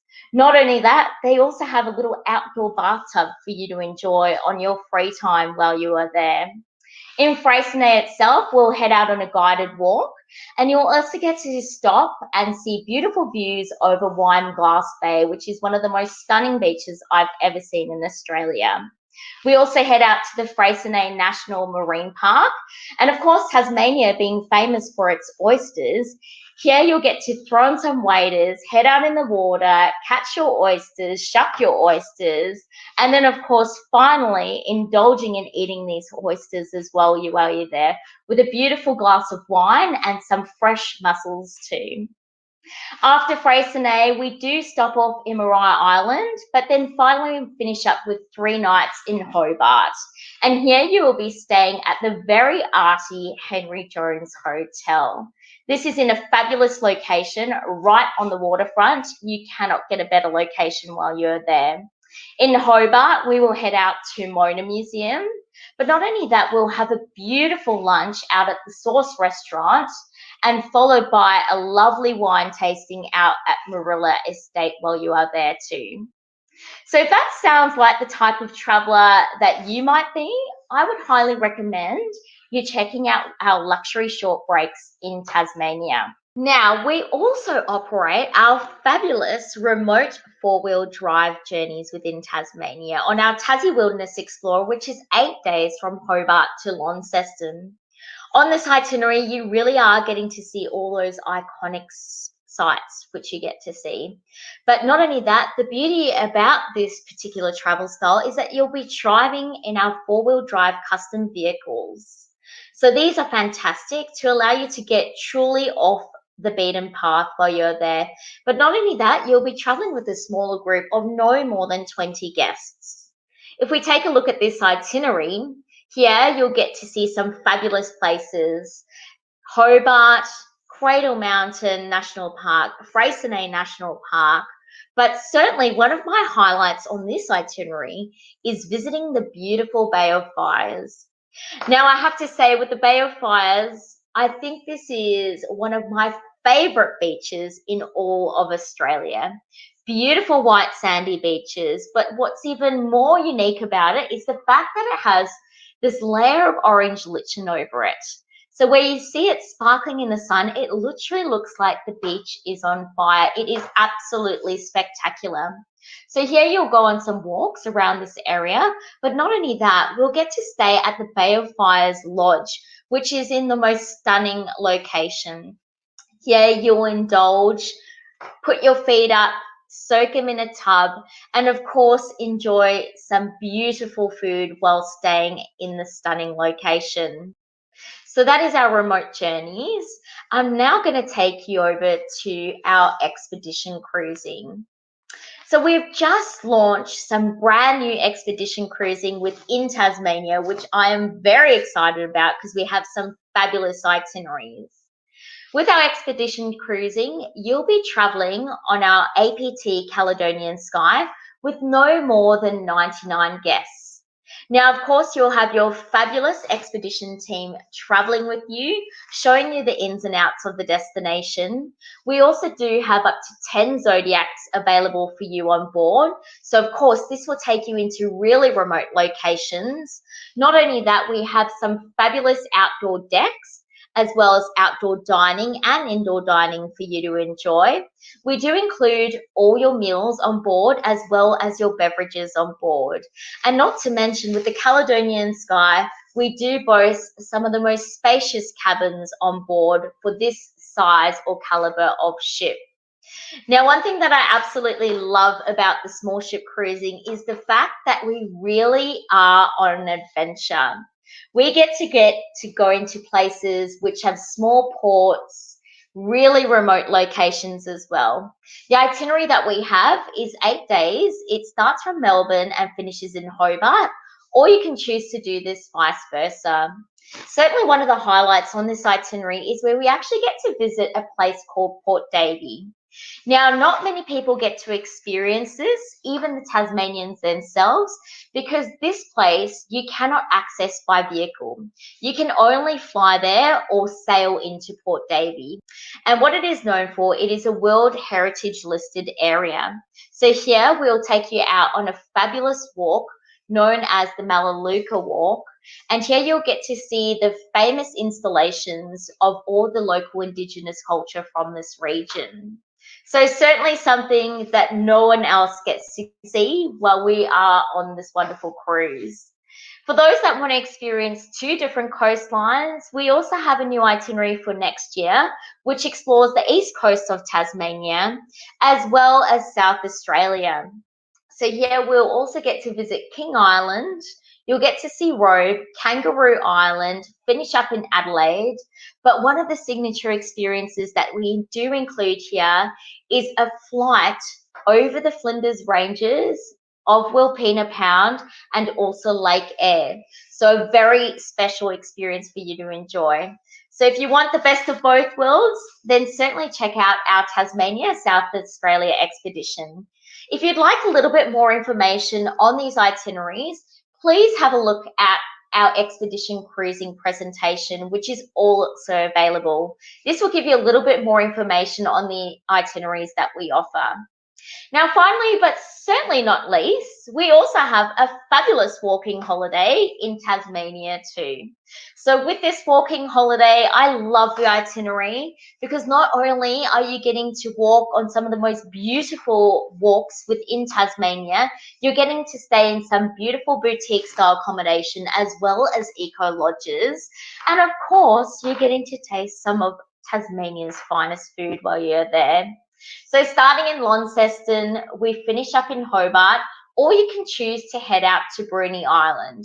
So here you'll get to experience the Bay of Fires Launceston Cradle Mountain National Park, where we'll get to do walks in all these places as well as Hobart. The walking can range anywhere from 4 to 6 hours on this particular itinerary. But certainly one of the highlights for me is heading over to Bruny Island. Now, Bruny Island is absolutely fabulous with its rugged landscapes, its stunning coastal waters. Here we'll be staying in luxurious tented camp when you are there.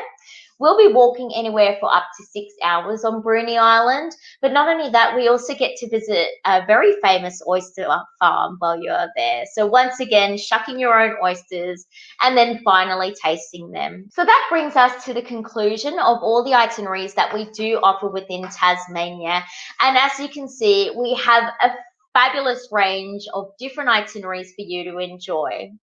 Now, for those that know our Travel Marvel brand, Travel Marvel is our 4-star premium journeys brand. And we also have a range of itineraries on offer throughout New Zealand as well as Tasmania with Travel Marvel. Our Botanica brand is our brand which specializes in garden-themed tours as well as history, art, music and culture. So once again, we have a wide range of different itineraries on offer throughout Australia and New Zealand if you want to check out our Botanica program as well. We hope that we have inspired you to go to one of these fabulous destinations of New Zealand and Tasmania. If you are looking to book your next holiday, please do not hesitate to give us a call or please contact your wonderful travel agent for you to get on one of our itineraries next. So thank you so much for joining us today. No doubt New Zealand and Tasmania will sell very quickly. It is in hot demand. Now, I wanted to do a bit of a shout out to some APT clients that are watching, Helen and Peter. Hopefully you have been inspired. And Scott, I know you wanted to do a special shout out as well. It's been great to see so many people tuning in today for our very first virtual event. And I would also like to make a shout out to the one and only Jeff McGeary. I know Jeff's tuning in to us, so good to see you, Jeff. Thanks for tuning in and following how we're going here. Hopefully, Ten and I will be back Monday, won't we, Ten, if we keep doing a good job. But we'd love to see you there. Now, folks, if you'd like to know more information about Tassie, New Zealand, please give APT a call. Reservations are open today, so they can check some availability for you. They can make a booking for you. And, of course, we encourage you to call your local travel agents too. We've got a fabulous deal at the moment for Tassie, New Zealand. So we've got some wonderful offers, plus an exclusive virtual event expo discount too. So in addition to our normal discounts, you'll also get a further $200 off per couple for any bookings made in the next week. Now, Ten, we've got something coming up that I know everyone's going to love. Yes, our next presentation is Vietnam and Cambodia. And I've always found their culture fascinating. The scenery is amazing. The food is fantastic. It's actually considered one of the healthiest cuisines in the world. And the people are always so warm, so kind, and always smiling as well. Now, Scott, I know you have a bit of a special story, a really touching story that you told me about your trip to Vietnam. Can you share that with everyone today? I would love to, Ten. And we're about to hear from Rochelle and Margie talk to us about Vietnam. And it is an incredible destination which offers so much amazing diversity. But there was one moment on a recent trip to Vietnam that stayed with me and will stay with me for a long, long time. I met a gentleman from Queensland. His name was John. And he came up to me on day 2 and said, look, Scott, I'm going to be really honest with you. I actually don't want to be here. I won this trip as a raffle, but I actually served in Vietnam and I flew a lot of planes over these little villages that we're going to be visiting, dropping a lot of bombs. So he said, I've been having nightmares ever since. So I'm really, really uncomfortable about this holiday. We went to Siem Reap in Cambodia and we did a couple of things. And as we was dotted our way down the Mekong, we found ourselves in one of these small little villages that he described. And this particular day, I noticed that John was staying to the back as we were going through, our guide here talking to us about this wonderful little village, meeting the kids, seeing their way of life. And I knew that this was going to be having a real impact on John. So I kept an eye on him. We kept walking through the village and we found ourselves in a Vietnamese man's house. He welcomed us into his house to talk to us about his way of life and his family. And so you can see there in the blue polo, our APT guide and the local Vietnamese man that had welcomed us into his home.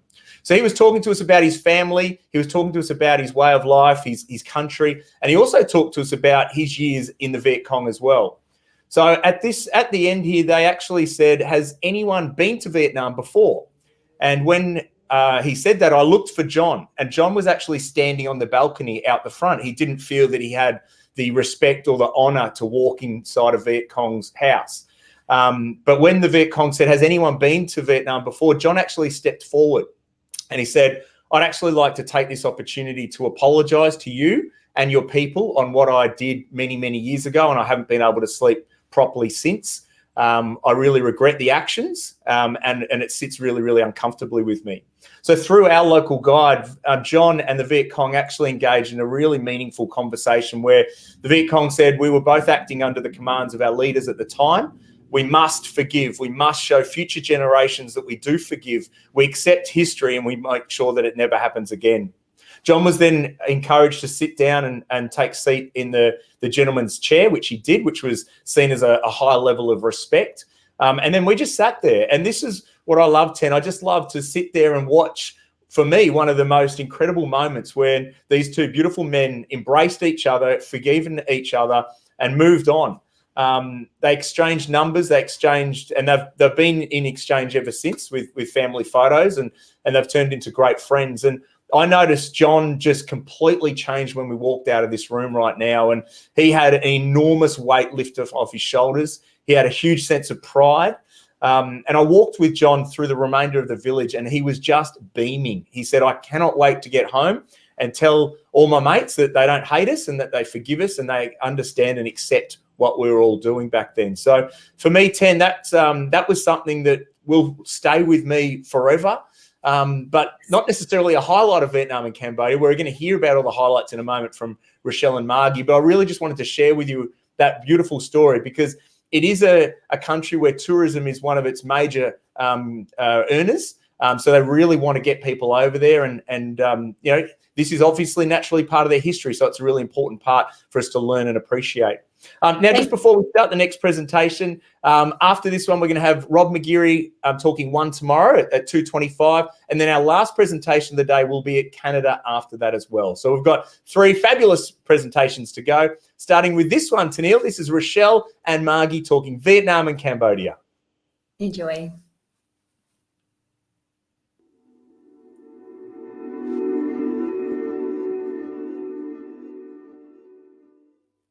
Welcome everybody to our Asia River Cruise presentation. My name is Rochelle and I'm so delighted to be here today with the lovely Margie. Hi Margie, how are you today?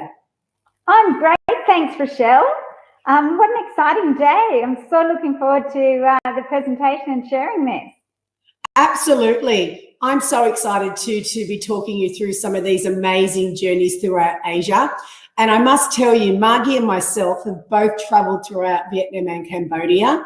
I've been quite a few times and I absolutely love the destinations. And I know, Margie, you were there this time last year, weren't you? Yeah, exactly this time last year. The weather was absolutely fantastic and we had an amazing journey. So look, I'm going to start off with why travel to Asia with APT. Well, first of all, on our APT tours, everything's included. Our wonderful luxury river ships, which we'll talk you through later in Asia. We have the most amazing food and service. The people are just fantastic and always looking after you. We stay in some of the most beautiful luxury accommodations in the areas. We have these signature experiences, and what I call signature experiences for me, it's money can't buy, and we'll be sharing a few of them along the way, and Margie's got a special one to talk you through. We also have our freedom of choice touring. Now what this means is some people like to do more cultural touring, some people like to do more culinary tours, so we give you a choice, and that's the difference of why travel with APT. So welcome to Vietnam and Cambodia. So first of all, we're going to talk to you about Vietnam and Cambodia and take you through the most popular itinerary and share some amazing experiences there. But before we do that, I just want to talk to you about our expert local knowledge. We have the best team, I believe, in the area. Our APT tour directors are fantastic. I absolutely loved the gentleman that I had on the tour. He just made everyone feel comfortable and he had such a way about him and he had a lot of mischief and fun as well with him. We also have fantastic dedicated APT tour directors, the best of the best. Their knowledge is outstanding. And also we have our local guides. Our local guides are experts in the areas that we go to and speak perfect English for you to ensure you get the best out of what they're showing you. We also have small group excursions, and I think this is really important when you're on one of our trips. We go off and do our shore excursions with around 18 people, and this really allows you to ask questions and learn more about where we are. So I really think that's important when you're doing a cruise. We have our freedom of choice, which I mentioned before, and as I said, we understand the differences between travellers and they like different things. And then we have our signature experiences. And as I mentioned, APT really pride themselves on our signature experiences, and we have some wonderful experiences throughout. One of the ones that Margie's going to talk you through is in Angkor Wat. And I must mention, as you can see on here, we've got a great exclusive cooking class and tour of the Red Bridge Cooking School. So we have lots of great signature experiences to showcase for you on our journeys. So when it comes to the entertainment on board, we learn more about the traditional way of life along the Mekong River with insightful presentations you're able to attend as you choose. And also on board, you learn more about the art of making the region's famous delicious Vietnam spring rolls, which I absolutely adored, and as well as fruit calming demonstrations. Also, you can enjoy traditional Khmer folk performances and listen to the unique music that is local to the Mekong Delta region. And another evening, which is our last evening, and it's a lot of fun. You can sit back and relax and watch the fun of the talented crew show their amazing performance skills, and it's a lot of fun when we see that. But now I'm going to hand you over to the lovely Margie to talk you through the best of Vietnam and Cambodia, our most amazing trip, I believe. Thanks so much, Rochelle. So I'm so excited to be able to share, Asia's most enthralling destination with you. So a visit to Vietnam and Cambodia will certainly see you enjoy delicious food, travel through some amazing unspoilt villages, bustling cities, and admire some archaeological sites whilst learning all about the history of the area.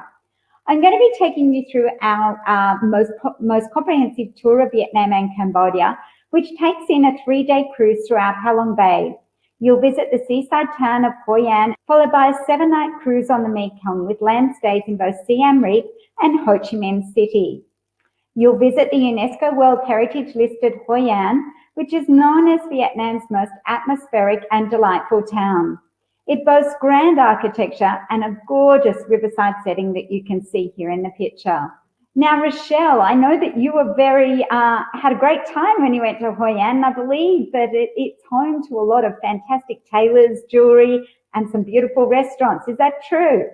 Absolutely, Margie. I just loved Hoi An and walking through this beautiful village here. I did get to get a couple of lovely dresses made and bought some lovely jewelry as well. It's just a beautiful atmosphere walking around, especially after dinner and getting to meet the locals and experience it. It's fantastic. Oh, that's brilliant. So from there, you'll venture to the World Heritage listed Imperial City Citadel in Hue. This was one of the most important political centres of the country. Then we'll move on to Hanoi. Now, Hanoi is a completely different experience to the southern city of Saigon. It's home to around 4 million people, and Hanoi offers a more genteel style than its southern counterpart. The large areas of the present-day Hanoi were built during the French occupation, and this is reflected in Hanoi's broad boulevards, beautiful tree-lined streets, fantastic and just gorgeous parks that all work together to provide this city its definite charm. Here we also visited the mausoleum, which is the resting place for President Ho Chi Minh. So discover the beauty of Ha Long Bay on board a 3-day luxury cruise with the Our Company. We partner with the local experts and we enjoy the very best of what Ha Long Bay has to offer. We cruise through stunning bays and view grottos and caves, and guests get to enjoy 2 glasses of beer, wine, and soft drink consumed with lunch and dinner. We enjoy spacious accommodation across 32 cabins and suites, and each suite features exquisite bay views from the privacy of your own balcony. all privately ensuited and elegantly decorated. Now you can relax on the spacious sun deck where you can take in views of Halong Bay and the islands.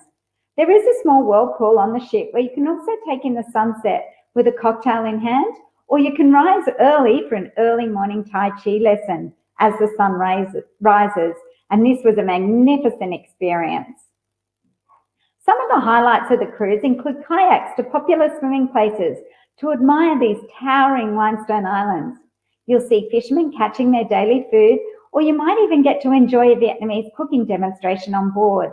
One of the highlights of this day for me was a visit to Viet Hai Village, which is a fully self-sustainable village nestled among the jungle-clad mountains. And it's fantastic because we arrive there and we see the fishermen catching the fish for the day. We then take a ride into the village where we see the villagers making a living from fishing and farming and breeding. There's a local school on hand as well where quite often you'll get to see the kids kicking a soccer ball around. But it really is a place where their food and income all come from nature and they still live with great harmony to nature as well. Now, from Halong Bay, we make our way to Ho Chi Minh City. Upon arrival, you'll settle into the magnificent accommodation of the Park Hyatt Hotel. And this is perfectly located for our guests, where you can just wander straight out the front door and visit the streets of Saigon. There's lots of boutiques around, cafes and bars, which are all set along the tree-lined streets. If you're feeling energetic, you might even want to take a walk to the city's best shopping market, which is the Ben Thanh Market. And there you'll be able to find shoes, souvenirs, and many wares that you'll find that are made in Vietnam. Now, from there, we then have an opportunity to visit the Cu Chi tunnels. So this is a fantastic opportunity for our guests. And you'll learn all about the immense network of underground tunnels which were constructed by the Vietnamese resistance fighters during the Vietnam War. It really is a great place where it served as a communication centre, it served as hospital, food and weapon caches during this time. A signature experience while we're here in Ho Chi Minh City will include a visit to Luc Nguyen's Vietnam House, where you will enjoy a fabulous meal with your fellow guests. Now it's time to board your luxurious river cruise ship, the Mekong Serenity. Now this is a brand new ship for this year, so it's so exciting. We unpack once and you'll enjoy 7 days of luxury cruising along the Mekong. You'll enjoy complimentary house wine, local beer, spirits and soft drinks throughout your cruise. And each cabin has its own private balcony. There's complimentary Wi-Fi in most common areas and also in some suites.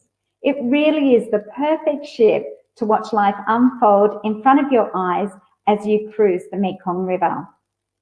You'll enjoy a welcome dinner on board the Mekong Serenity, and the food is absolutely incredible, with a mix of Western food offerings and Asian-inspired meals at every single meal. Discover the lively colours, the sights, the sounds, and gain an appreciation for the rhythm of daily life along the Mekong. We also have the opportunity to visit a rice paper manufacturer and learn how this Vietnamese staple is made. This is also a highlight for our guests when they board their very own rickshaw through the city of Tan Chau. We zigzag through the local neighbourhoods and schools, and we see shops before making our way to a really popular and ancient silk weaving factory, which was amazing. The family tell of their story and the way they now produce and manufacture silk. They do have a little shop too, and the shop is amazing. As we arrive in Phnom Penh, this was one of my favourite destinations because the ship is docked nearby, making it really easy to come and go as you please off the ship. It is also where you have the opportunity to experience firsthand Cambodia's sobering history. You have the option here to take a trip to the killing fields and the S21 security prison, where you'll gain a deeper understanding of the impact of the Cambodian people under the rule of Pol Pot and the Khmer Rouge. Alternatively, guests have the opportunity to visit the Royal Palace and the Silver Pagoda, which you can see pictured here. It would have to be one of the best preserved palaces that I've ever seen.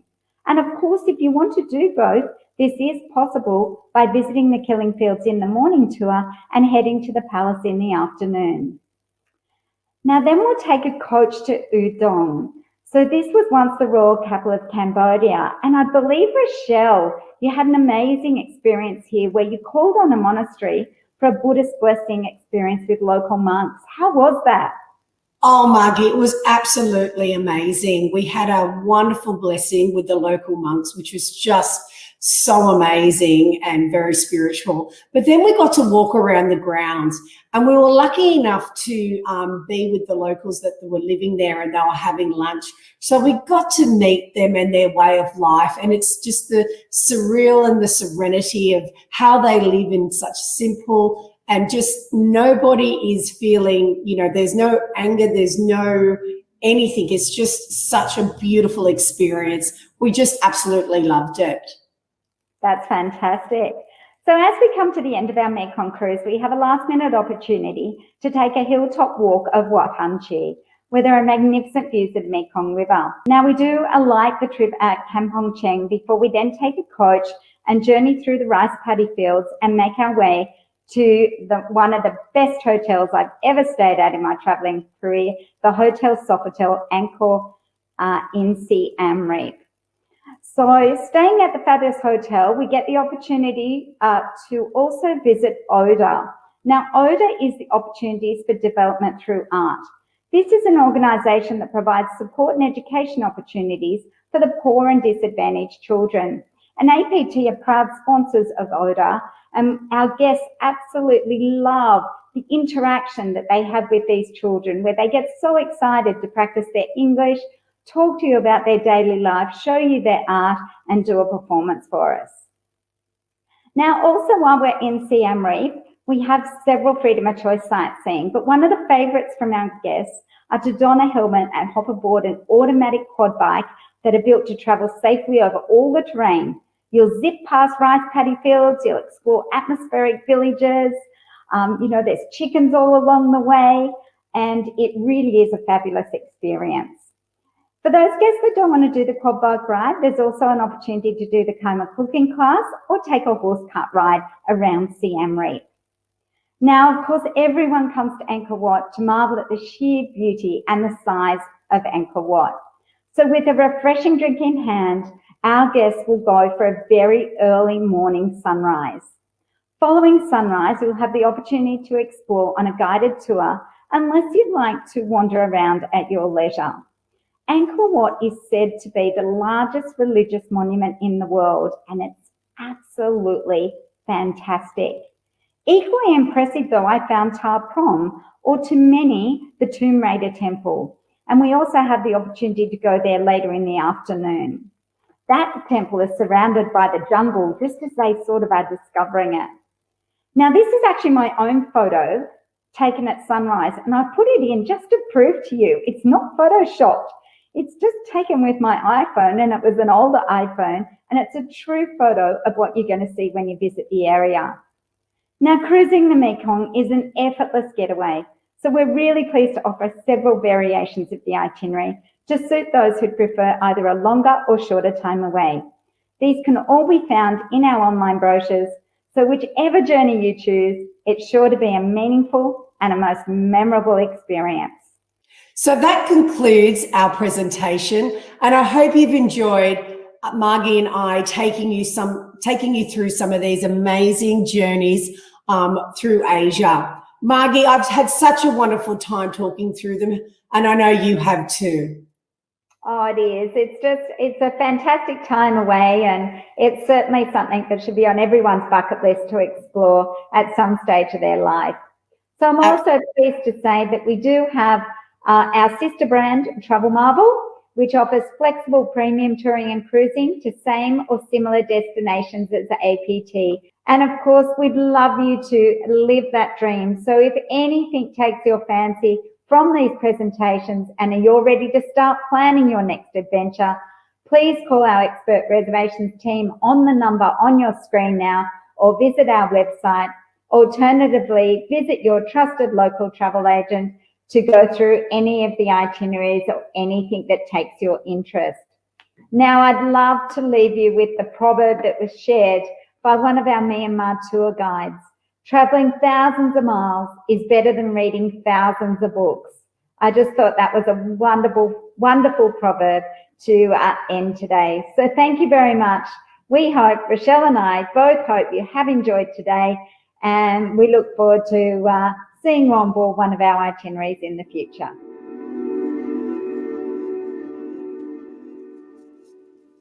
Margie, absolutely breathtaking. Thank you, Rochelle. Thank you, Margie, for what was a fantastic presentation on a really special part of the world. And I love that proverb at the end there, and encourages us all to travel. And it is somewhere that really enriches the soul. I think it's a life experience traveling to Vietnam and Cambodia. It offers so much.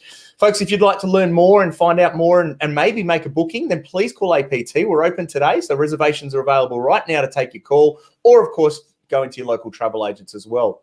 We've got our wonderful deals at the moment for booking Vietnam and Cambodia. We have some wonderful early bird savings where you can save up to $2,400 per couple, valid on 13 days or longer itineraries. We have fabulous solo travelers savings as well. Save up to $1,200 on tours of 13 days or longer. We have early payment discounts. So if you book and pay early, you can save as well. And then we also have our travel with friends and save. So if you're traveling in a group of 6 or more, you can save up to $600 per couple. This is available until the 31st of May. Plus, for the expo that we're running today, you'll save us further $200 per couple if you book it in the next 7 days. Now, Ten, I know that Vietnam, Cambodia also holds a very special part in your heart as well. It is such an amazing place. We actually APT supports a couple of the schools in Cambodia. And I was actually lucky enough to spend some time over there. And it is very special to my heart, as you said, Scott. So one of the schools that we support is ODA, which stands for Opportunities Through Development Through Art. And we visit there on our itineraries. Now, the children actually create art to sell, and the money raised goes towards their education, goes towards their food and their clothes as well. And education is not the norm in Cambodia. The children usually go to school until they're about 9, and then they drop out so they can help their families earn money. Now, ODA really encourages the children to stick at school, to get a great education, to get a better job, to earn more money for their families. It was such a humbling experience, and I know everyone would enjoy going there as well. Now, Scott, we don't just support ODA charity, do we? We support other charities at APT.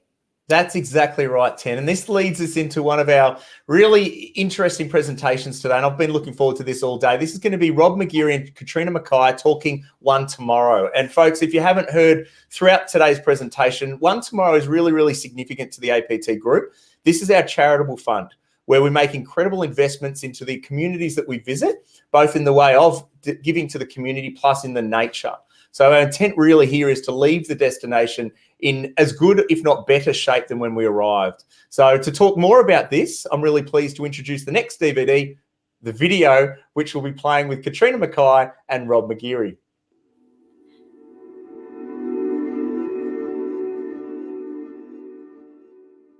Hi everybody, my name's Katrina Mackay. I'm here with the APT Travel Group and I'm delighted to introduce Rob McGeary, who's the company director of our APT Travel Group and a part of the founding family. And a fun fact for everybody, it was actually Rob's grandfather that started the APT family travel in 1927, so a long time ago now. To this day, APT is one of Australia's longest standing family-run and family-owned businesses and also one of Australia's most awarded luxury travel and cruise businesses. So today we're here with Rob to talk about One Tomorrow. And Rob, we'd love to hear a bit from you about One Tomorrow. So tell us what One Tomorrow is and how did it start?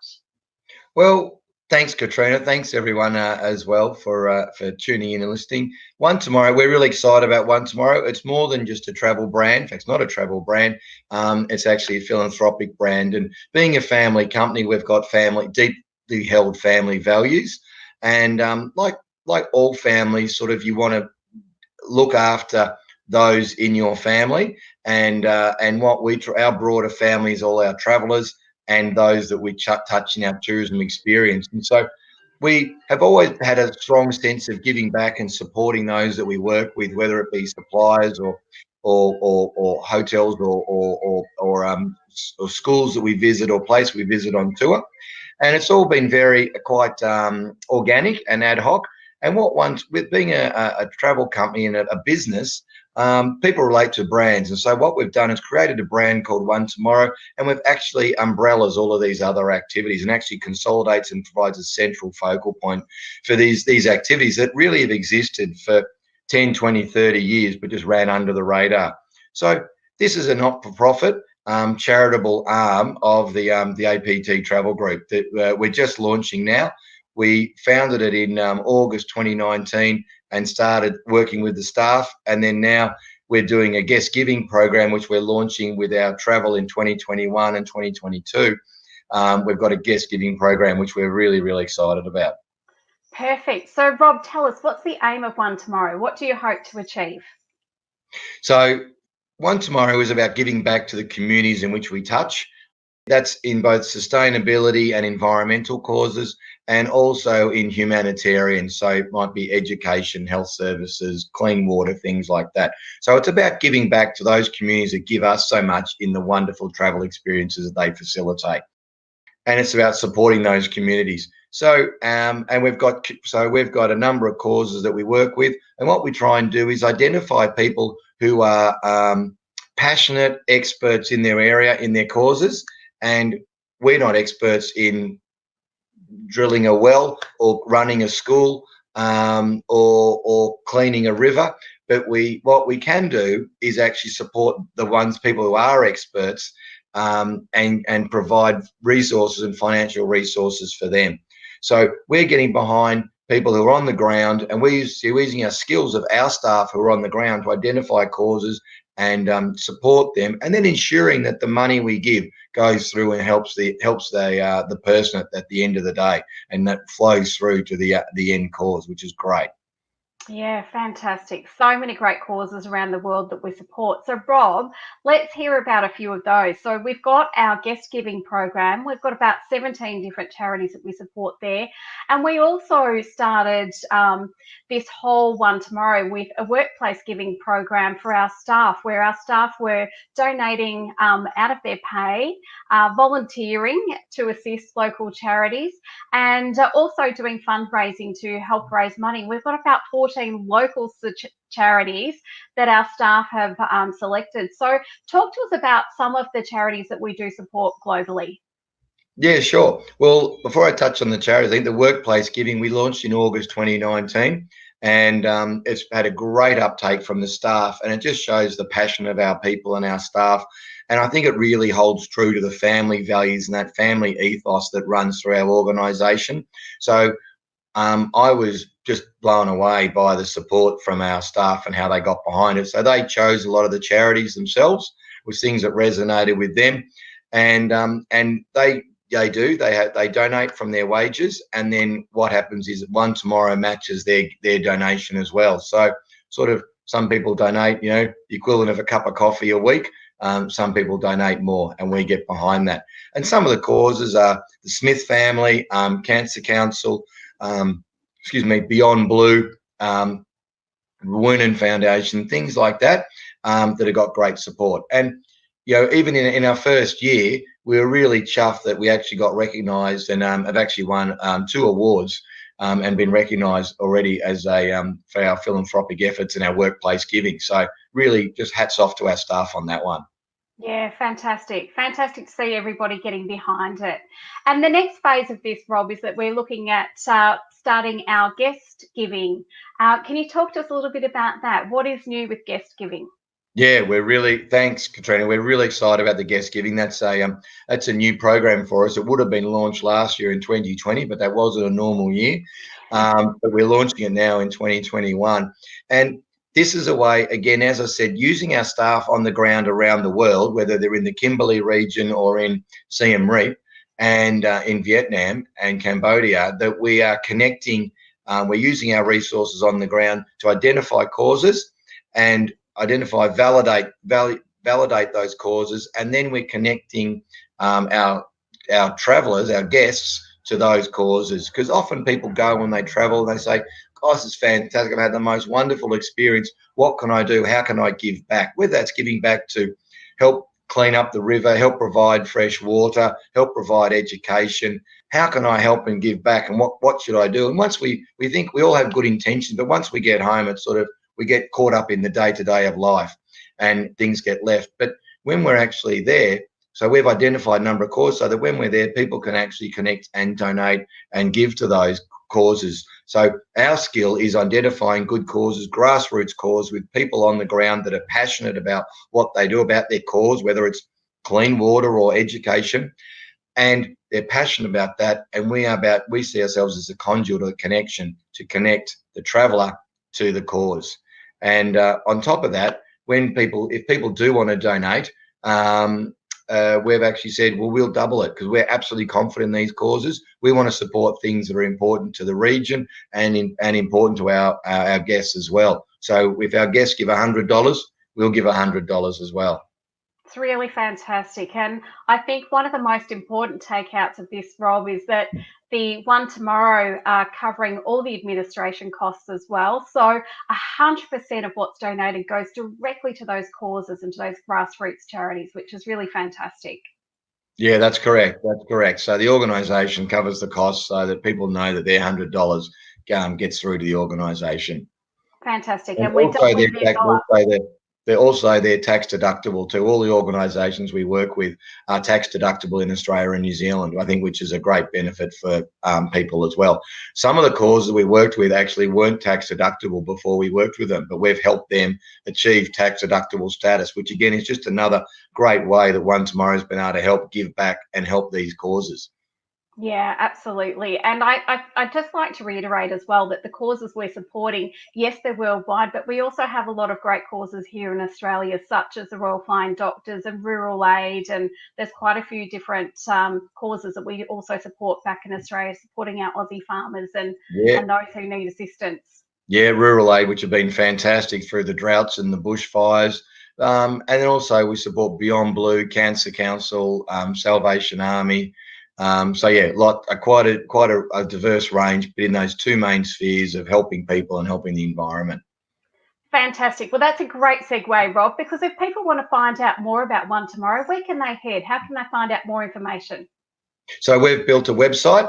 It's on a charitable-based platform. Actually, it's a very modest website, and but it's there. It's called onetomorrow.com.au, and please do have a look there. You'll understand a little bit more about what we do, what I've been talking about today, but also there's links through to the actual end charities as well, so you can find out more about those causes as well that we support. And if you were to give $100, what would that $100 go towards? And there's examples of that as well. So, and then of course there is a gateway there if you choose to donate. You don't have to travel to donate. You can travel, you can donate, and through those gateways, get your tax deduction, and we'll match it dollar for dollar. Perfect. Such a great cause. Thank you so much for joining us today. Thank you for your time, and we look forward to a better 21 and 22 and connecting some of our guests with these fabulous causes. Absolutely. It's going to be a great 2021 and 2022. We're all excited to get back out there and start traveling again. And, we want to travel, but we also all want to give back and do the right thing and leave the world a better place. And I think that's what we're about here. We gain so much from travel. So One Tomorrow is about how can we give a little bit back and leave a positive impression with our travel as well. And again, that's what I think speaks to those family values of how we would like a family person to be and a family member to be. So that's what it speaks to, is just giving a little bit back. But yeah, let's all get out there in 2021 and 2022. Thanks, Katrina. Thank you.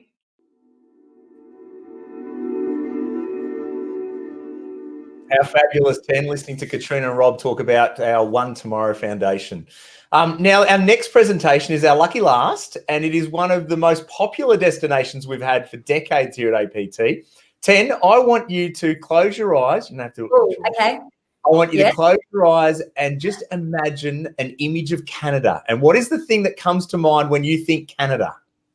Beauty of the outdoors, the emerald colour lakes that you're going to see, the snow-capped mountains, the wildlife adventures that you're going to have, and the gorgeous glaciers as well. I think everyone will fall in love with Canada when they get to travel there. Don't you think, Scott? Couldn't agree more. Beautiful image I've got in my head of the stunning Canada with those amazing snow-capped mountains. As you said, the glacier lakes there as well. Now, I've got a little photo here I wanted to share, Ten, and without putting you on the spot, I've got a photo that needs a please explain. You've mentioned love. You mentioned your love for Canada. There might be one photo here that I need to know more information. What's going on here? Oh, this is where I met my husband, Bob, in Canada. No, I'm joking. We do get to meet Bob. He used to be a Mountie. He joined in 1983, and he has some fascinating stories to share with everyone. Now, I won't go into them all. I have to leave something for when you actually go to Canada. But just something he was telling us was that they were really strict when he first started and when he became a Mountie. He wasn't allowed to look after the area where he grew up, and that was to avoid corruption. So you completely understand that. But he also was not allowed to get married for the first 5 years he joined the force. After 5 years, if you met a pretty lady that you wanted to marry, then they would check out to make sure you had a healthy bank balance or you couldn't get married. And they would also ask that you get permission of your commanding officer as well. Hence why a lot of Mounties decided to resign when they wanted to get married. And I mean, how wonderful. Meeting a Mountie. We made a couple of Mounties. Fabulous stories on the day. Scott, tell us about the wildlife that you've seen in Canada. There's so much. Thanks, Ten. When I think Canada, I think incredible wildlife. I think about the elks. I remember walking through Jasper and actually having elks on the main street as we're walking through. I remember seeing bald eagles. I remember seeing caribou, moose, Dall sheep. There are so many incredible animals of North America. But of course, there is one that everyone goes crazy for, and that is the bears. The opportunity to see the bears. And this photo was one I took a couple of years ago. I did an Alaskan cruise in September. And of course, September is when the salmon are spawning. So this is when you're going to see all of the beautiful bears coming to the water's edge, trying to catch their salmon. And this was a wonderful mama, and she had 2 cubs. And we just sat there watching her one after the other dive into the water and come out with the salmon. Can't quite see it that she's standing on the salmon. So what she would do is take a big mouthful. I also watched the cubs having a crack at it as well. They didn't catch one, so lucky mum caught plenty. But they would take one big mouthful out of the tummy, and then the bald eagles would swoop down and take the remains. And I was sitting there just in awe of what I was witnessing. And the only thing that I felt that it needed was David Attenborough describing what I was watching at the time, and I would have been complete. But for me, Canada and Alaska, it's just so much about the wildlife. And picking the right time of year as well to get to the wildlife is really, really important. But another huge feature of Canada are the accommodations. Now, we stay in some pretty good accommodation, don't we? They're not just hotels, they're also history. So what would be your favourite accommodation in North America? I mean, it's luxury, isn't it? And prime locations. It's stunning. If I had to choose one, I would say the Fairmont Jasper Park Lodge that we stay at. Lots of famous people have stayed there. Marilyn Monroe has stayed there. Queen Elizabeth has stayed there. I've now stayed there as well. And it's very rustic, very charming, suits the area, I do believe. Wildlife surrounds you as well. There's a great pool that you can relax in, a heated pool. There's a jacuzzi. You'd be happy to know, Scott, there's a great golf course there. I was waiting for the golf course.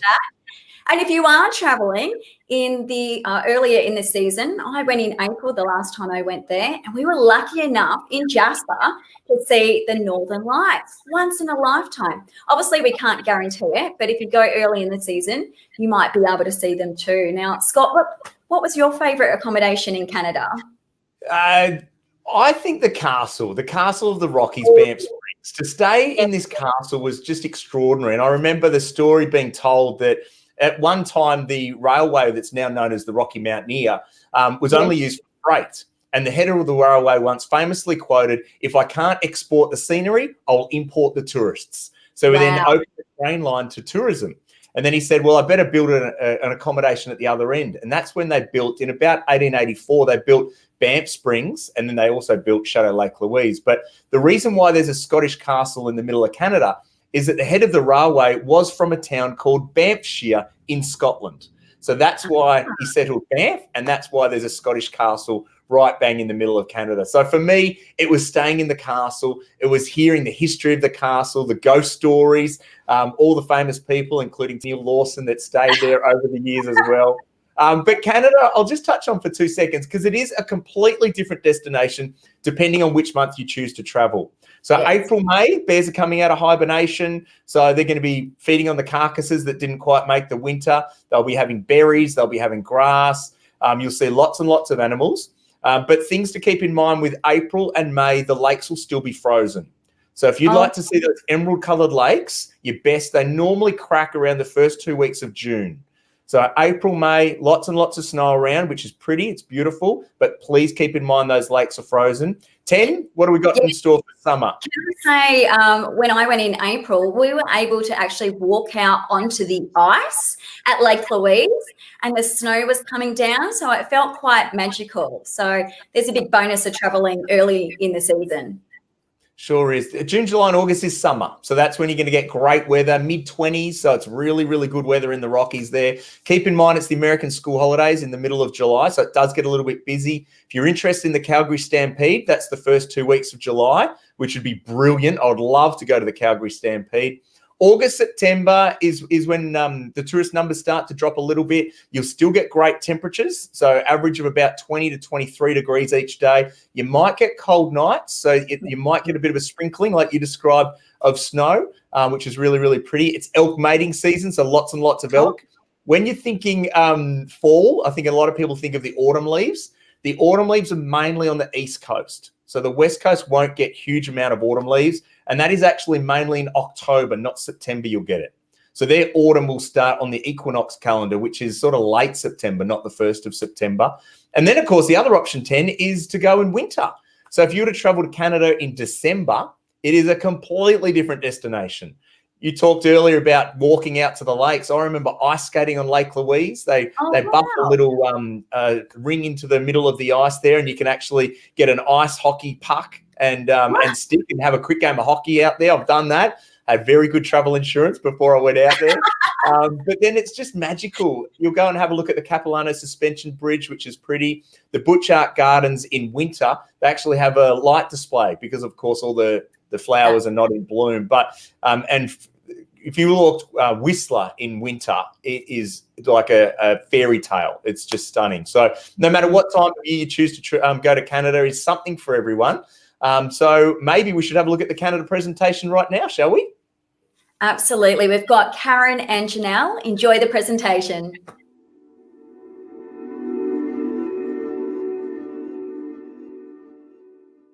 Hi everyone, my name is Janelle and today I'm joined by my colleague Karen. Hi Karen, how are you? Hi Janelle, I'm great, thank you, and I'm so excited to be able to tell everyone today about Canada and Alaska, which is one of our favourite destinations. Absolutely, and we both thank you very much for joining us today. We're so looking forward to showing you the very best of Western Canada with APT. So in contrast to other holidays, which may see you spending weeks, months, or even years researching and planning, we like to make things as easy as possible for you. When you travel with APT, everything you need is included and arranged for you. This means you can book your holiday safe in the knowledge that we've got everything covered for you, knowing that when you're away, we're taking care of all those tiny details. And there's so much to discover in North America, where nature is astounding and the culture illuminating. There is certainly never a dull moment when you visit Canada and Alaska, and we're here to give you an adventure of a lifetime. From Vancouver to New York City and right up into the Alaskan tundra wilderness, we want you to uncover the destinations you've always imagined visiting. Whether you're up for more relaxing exploration or keen to get your heart racing, we have you covered. Here is a map of the destinations that APT can take you to right across Canada and Alaska. For today's presentation, we will be focusing on Western Canada and the highlights that you can uncover on the West Coast. And your holiday with APT through to Canada and Alaska is very much all taken care of and all inspiring. From our award-winning service, our APT 5 Freedoms, what we'd like to offer to our guests is the opportunity for you to enjoy the included signature experiences. Now, what these are one-off, hand-picked experiences that we know will become a once-in-a-lifetime memory of your journey to Canada and Alaska. When it comes to your sightseeing, we include the freedom of choice touring, which means that on any given day, you're able to choose what experience you would like to do. And in Canada and Alaska, we have such a huge range of options that are there, catering to pretty much every interest and every fitness level as well. We offer sightseeing with local guides, which is one of the best ways to experience each destination that you travel to. There is no one better than a local to show you around. While you are touring with us on board, you will enjoy complimentary Wi-Fi, and arrival and departure just couldn't be easier with our included airport to hotel transfer. So that'll be on the first and last day. As soon as you arrive, you'll be met by an APT representative and transferred to your accommodation safely, and the same on the return at the end of your journey as well. Now, we will be showing you some of the other wonderful features coming up in just a moment, but one of the things, particularly for our guests, is to have all of your tipping and gratuities all included. Now, that's a big thing when you are traveling overseas, because quite often we don't know when or how much to tip, but with APT, this is all taken care of. One incredible feature of our Western Canada journeys is a train that for many people will be a true highlight of their visit to Canada. And that, of course, is the world-renowned and iconic Rocky Mountaineer. With APT, this becomes more than just a rail journey and a breathtaking adventure experienced in the elevated comforts of Gold Leaf service for a 2-day adventure that's part of our Western Canada journey. Now, depending on the itinerary that you choose, we proudly offer 2 touring routes, and that is Vancouver to Banff or Vancouver through to Jasper. Both offer breathtaking sights as you make your way from the city to the wilderness, traveling along the Fraser River, and there will be plenty of wildlife spotting opportunities as well. And when it comes to Alaskan cruising, we choose to work in partnership with Holland America Line and Princess Cruises. Holland America Line is used on all of our cruise itineraries that commence and conclude in Vancouver. We choose Holland America Line as they hold the grandfather rights in Alaska, and this is very important as it guarantees the closest access to the pristine wilderness area of Glacier Bay. As well as that, we have priority docking in all of your Alaskan ports. Our guests choosing itineraries which feature land journeys in Alaska, you will be sailing away with Princess Cruises. But either way you go, you will be cruising in absolute comfort, enjoying the views of Alaska from your private balcony. And our stays are more than just where you sleep, but experiences and destinations in their own right. On your APT journey, we feature luxury hotels located right in the heart of town. We also offer estates set within national parks. And here at the Chateau Lake Louise, our guests enjoy guaranteed lake view rooms. And when you arrive into your room and open up the curtains to that famous view, it is one of those travel memories that will stay with you for a very long time. And Karen, you are about to show everyone what is perhaps one of our most popular itineraries for our guests who choose Western Canada. Yes, that's right, Janelle. We've got several itineraries that operate on the west coast of Canada, but my absolute favourite one is the Rockies Odyssey and Alaska Cruise.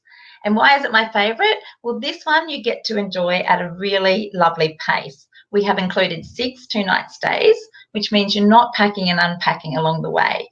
And we've got some really special signature experiences for you. Everyone who goes to Canada wants to meet a Mountie. So meeting a Mountie is one of those experiences.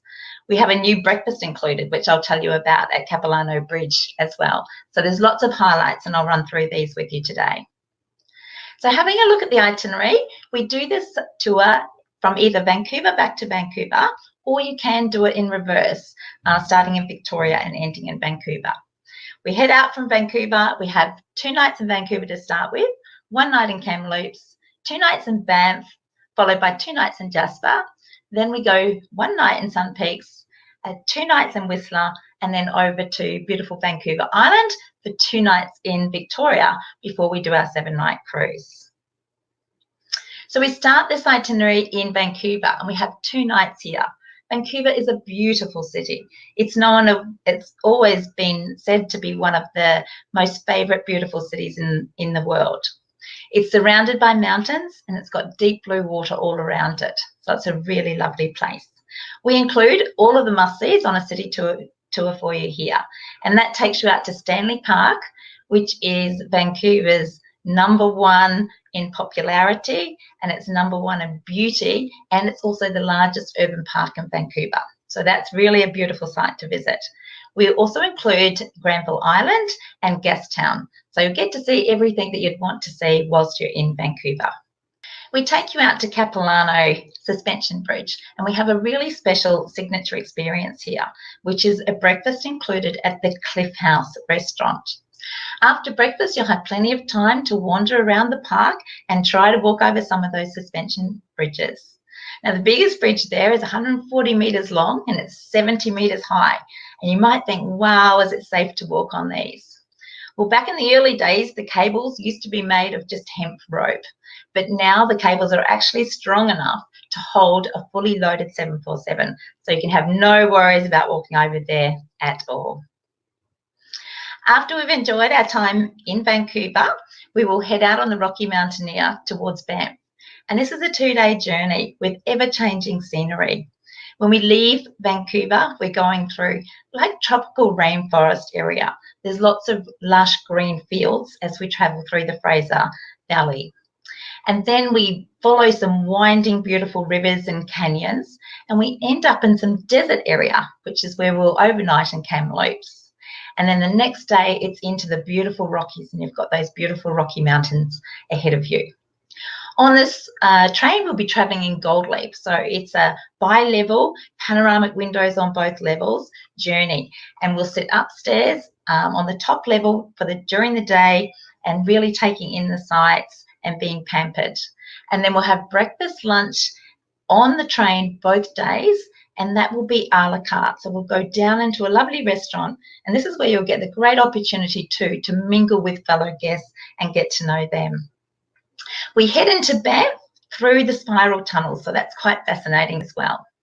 And then we arrive into Banff late afternoon and stay at the Banff Springs Hotel. And whilst we're in Banff, we have the signature experience that thrills everybody. Everybody, as I said earlier, wants to see a Mountie. And Mounties don't just walk around on their horses or ride around on their horses anymore in Canada. So we've actually dug 2 Mounties out of retirement. They both have their proper uniforms, and we arrange a meeting point for them, and our guests get to mingle with them and take photos. So that's a great opportunity and great memories for you to take back home. While we're in Banff, we offer a selection of freedom of choice tours, and you get to pick whatever one you would like to do. One of the most popular, and the one I love, is doing the heli flight seeing tour over Banff. This one offers incredible views as you look down over the valleys, the lakes and the rivers. It's absolutely spectacular. But if you're not into helicopter rides, then you might like to take the option of going on the gondola up Sulphur Mountain, and then you're still getting some incredible views from up the top of there. We offer other tours as well, so if you're wanting to find out a little bit more about the history of Banff, you might like to do our Banff Wilderness Tour. We have a Bow River float trip, so if you want to be a little bit adventurous, that might be one for you. But then again, on the other hand, if you just want to relax and really enjoy the serenity of being in this beautiful place, then you might choose to go to the Willow Stream Spa, which is located within the Banff Springs Hotel. So lots of options for you there in Banff. After our 2 wonderful nights in Banff, we'll head then to Lake Louise, and we stay at that beautiful Fairmont Chateau Lake Louise that Janelle was telling you about in a Lakeview room. Now, Lake Louise is very, very popular for its iconic lake and the gorgeous turquoise colour of it. While we're at Lake Louise, we do have a mountain heritage guide that comes and tells us all about the history of the nature around that area. And depending on the time of the year that you travel there with us, depends on, we may be able to take you to Moraine Lake. And Moraine Lake, again, is incredible. It has vivid, beautiful turquoise colours, and the colours of the lake change depending on the time of the year that you're there. It gets bluer and bluer throughout summer. After our 2 days stay at Lake Louise, we head on the Icefield Parkway to Jasper. And this is an incredible day. We'll go past over 100 different glaciers. There'll be some unique rock formations, beautiful emerald lakes, and some cascading waterfalls. So it's a really, really beautiful day. And this Icefield Parkway is known in the world as one of the most truly beautiful drives. We will stop at Athabasca Glacier and we'll take everyone on one of these fabulous snowmobiles. So you'll go out and you'll have a tour out onto Columbia Icefield, which is loved by everyone. And after we've done that, we will then resume and head on to Jasper, where we will have 2 nights at the Jasper Park Lodge. So the Jasper Park Lodge is still a Fairmont property, but totally different to the others that you would have stayed at. It's more of a heritage it's got beautiful log cabins and pathways that head down to the main lounge area. Throughout the hotel too, you will see that there is some modern decor, but there's also some primitive Canadian art. So it makes it a very interesting stay. And I tell you what, if you're wanting to see some elk, you will get the chance to see elk here, especially if you're traveling in August, because it's mating season and they are up and about and very, very lively. In Jasper, again, we offer you some freedom of choice touring, so you can tailor this itinerary to suit you. If you're very adventurous, you might like to do a sidecar ride in a Harley Davidson. And I know we have a lot of ladies that absolutely love this option. One of the other things you could do is the Jasper Tramway, or another adventure type choice that we have is rafting on the Athabasca River, which is a lot of fun as well. So lots for you to choose from while you're in Jasper. From Jasper, we head to Whistler, and we do make a stop. We stop at Sun Peaks on the way, which is a little mountain resort. So we'll have 1 night there, and the next day then we'll continue into Whistler. And the picture you can see now is beautiful Whistler in wintertime. Now, of course, you're not going to see all of that snow on the trees if you're traveling with us from May through to September. And that brings me to tell you a little bit about the weather in Canada and what you can expect. So if you choose to travel in April, May, the lakes will be frozen. So that beautiful Lake Louise will be frozen. In April, it will be white. In May, it'll have a beautiful tinge of blueness coming through, and it'll be starting to defrost. And May is actually my favorite time to travel. But then if you travel from June through to August, it's summer. So you'll have all those beautiful lakes really showing their beautiful turquoise color. If you choose to travel at the end of the season, so if you go in August or September, you'll have the beautiful autumn colours coming in, and you'll get some good chances to view the bears either at the beginning of the season or the end of the season. Now, anyway, back to the beautiful town of Whistler. In Whistler, we stay at the Western Resort and Spa. And this is a fabulous hotel. What I love about it is that you walk out the door and you're right in the heart of downtown Whistler. So if it's cold or if it starts raining, it's so easy to get back into your hotel. It's a beautiful little township. And in Whistler, we take you out for a very special breakfast. We go out to the Squamish Little Wat Cultural Centre. And here you'll have breakfast and you'll learn all about the Canadian Indigenous history. So that's a really special morning for us. We also have time in Whistler to do another freedom of choice activity so that you can tailor this holiday to suit you. And some of the choices for that is you can do the peak-to-peak gondola, which goes from Blackcomb to Whistler. And that's probably one of the most favourite ones. The actual span of that lift ride is 4.4 kilometres. So it's huge, and it's the biggest in the world that is unsupported. Another option you have is you could do a Jeep mountain safari if you wanted to. We have a float plane trip you can choose, or if you're a little bit adventurous, we've got tree trekking or zip trekking. So after our 2 fabulous nights in Whistler, we will then head over to Victoria. So we go by coach and then ferry, and Victoria is on Vancouver Island. It's the capital of British Columbia. It's a quaint, beautiful little city. There we're going to stay on this itinerary at the Delta Ocean Point Resort and Spa, which is right on the harbour, and you'll have a deluxe water view room. So very special. You can open your curtains and you will look straight down at Parliament House, which you can see in the background of this picture here. Now, our signature experience in Victoria is second to none.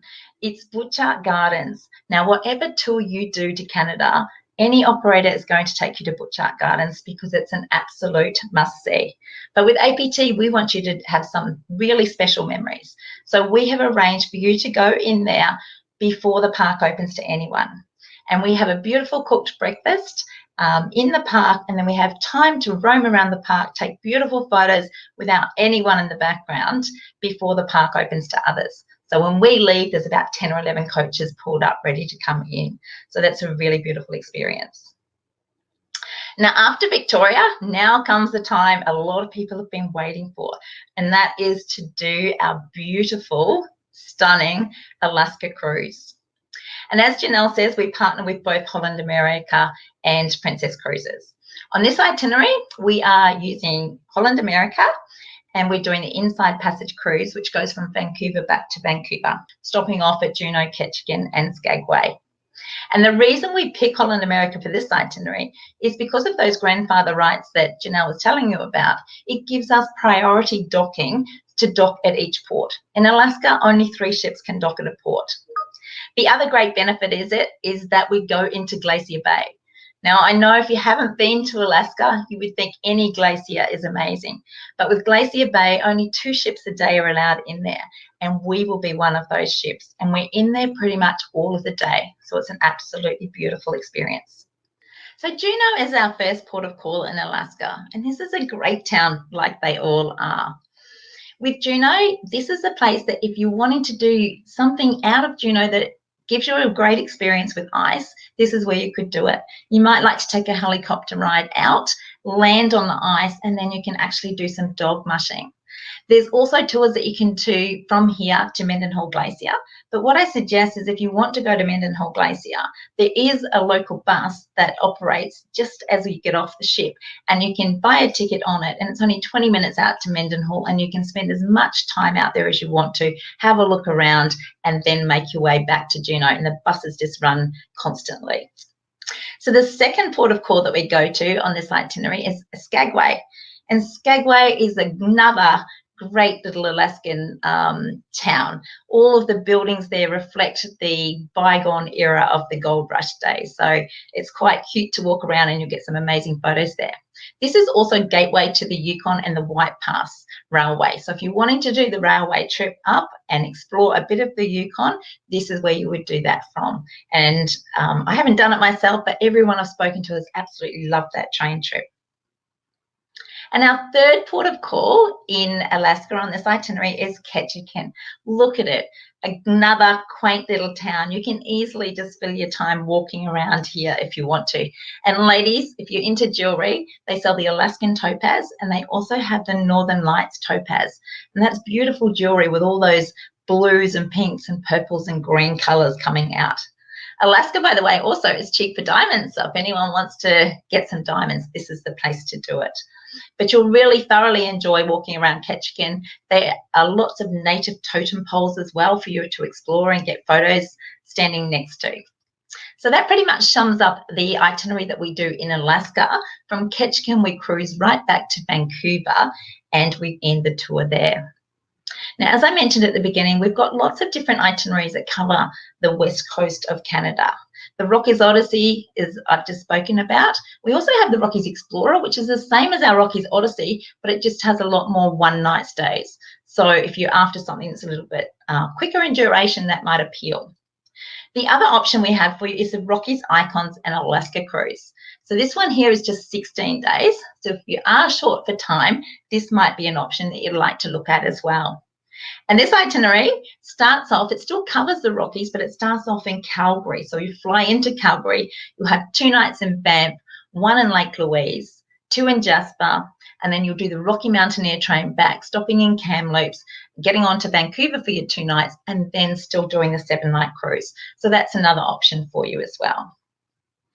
Now, I've covered the West Coast tours. I would love to hand back to Janelle, and she's going to tell you about some tours that if you're wanting to see a little bit of more of Alaska land, then you might like to travel on one of these. Thanks so much. Thanks so much, Karen. That was fantastic. It certainly brings back a lot of really terrific memories.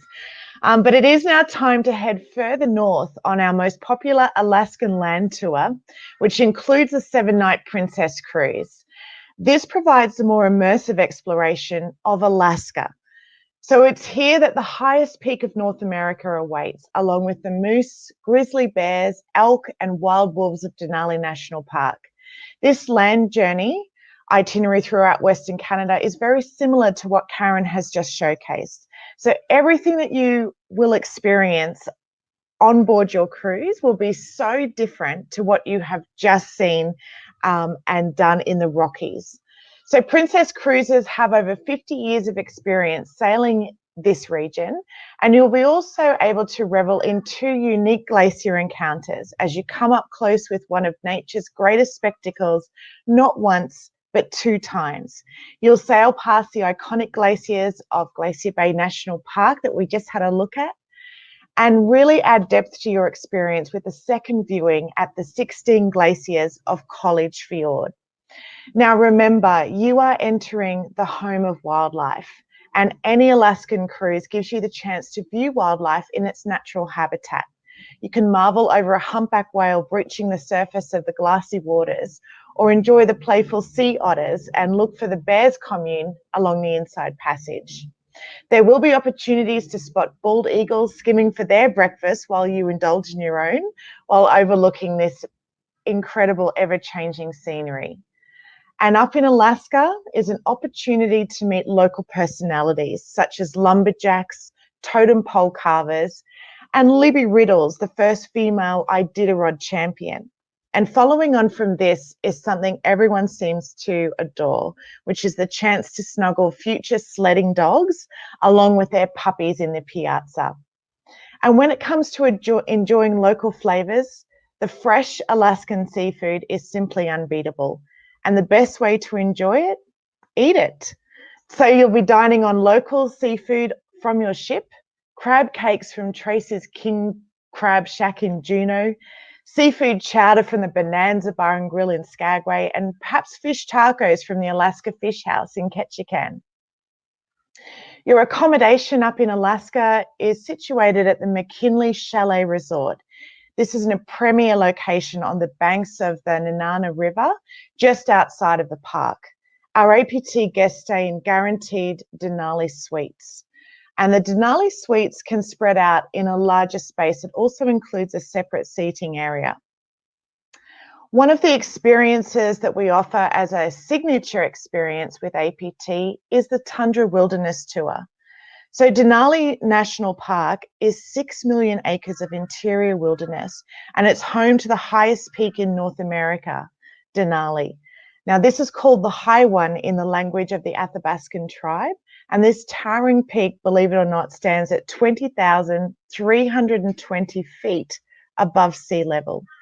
So the Tundra Wilderness Tour will take you 62 miles into Denali National Park to see the remarkable scenery, enjoying a narrated history of Park Road, and with some of the best opportunities to view the park's wildlife. Now, while we can't promise or predict when wildlife will show, the Tundra Wilderness Tour certainly allows plenty of opportunity to look for Dall sheep, moose, caribou, wolves, and of course, grizzly bears. Now, we have some amazing itineraries over on the east coast of Canada to take our guests to experience the best of the East Coast capitals. Itineraries on the East Coast take in Toronto, Quebec, the Thousand Islands, Niagara Falls, and Montreal. And our most popular East Coast itineraries also include Holland America Line cruising to visit areas such as Prince Edward Island, Nova Scotia, all the way through to Boston. What we're showing you here is a combination itinerary for those who wish to experience both coasts. And with APT, our guests will complete the East Coast itinerary before flying across to Vancouver to commence the Rockies Odyssey tour that Karen showcased earlier in this presentation. So on completion of your unforgettable journey to Canada and Alaska, there is no need to feel too sad because we're here to help you see even more and extend your time with us. You can add on a brilliant Canadian lodge, and this one here is named Great Bear Lodge. It's rustic, peaceful, and in the heart of the wilderness. It's also a place where the bears outnumber the humans. And if you are wanting to go to specifically see the salmon run, then this is the place to go and do that. So from today, we hope we have showcased to you some of the best of Western Canada, including those terrific Alaskan land journeys. And we hope that you have taken a lot away from today. I certainly know that Karen and I have some amazing experiences within Canada, and we know that you will as well. So everybody, if travel is calling you, I know it's definitely calling me. If it's calling you to Canada and Alaska and you would like any further information, please do not hesitate to contact us or to give your local travel agent a call, and we will be delighted to help you. Thank you so much for joining us today, and we hope to see you in Canada sometime. What a fabulous presentation. Our last of the day by Karen and Janelle. And thank you both so much for giving us such a wonderful insight into one of our favourite destinations.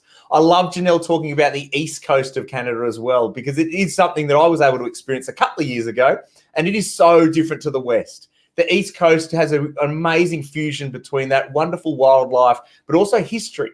And of course, who can forget that a couple of their cities are French-speaking with a huge French influence with the cuisine, architecture, and the language, of course, as well.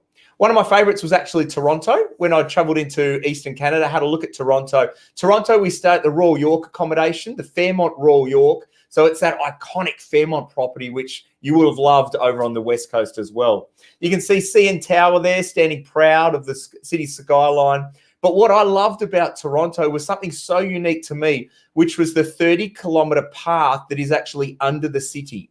So because they have such harsh winters over there in Eastern Canada, they actually have an underground of 30 kilometres. So all of the trains come in underground to the city. And then in this, underneath the city, they actually have a complete level where they've got restaurants, pubs, bars, cinemas, shopping centres, all underground. So as someone from Toronto, you could come into the city, travel around, get what you needed to. All of the high rises connect to the path as well. So you wouldn't actually go outside during winter, which I found extraordinary. Just around the corner, not too far away, a few hours away, is Niagara Falls, which Niagara I would encourage everyone to experience. You can see here, you can do it a couple of different ways. We can do it by the boat, where you'll do the Maid of the Mist cruise right up to the falls. You'll see either the US falls or the Canadian falls. I've learned that there were two different falls there. Niagara is really, really special. And another fabulous way to experience it is by air. So I would again encourage everyone to do the helicopter ride, which will give you a completely different perspective of Niagara Falls. When we stay at the Niagara Falls, we'll be staying at the Hilton, and everybody gets a fall view room. So you can actually just open your window just a little bit, and you can hear the roar of the falls as you fall asleep. They actually divert about 50% of the water through the hydroelectric plant overnight. So it's not quite as gushing, but it's still quite extraordinary. One of the things we do with APT is we also go into the illumination tower at Niagara Falls. So not only will you see it by the cruise, you can do a helicopter ride, but we go into the illumination tower. So every night they actually have a light display on the mist of the falls. And you'll get to go in there and put in your own light display. So you can actually coordinate your own colours. I can tell you from experience that most people look for their footy colours. So they'll actually be having all the footy colours pumping through the mist there. Not too far away, we go into Lake Ontario, and that's where we can do the Thousand Islands cruise. And this is an amazing cruise that you'll experience where you'll go on and see a huge variety of different little islands. Technically, to be an island, you need to be more than, well, you don't need to be, but the island needs to be more than 2 meters by 2 meters in size and have at least one tree on it. So that would qualify it as an island. But what I found was fascinating was that most of the islands were only around about 10 or 15 meters in length and width, and they would have a little houseboat on them. So a lot of people would go there for their weekend away to get away from it, and that's where all the locals would go. We also go and visit a couple of others. We go into Ottawa, of course, which is on our way into Quebec. So Quebec is stunning. I loved Quebec. So this is where you do get so much of that French influence. You can see on the left-hand side there, the Frontenac property, the Fairmont Frontenac that we stay in. But it is a huge diversity in terms of the culture and the cuisines when we stay in Quebec.